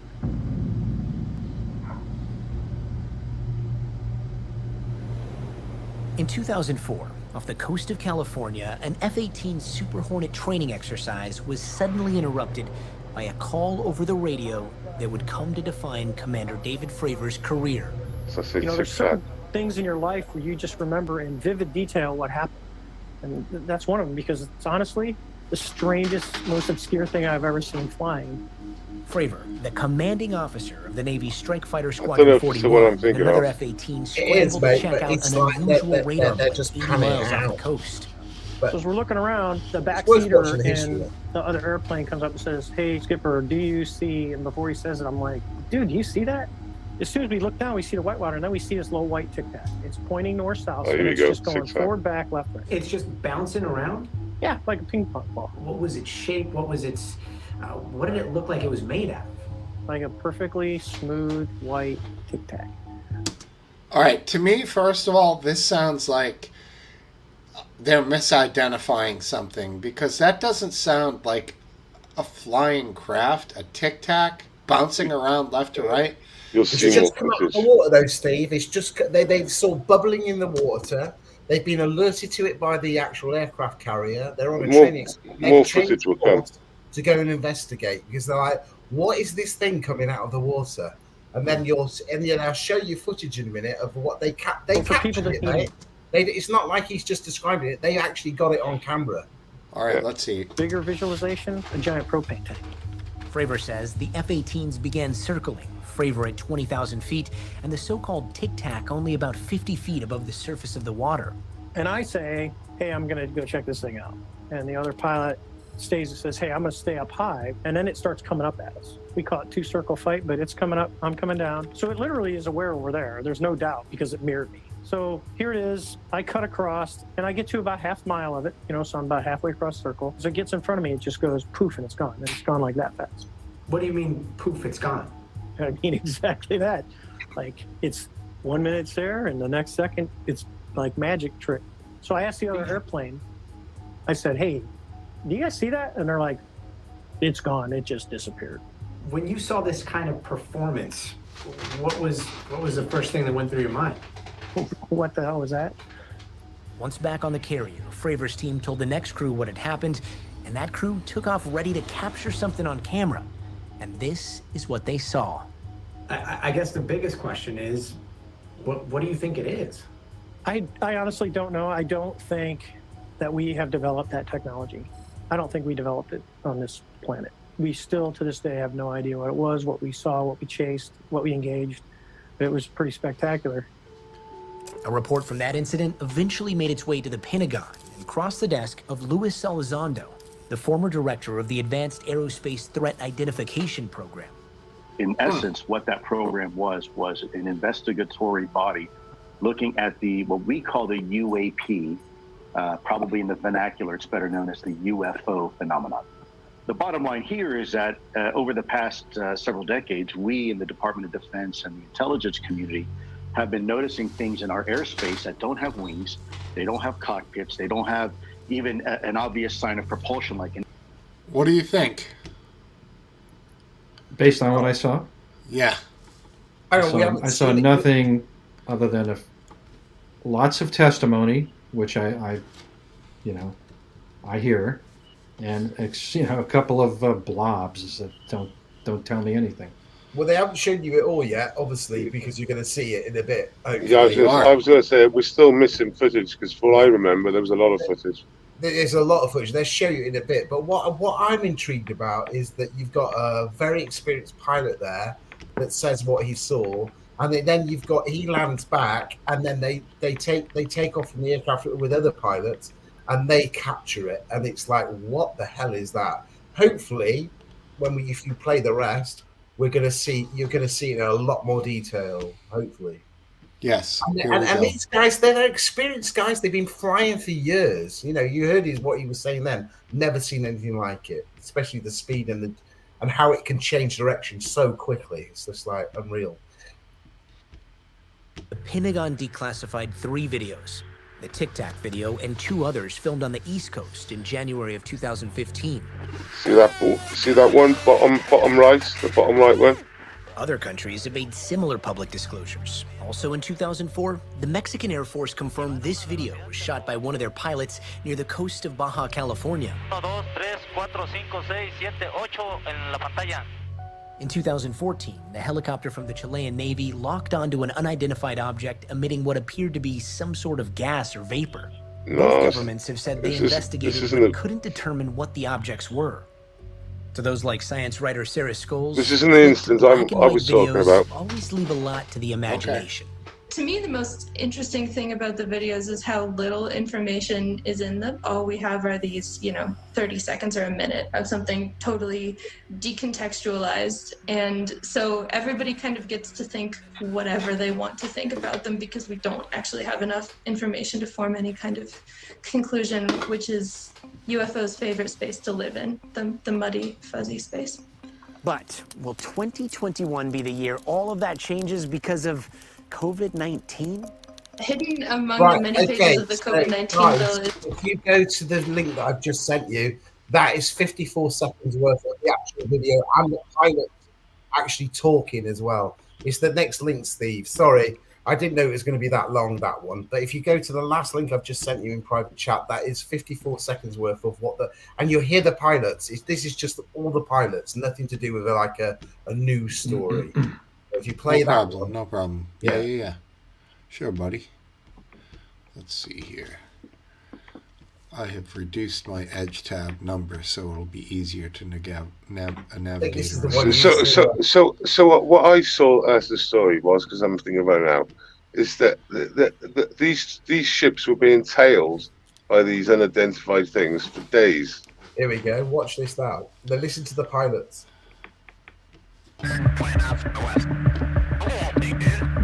Yeah, this is it. Fighter pilots from the USS Nimitz flying Super Hornets encountered an aerial object that was described as 40 feet long and shaped like a tic-tac.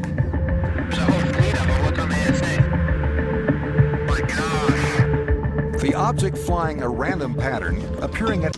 Doesn't it look like it's stationary on the screen? Like it's not... It's got no propulsion either. It's got no obvious propulsion. You know what I'm saying? Like it almost looks like it's on the glass. Like it's on the it's like a bug. Yeah, like it's moving. But they're all seeing it with the camera, but I don't get this. Yeah, but it changes direction. And then dove to 20,000 feet at incredible speed. The radar controller at the nearby USS Princeton was able to follow the alien aircraft for a few minutes before disappearing.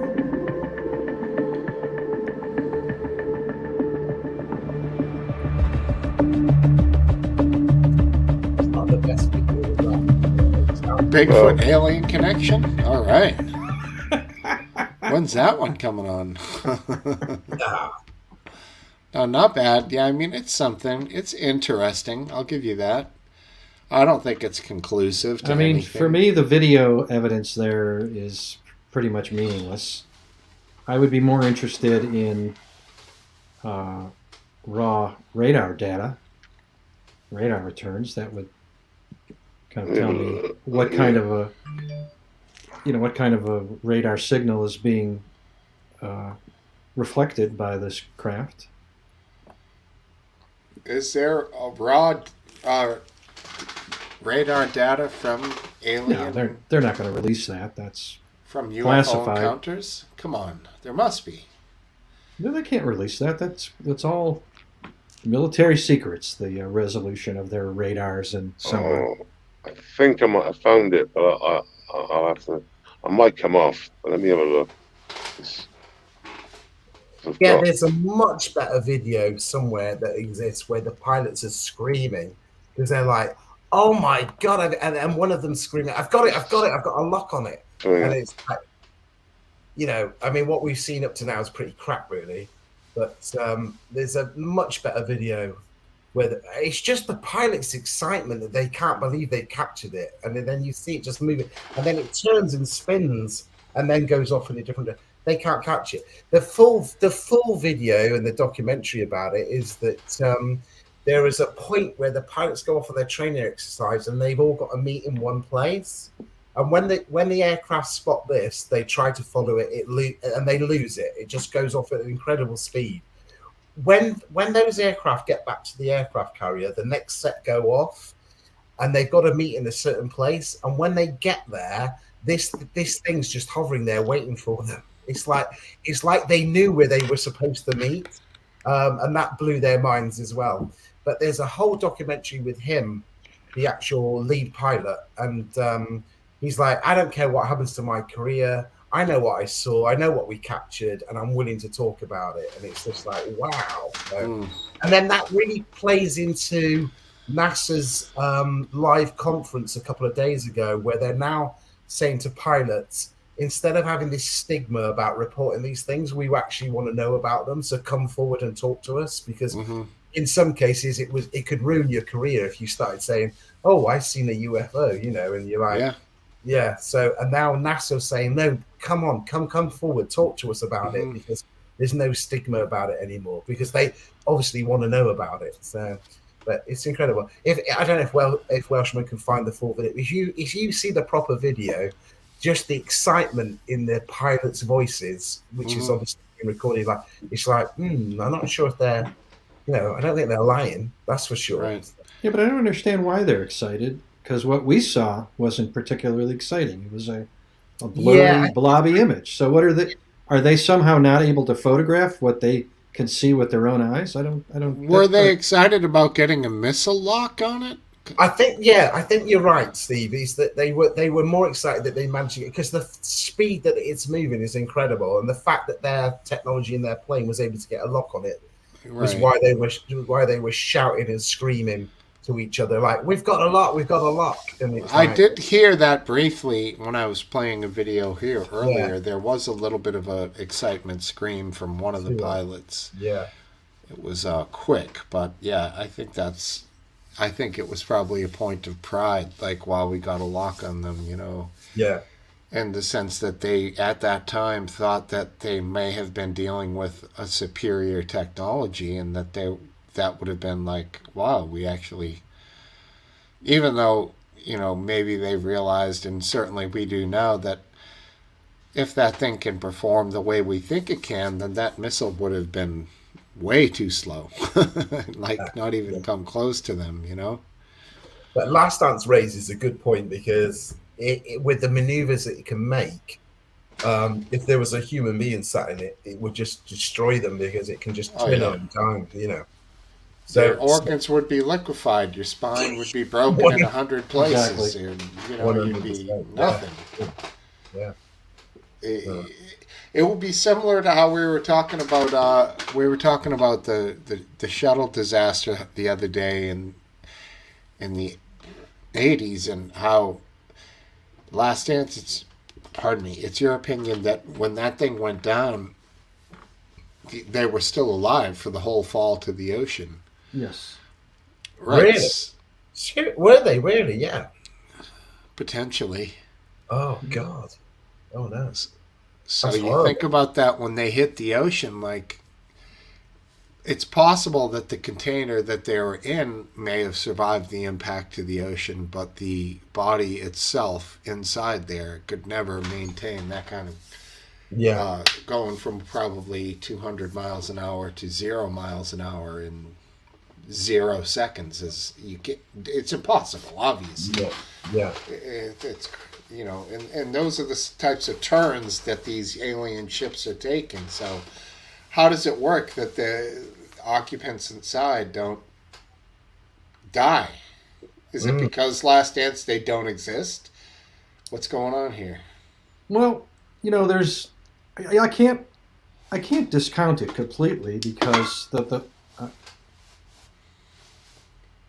what is it? Some famous scientist said that any technology sufficiently advanced would seem like magic to us. Sure. And so, but then, what can I say? It looks like magic. That's all I can say. And I'm going to keep listening. But keep talking. Yeah. So to me, all I see is a blurry blob. And I have the testimony of people whose opinions should be listened to, these pilots.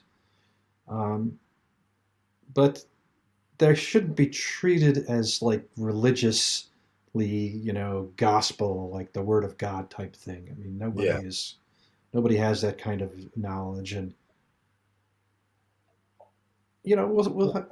I need more evidence to conclude that they were any particular thing, whether extraterrestrial or here someone's testing, interesting aircraft here on Earth. And the other thing is, and you made this point last dance, which I totally agree with you with. If you've got the technology to be able to travel vast distances, and your technology is so advanced compared to this planet, you've got if you could visit and look at us from afar, so to speak, you've got to be looking and go, do you know what, these guys, they're like little infants. Do you know what I mean? Like, why do we need to interact with these people? They're so behind us. I mean, You're right. So what's the point of even coming here? Unless there's some resources that they want, but they should be so technologically advanced anyway. Yeah. They don't need anything from us anyway. Yeah, but Lee, I think any intelligent life form would have ignored Earth until we started blowing up nuclear weapons. And as it turns out, there seems to be a lot of reports after we started using nuclear weapons. And Steve, I've checked out this video. This is the video. Well done, Welshman. You found it. Brilliant. I viewed it. So it's the one. Brilliant. Well done, man. So basically, they were reporting that, and the footage is much clearer, and the report is that these UFOs or unidentified things were flying around the U.S. Navy ships. It was 2015, which is about correct. Right. 8 years ago now. So it's much. It's the one that shows going in the water. Properly. Oh yeah. So it's and like they're saying that these things followed us for days, followed the ships for days, and that's what I was hearing too. It wasn't just like for an hour; it was going on for days. Gee, right? I didn't know that. Right. Yeah. I don't know if you can see what I'm sharing now, but there it is. Yeah. I can't read it though. So that's what happened when aliens visited 2023 years ago. Yeah, that's not bad. Yeah. And they put the word out of what this place was like, and that's why we've never had any visits since then. But I have heard of like it's like you making a statement. After we use nuclear weapons, we seem to have a lot of people seeing things in the sky. All right, let's check this one out. This guy's pissed. You ready? Go. Went to Target today to buy a new hose, right? And I didn't notice, but this was what they call one of them woke rainbow hoses. Check this out. Yeah, right? See it? Thanks a lot, Biden. That's dumb, but it's funny, right? It's a pride hose. It's a pride hose. Makes a rainbow every time. Got a rainbow in every spray. They lost. They lost 12 billion in market share. Who? Target. And Target, yeah. Last chance, you boycotting Target? No, I never go there anyways. I was there today. We saw the display. Oh yeah, the tuck bathing suit, tuck-in bathing suit. I didn't see that. All I saw was some T-shirts and some flip-flops. You wouldn't really see it though. It's underneath, and it's like a little badge that says you can. T-shirts of what? Maybe a rainbow. Oh, I think God. there was. Why would I boycott someone for that? Right. Yeah. Flip-flops had a rainbow. Yeah. Okay, that's fine. It doesn't bother me. I mean, rainbows are great. Yeah. Just don't forget to tuck your balls and your penis in this little slot. How does that? Is that what that means? I didn't even know what that meant. I knew it. I don't know, but it better be a big slot. Well, it's called a tuck pouch or something. So I presume so. I'm guessing that's where you stick your genitals. And the shaft. It's so ridiculous. I don't know how am I supposed to take this seriously. That's it. What is the supermarket selling? Swimming clothes that have places to tuck your genitals. Yeah, I don't know. At the supermarket? Target they actually do sell groceries where I live. I don't know about you. Yeah, they're not good. Don't buy anything fresh. Anything in a box is fine. Fresh or produce from Target, Last Dance, it's shady. I mean, you could see if it's any good. The produce I saw was of varying quality. I go to Lidl's, and in Lidl's, they allow my dog, so that's cool. Dog in a place with food? Ew. Yeah. All right, here we go. He goes in my rucksack, he goes in the trolley. He just chills out. Love it. You wear your dog in your backpack? Yeah, it's a dog rucksack. He's got his own rucksack for a dog. Oh. Now, do you bring him to protests and shit because he's like your kind of like your get out of jail free card, like your free pass? Hey, look, I have a dog. I'm just here I'm walking the dog. Well, I'm not going to deny the fact that I think he helped in that situation, but no, I wouldn't have taken him by choice, really. Okay, I see. I wasn't by chance. I wasn't expecting what was coming, really. Yeah. Well, now Lee's gone, and I'm primed and prepped to play the video. No, I'm here. I'm here. I'm just getting the drink. I'll be back. I'll just put the camera thing up. I'm here. All right. So it's this one with American News Channel, huh? Huh. That's the one you like? I think it was the last one I put in. Yeah, all right. Well, you'll show me. I'll share it, and then yeah. You'll be like, that ain't it, bro. American News. I think it's 4 minutes. Is that it? I think it's 4 minutes. Is it 4 minutes? It's yeah. Okay, try that. Added a new layer of evidence to the current national debate about UFOs. For the first time, radar images recorded inside a Navy ship have confirmed the presence of several unknown objects that swarmed around the ship for hours. I-Team reporter George Knapp here with a story that broke today on Mystery Wire. Thanks, Brian. Over the past 3 years or so, the public has been able to see several astounding images of what certainly qualify as UFOs during encounters with the U.S. Navy. There's no question that the Pentagon has censored data to go along with the photos and videos, but none of that information has been leaked or otherwise released. That is, until today.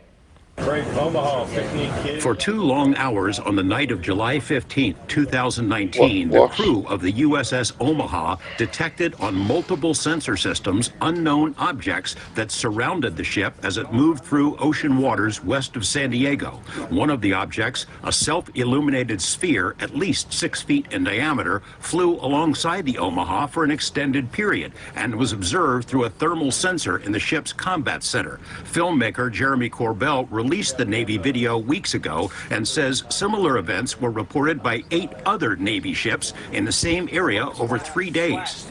You are? Bearing and range. There was numerous warships We're in the that are water. having similar it appears to be coordinated interaction, and this whole series was within this kind of, I'd say, circumference of 100 miles, and there was up. Question for Last Dance. You there? I'm there. I'm here. Do you think that the video that we're seeing is like pathetically low grade compared to what the guys actually see who are in? Good question. Good question. Yeah. Because I think this is low grade video, but certainly I know low they grade. have the capability of much higher quality, and maybe they're not showing us that. I mean, they certainly have the capability within the U.S. government. Whether they had it on that ship, or could I wouldn't be surprised if they did. That's debatable, I guess. Okay. Yeah. But the thing is, before you get, just pause it, Steve, because you know what, there's a really good point you make there. I was astounded by this, right? Just on a little side note, I think it was the last space shuttle mission where obviously the space shuttle was re-entering the atmosphere and coming down to land, and Challenger. Was it Challenger? Yeah, and the camera was on the shuttle, right? So it entered the atmosphere. It was within our, just I don't know the word, but anyway, and I could read the actual, like you say, Welshman, Challenger on the side of the space shuttle. I could even see the detail of the square discs, the square panels on this space shuttle, yeah. And what blew my mind about that was that the camera was right on it, watching it coming in, and then the commentator said the space shuttle is 120 miles away, and that just blew my. I thought, hang on, I'm seeing this like it's just like a mile away. Yeah, the detail was phenomenal. Sure. And I just thought that's 120 miles away, and the image is crystal clear. So it's coming. So I think you're absolutely right what you say. I think that's degraded for sure. Because I would think so.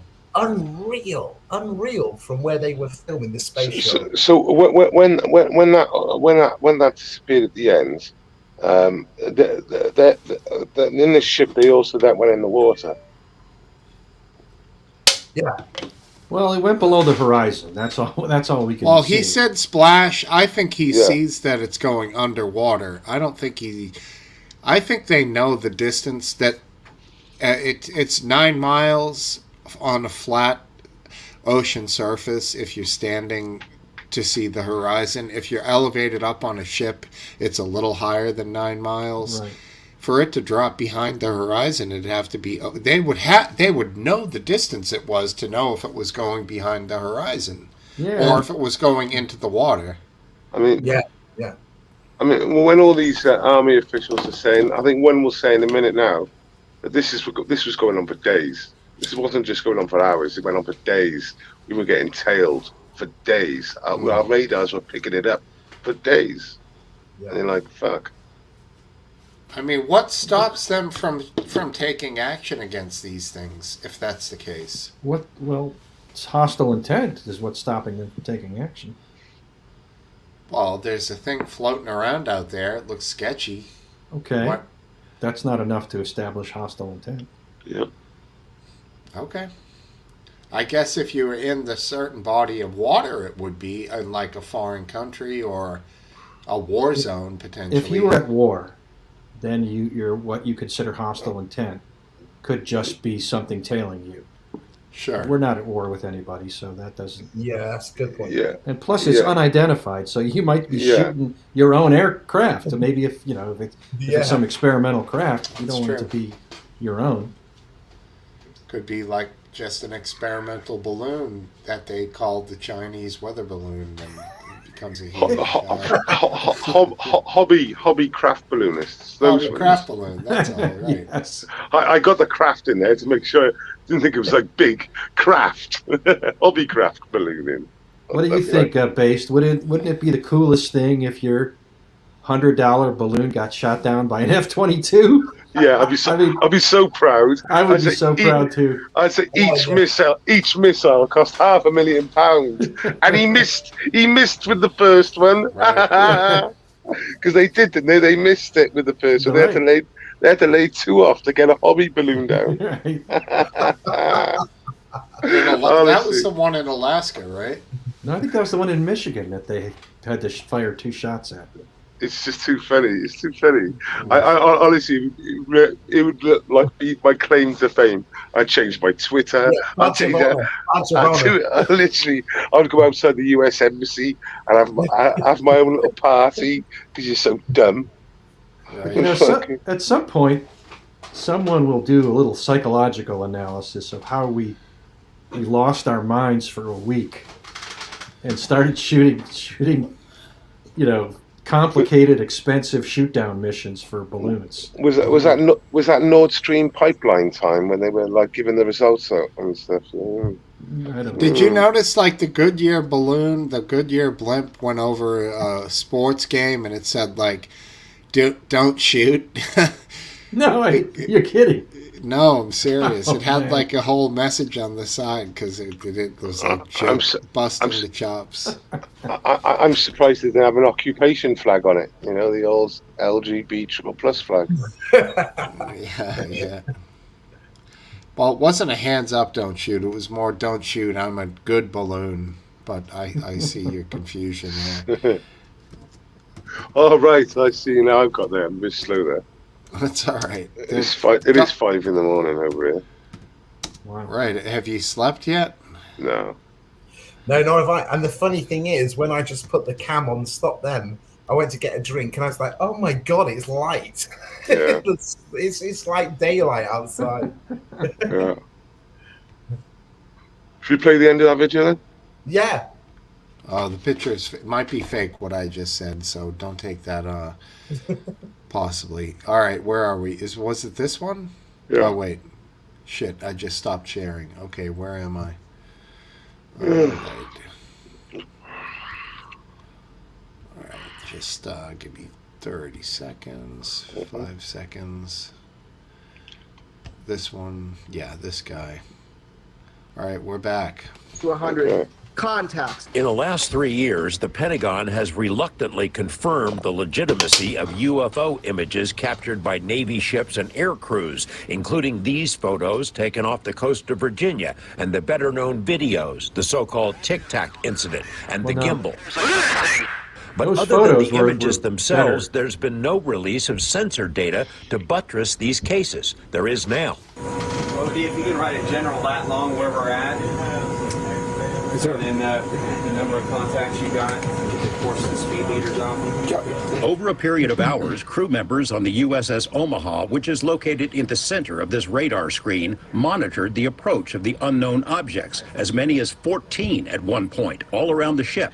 2 different radar systems watched the objects and estimated their speed. Track 781 just sped up to 46 knots, 50 knots, closing in.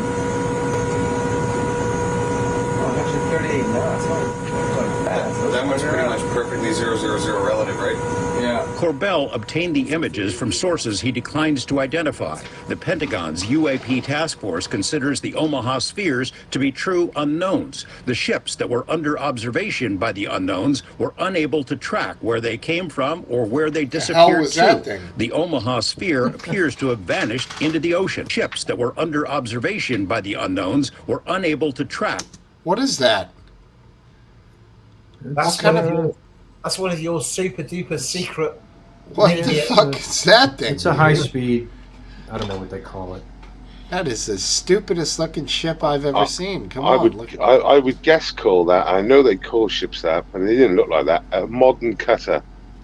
Look at that dumb beak on the front. That thing is ridiculous. Yeah, but it cuts through the water, doesn't it? Yeah, So that looks like it can travel. That to me, that looks like. You see, it's got a helicopter deck in the back. Yeah, it's got some kind of something going on the way the waves are coming off of it, thrusting or whatever. But yeah, interesting design. Where they came from or where they...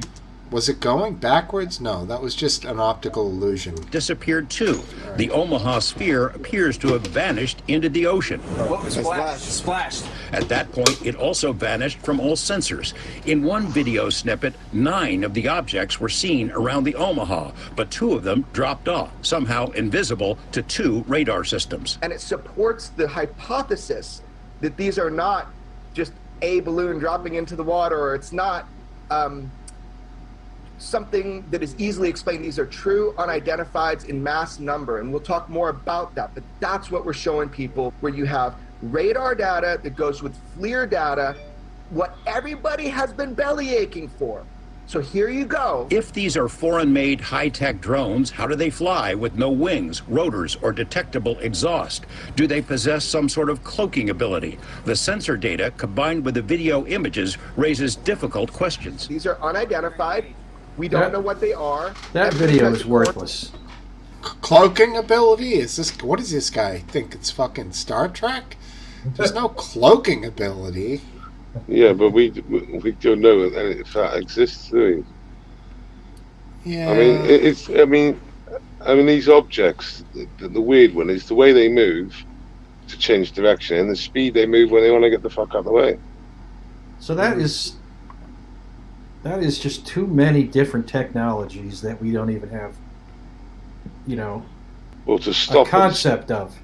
Yeah, I mean, our body would just like disintegrate if we turned that quick, wouldn't it? But even if they were drones, we can't make drones that are, that don't have a visible propulsion system.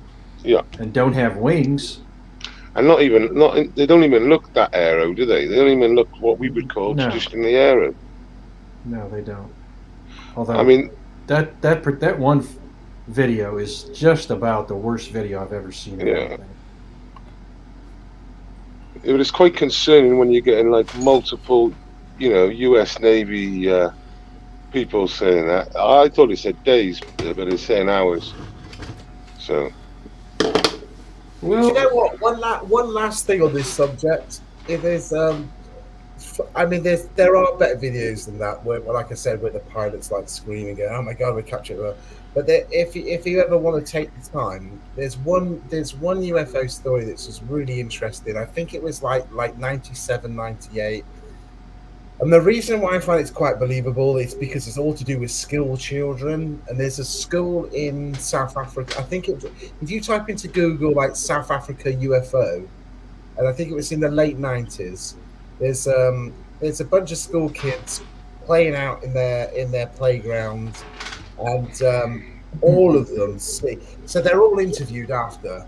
And what happens is that beyond the school fence, there's a bit of woodland, and this like egg-shaped thing appears and lands, and they all run to it. But they're at the fence, and they're watching. Now, apparently, some creatures, or that are human-like, come out, and they're staring at the children. The children are staring at them. They say humanoids. Yeah, they say they've got big black eyes, blah, blah, blah. Anyway, the kids come back in. Some of them are reporting it to the headmaster. The headmaster gets a visit as well from some officials from the government saying, you've got to tell the children that what they saw they didn't see, and if you repeat it, you're going to lose your job.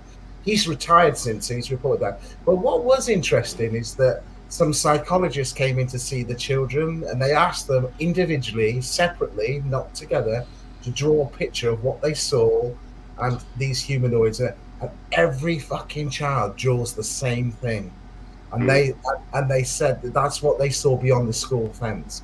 And the fact that it's kids, because they're so innocent, is just like quite amazing. That every picture.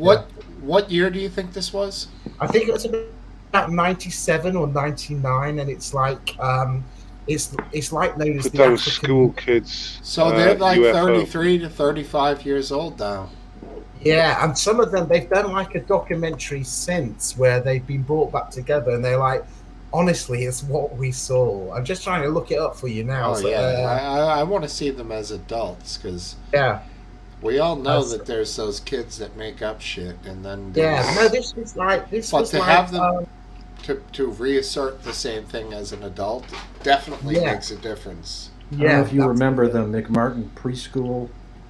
That, of course. You know, those were lots of kids saying the same thing, and it was false. Since there's been quite a documentary being made about it. Here's the weird thing, though, right? Is that about 4 or 5 years later, it was like exactly the same. Really weird. The same incident happened in Australia on the outskirts of a school, like I say, in Australia, and the kids did the same drawings and the same description of what they saw as well. I've just put a link into the BBC News did an article on it, but there is a full documentary on it. So I think what I've just put on the private chat is very short. It's only about 4 minutes long.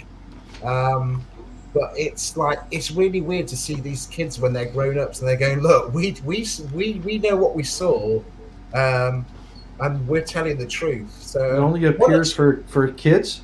Maybe it's from the planet that Joe Biden's from. It could be. It could be. You're right, Lasta. It's true. I'm sorry. I didn't mean to belittle what you're saying. It's just I couldn't resist. No. I'm very skeptical as well. But the only reason I feel it a little bit more believable is I just don't think kids lie when they're like that. I mean, they're capable of it, I'm sure. But they won't be consistent. Yeah, too right. There's just too many of them. On the drawings. On the drawings. It's worth just looking at that link that I've just shown you. It was 1994. But yeah, it's worth watching. Like I said, it's only a few minutes long. It's worth playing. But there's a whole documentary about that. Worth playing now? Is that what you mean? Mm-hmm. You can do That that. very last link I've just put into the private chat. Yeah. And it went around the world as well. I mean, there were film crews coming from all around the world to interview these kids. But... I mean, it is very interesting if all the kids basically drew the same thing. I mean, they might get their size. They might get their sizes different, but they're not going to get things like eyes, and they're going to get pretty consistent. You know, the size, scale. I would suggest pretty consistent, and that's quite interesting. And obviously in Australia, if the kids... Oh, no, an ad. We're all in the final. Oh, I hate ads. Oh, look, it's Name the Athlete. Magic Johnson. That's not an athlete. Jimmy Kimmel. Magic Johnson. Magic, yeah. Jimmy Kimmel doing blackface a couple of years ago. Imagine that now. There's been a UFO alert across southern Africa. This is a continuation of possible UFO story. A large, brightly coloured object was seen travelling very fast above Zimbabwe, Zambia and South Africa. I thought it was an alien and he had big eyes. Several planes saw it. The experts are baffled. Rua, Ariel School, 19th September 94, 12:12 local time.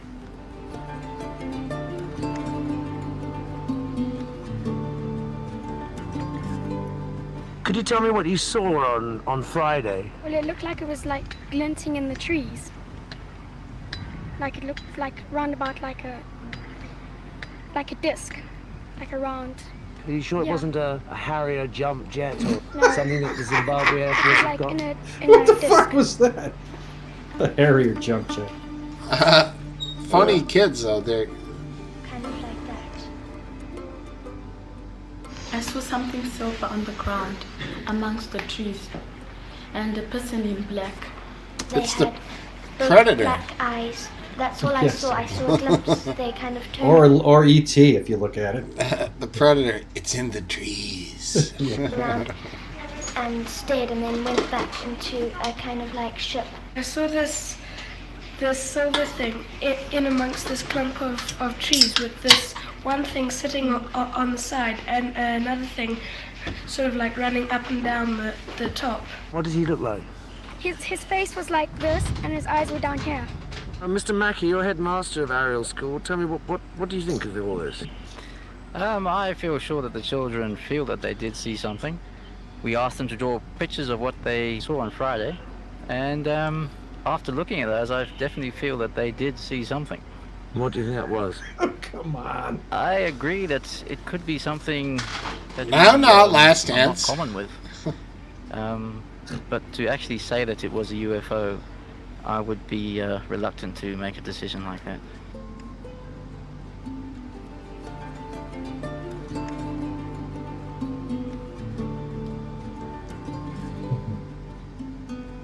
What did you see? I just saw a glow over my chicken run, a very orange glow. It was a helicopter or No, what? it was just a big round ball. Can you just tell us what happened the other night at Kariba? We suddenly looked up and we saw this thing coming over the top of the hill. As it sort of came abreast of us, it suddenly changed from this glow to let's say two big red orange balls. Again, first thought was an Airbus 300 with the two engines. But then one thing we noticed about it was the lack of sound. In total, I would say about 14 people saw this in our group anyway. They did tell me from London this would be the biggest story of the 20th century. Is that Chris Farley? I said it to him yesterday. I mean, I do believe it. I wish it would be much funnier. Yeah, I mean... What equipment have you brought with you? Well, Gunther is a highly technical chap, and he's made his own Geiger counter, his Yeah, he own looks metal technical. detector. We're going to check it out and see if there's any radioactivity there. Ooh, look at this thing. Cindy, what are your impressions after this morning's little expedition? Well, I certainly believe the children.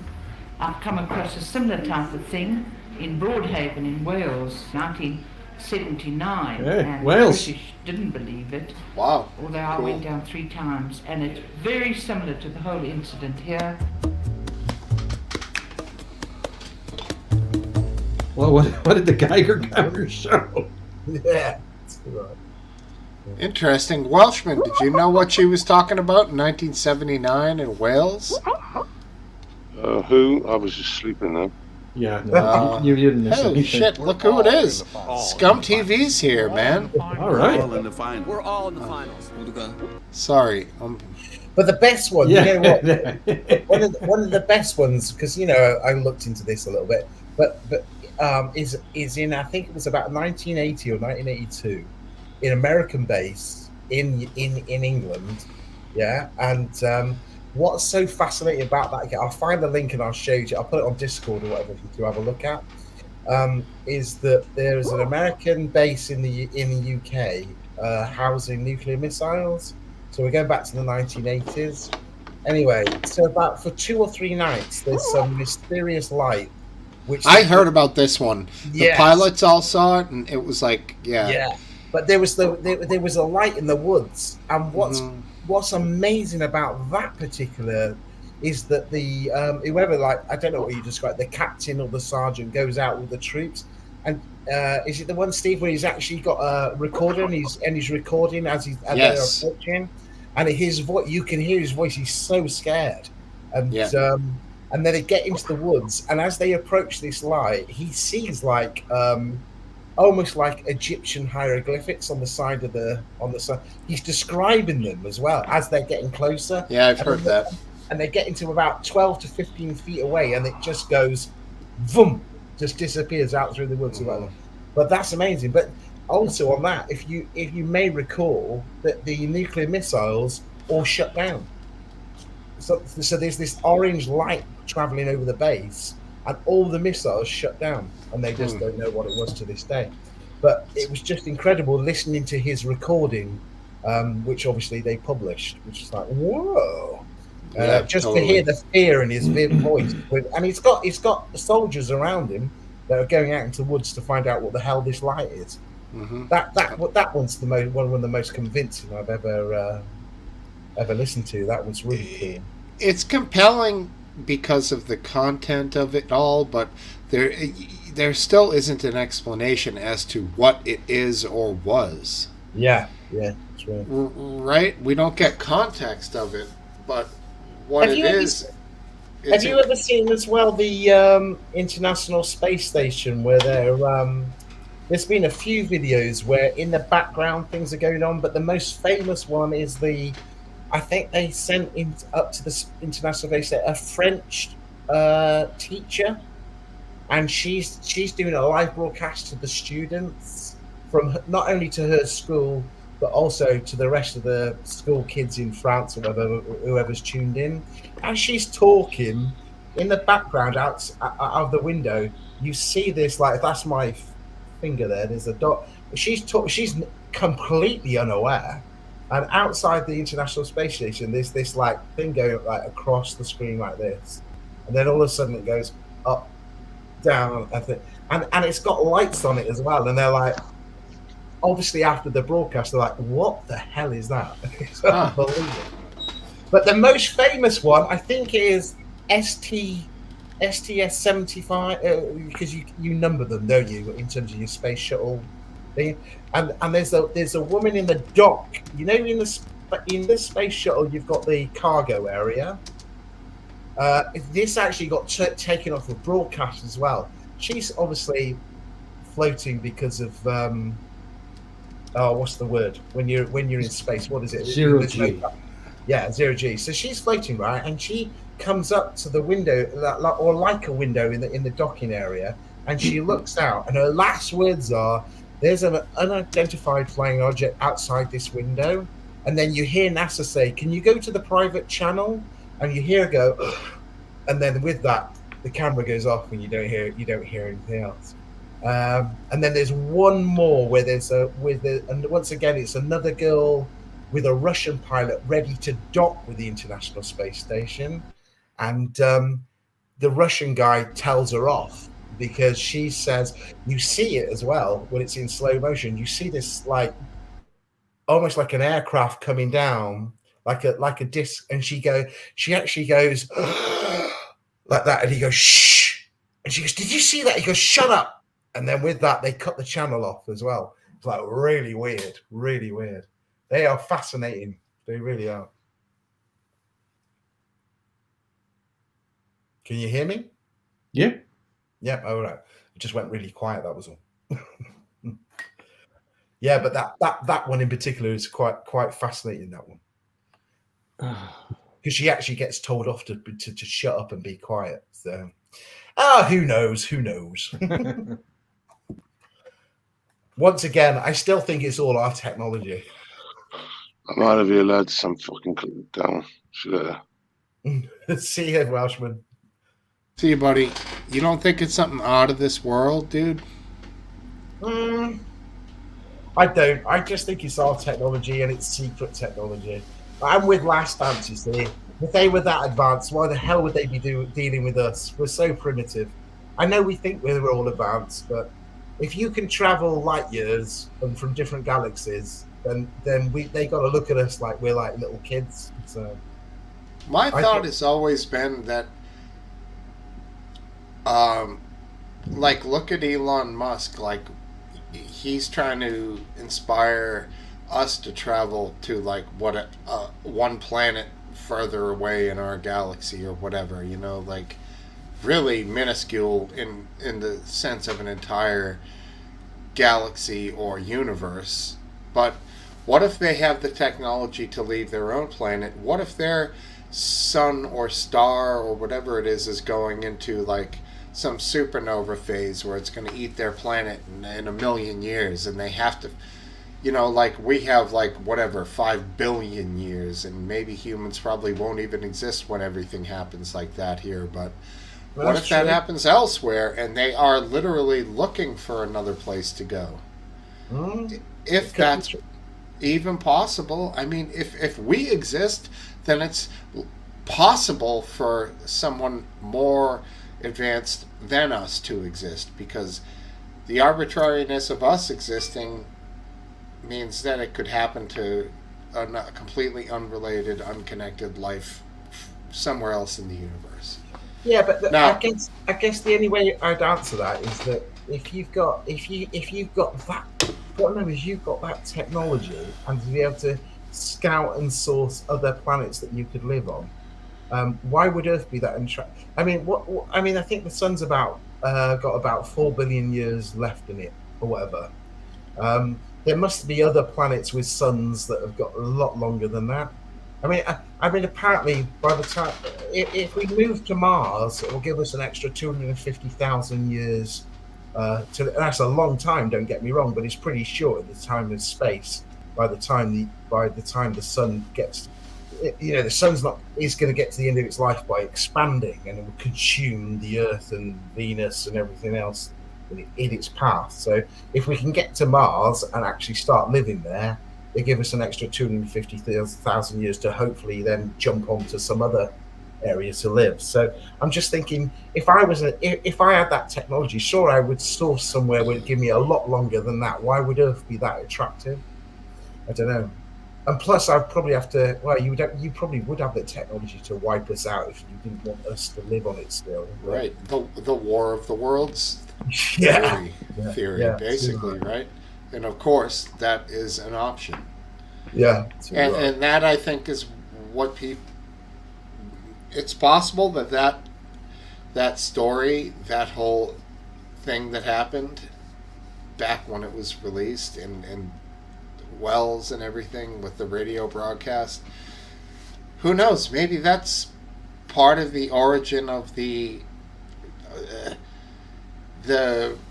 lack of information regarding UFOs from the government. The panic that might come from humankind as they foresee or perceive. So yeah, it's a very interesting thing. Why would there be such a cover-up? Is it really for our own good, or is it really because maybe they do exist and they could do what you're saying and they could raise the planet and just kill us all and take it over? Yeah, it definitely makes you think, man. It certainly does. I mean, the biggest question for me is more on the lines of, when you look at our history, scientists to this day say there's a missing link in that all of a sudden we appeared. You had your Neanderthals and every other human sapien or whatever it is long before it, and yet all of a sudden we appeared and we took over. Were we planted here? Well, has there been any, influence where something's coming in and interacted? And I don't know. It's really, it's just mind-boggling, isn't it? It really is. But when you try and look for the missing link as to why we appeared all of a sudden, is it through evolution, or was there some outside? Are we just one big experiment? I don't know. You could just go on and on and on and on. But yeah, it's really weird. Really weird. Yeah. Well, they did appear. There had to be some direction that hominids were going towards consciousness. Obviously, humans have attained it, and we understand the greater universe and our own existence and everything like that, like things that the beasts of the world probably don't comprehend. So that elevated us, but it wasn't as though that consciousness came out of nowhere. Yeah, exactly. And it's like, that blows my mind. It's like, how did that happen? Well, did it happen that it was happening through the ages of Australopithecus and Neanderthal and everything else that came along the way? Were they slowly attaining it? Yeah. Or was it, as you're kind of implying, a flipping of the switch when Homo sapiens came along and all of a sudden, boom, consciousness, Yeah. I don't know. It's an interesting thought, man, for sure. And that's why they say that like fire, irrespective of the internet that you think are the greatest, but fire is actually one of the most biggest influences on human development, in that to cook food, meat, to get protein, made our brains grow, and then made us more intelligent. So you can never underestimate the fact the invention of fire and being able to cook things, and because that certainly helped our brain grow and then become more intelligent. But yeah, you look at all life forms and you just think, for human beings that are our size and everything else, that we were able to be capable to take over the whole of the world, and look at everything that we've done. But then Brian Cox, so you've heard of Brian Cox, haven't you? A scientist here that's usually on TV and stuff. I have, yes. Yeah, he puts it into perspective. You think, well, we've traveled to the moon, but when you look at the whole size of the solar system, the universe, I mean, the space that we've traveled between here and the moon is absolutely, it's minuscule. That's what I mean earlier when I was saying our next thing is to get it to Mars. Like, that's literally nothing. It's tiny, dude. Yeah. And that's the greatest distance that we are going to be able to see in our lifetimes if we're lucky. Yeah. 100%. But in other human lifetimes, it's going to take so many generations to get outside of our simple galaxy. It's going to be a very long time, and unless, of course, I mean, the thing is, we always look at it as us traveling, and I suppose to get rid of the danger of fatalities with human life, are you going to start sending probes? It'd be easier to send robots and probes, and that's where AI comes in, because AI will be like a perpetuating snowball. It will travel so fast in terms of what we can gain knowledge of that you'll be sending robots out. Maybe you can even risk such distances with light speed and this, that, and the other, that is no danger to human life until such time as you go, right, we found this, so now we can find a way to get there, and maybe with artificial intelligence that will speed the whole process up, unless AI just ends up destroying us and go, we don't need humans. Right. So yeah, it's all mind-boggling, isn't it? But it really is. Yeah, at some point they're going to have to really explore nuclear to achieve these long distance travels, because there is no other way even remotely possible for a tiny amount of fuel to expend a ton of energy. That's the way to go. Yeah, 100%. And I don't, no pun intended, it's an astronomical amount of energy. Like, seriously, dude, it's incredible what some rods can produce if you can control that release over a long period of time. It's really it's pure gold, It is. Good stuff. Well, I think we'll go ahead and bring this bad boy to an end, fellas. Yeah, sounds good. It's had a great time. Thank you for hosting it, Smokesteve. What time is it there, Steve, with you? 12:32. 12 in the evening. Yeah, you're going into the You're 5:32. Yeah, and Last Dance. What time is it with you? Same time as Smokesteve. It's the same time. Yeah. Right, yeah, cool. We're in the same time zone. I'm debating whether I even bother going to bed. I might wait for my girls to wake up. I might cook them some breakfast. It's just Go for it. It's 5:30 already. Yeah, maybe I'll have a sleep this afternoon. So. Hey, all right, guys, have a great Sunday. Yeah. Oh, before you go, there's one question I want to ask you as well. Sure. You know, on Discord, where you guys are on Discord, yeah? Yep. Yes. So because I'm not too technologically up to date, but anyway, when I go onto Discord, obviously I sometimes see you're either idle, Steve's Last Dance, you might be online or whatever.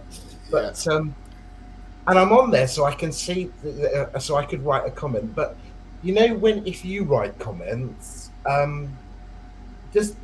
should that automatically come through to me if I'm on it, so I know sometimes what you're talking about? Because I don't get any of that. All I got is that you're in my contact list, yeah.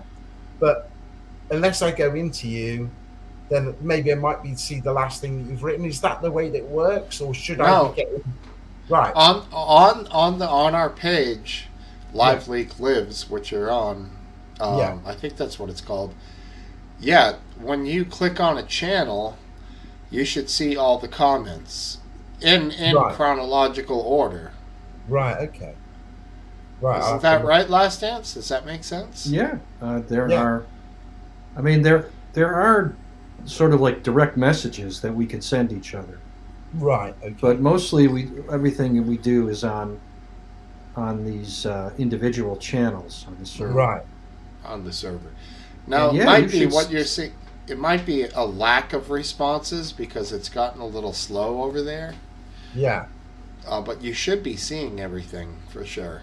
Right, I have to look then, because the one thing I wasn't sure of, because I put myself on there as Lee, and I think you've probably seen that. I've checked it just as Lee rather than my surname on there as well. Yeah. So then I wasn't sure whether you're thinking, well, is that Lee or is that just some other guy? So right, I'll have to. No, we know. You know, Most of us know that's you.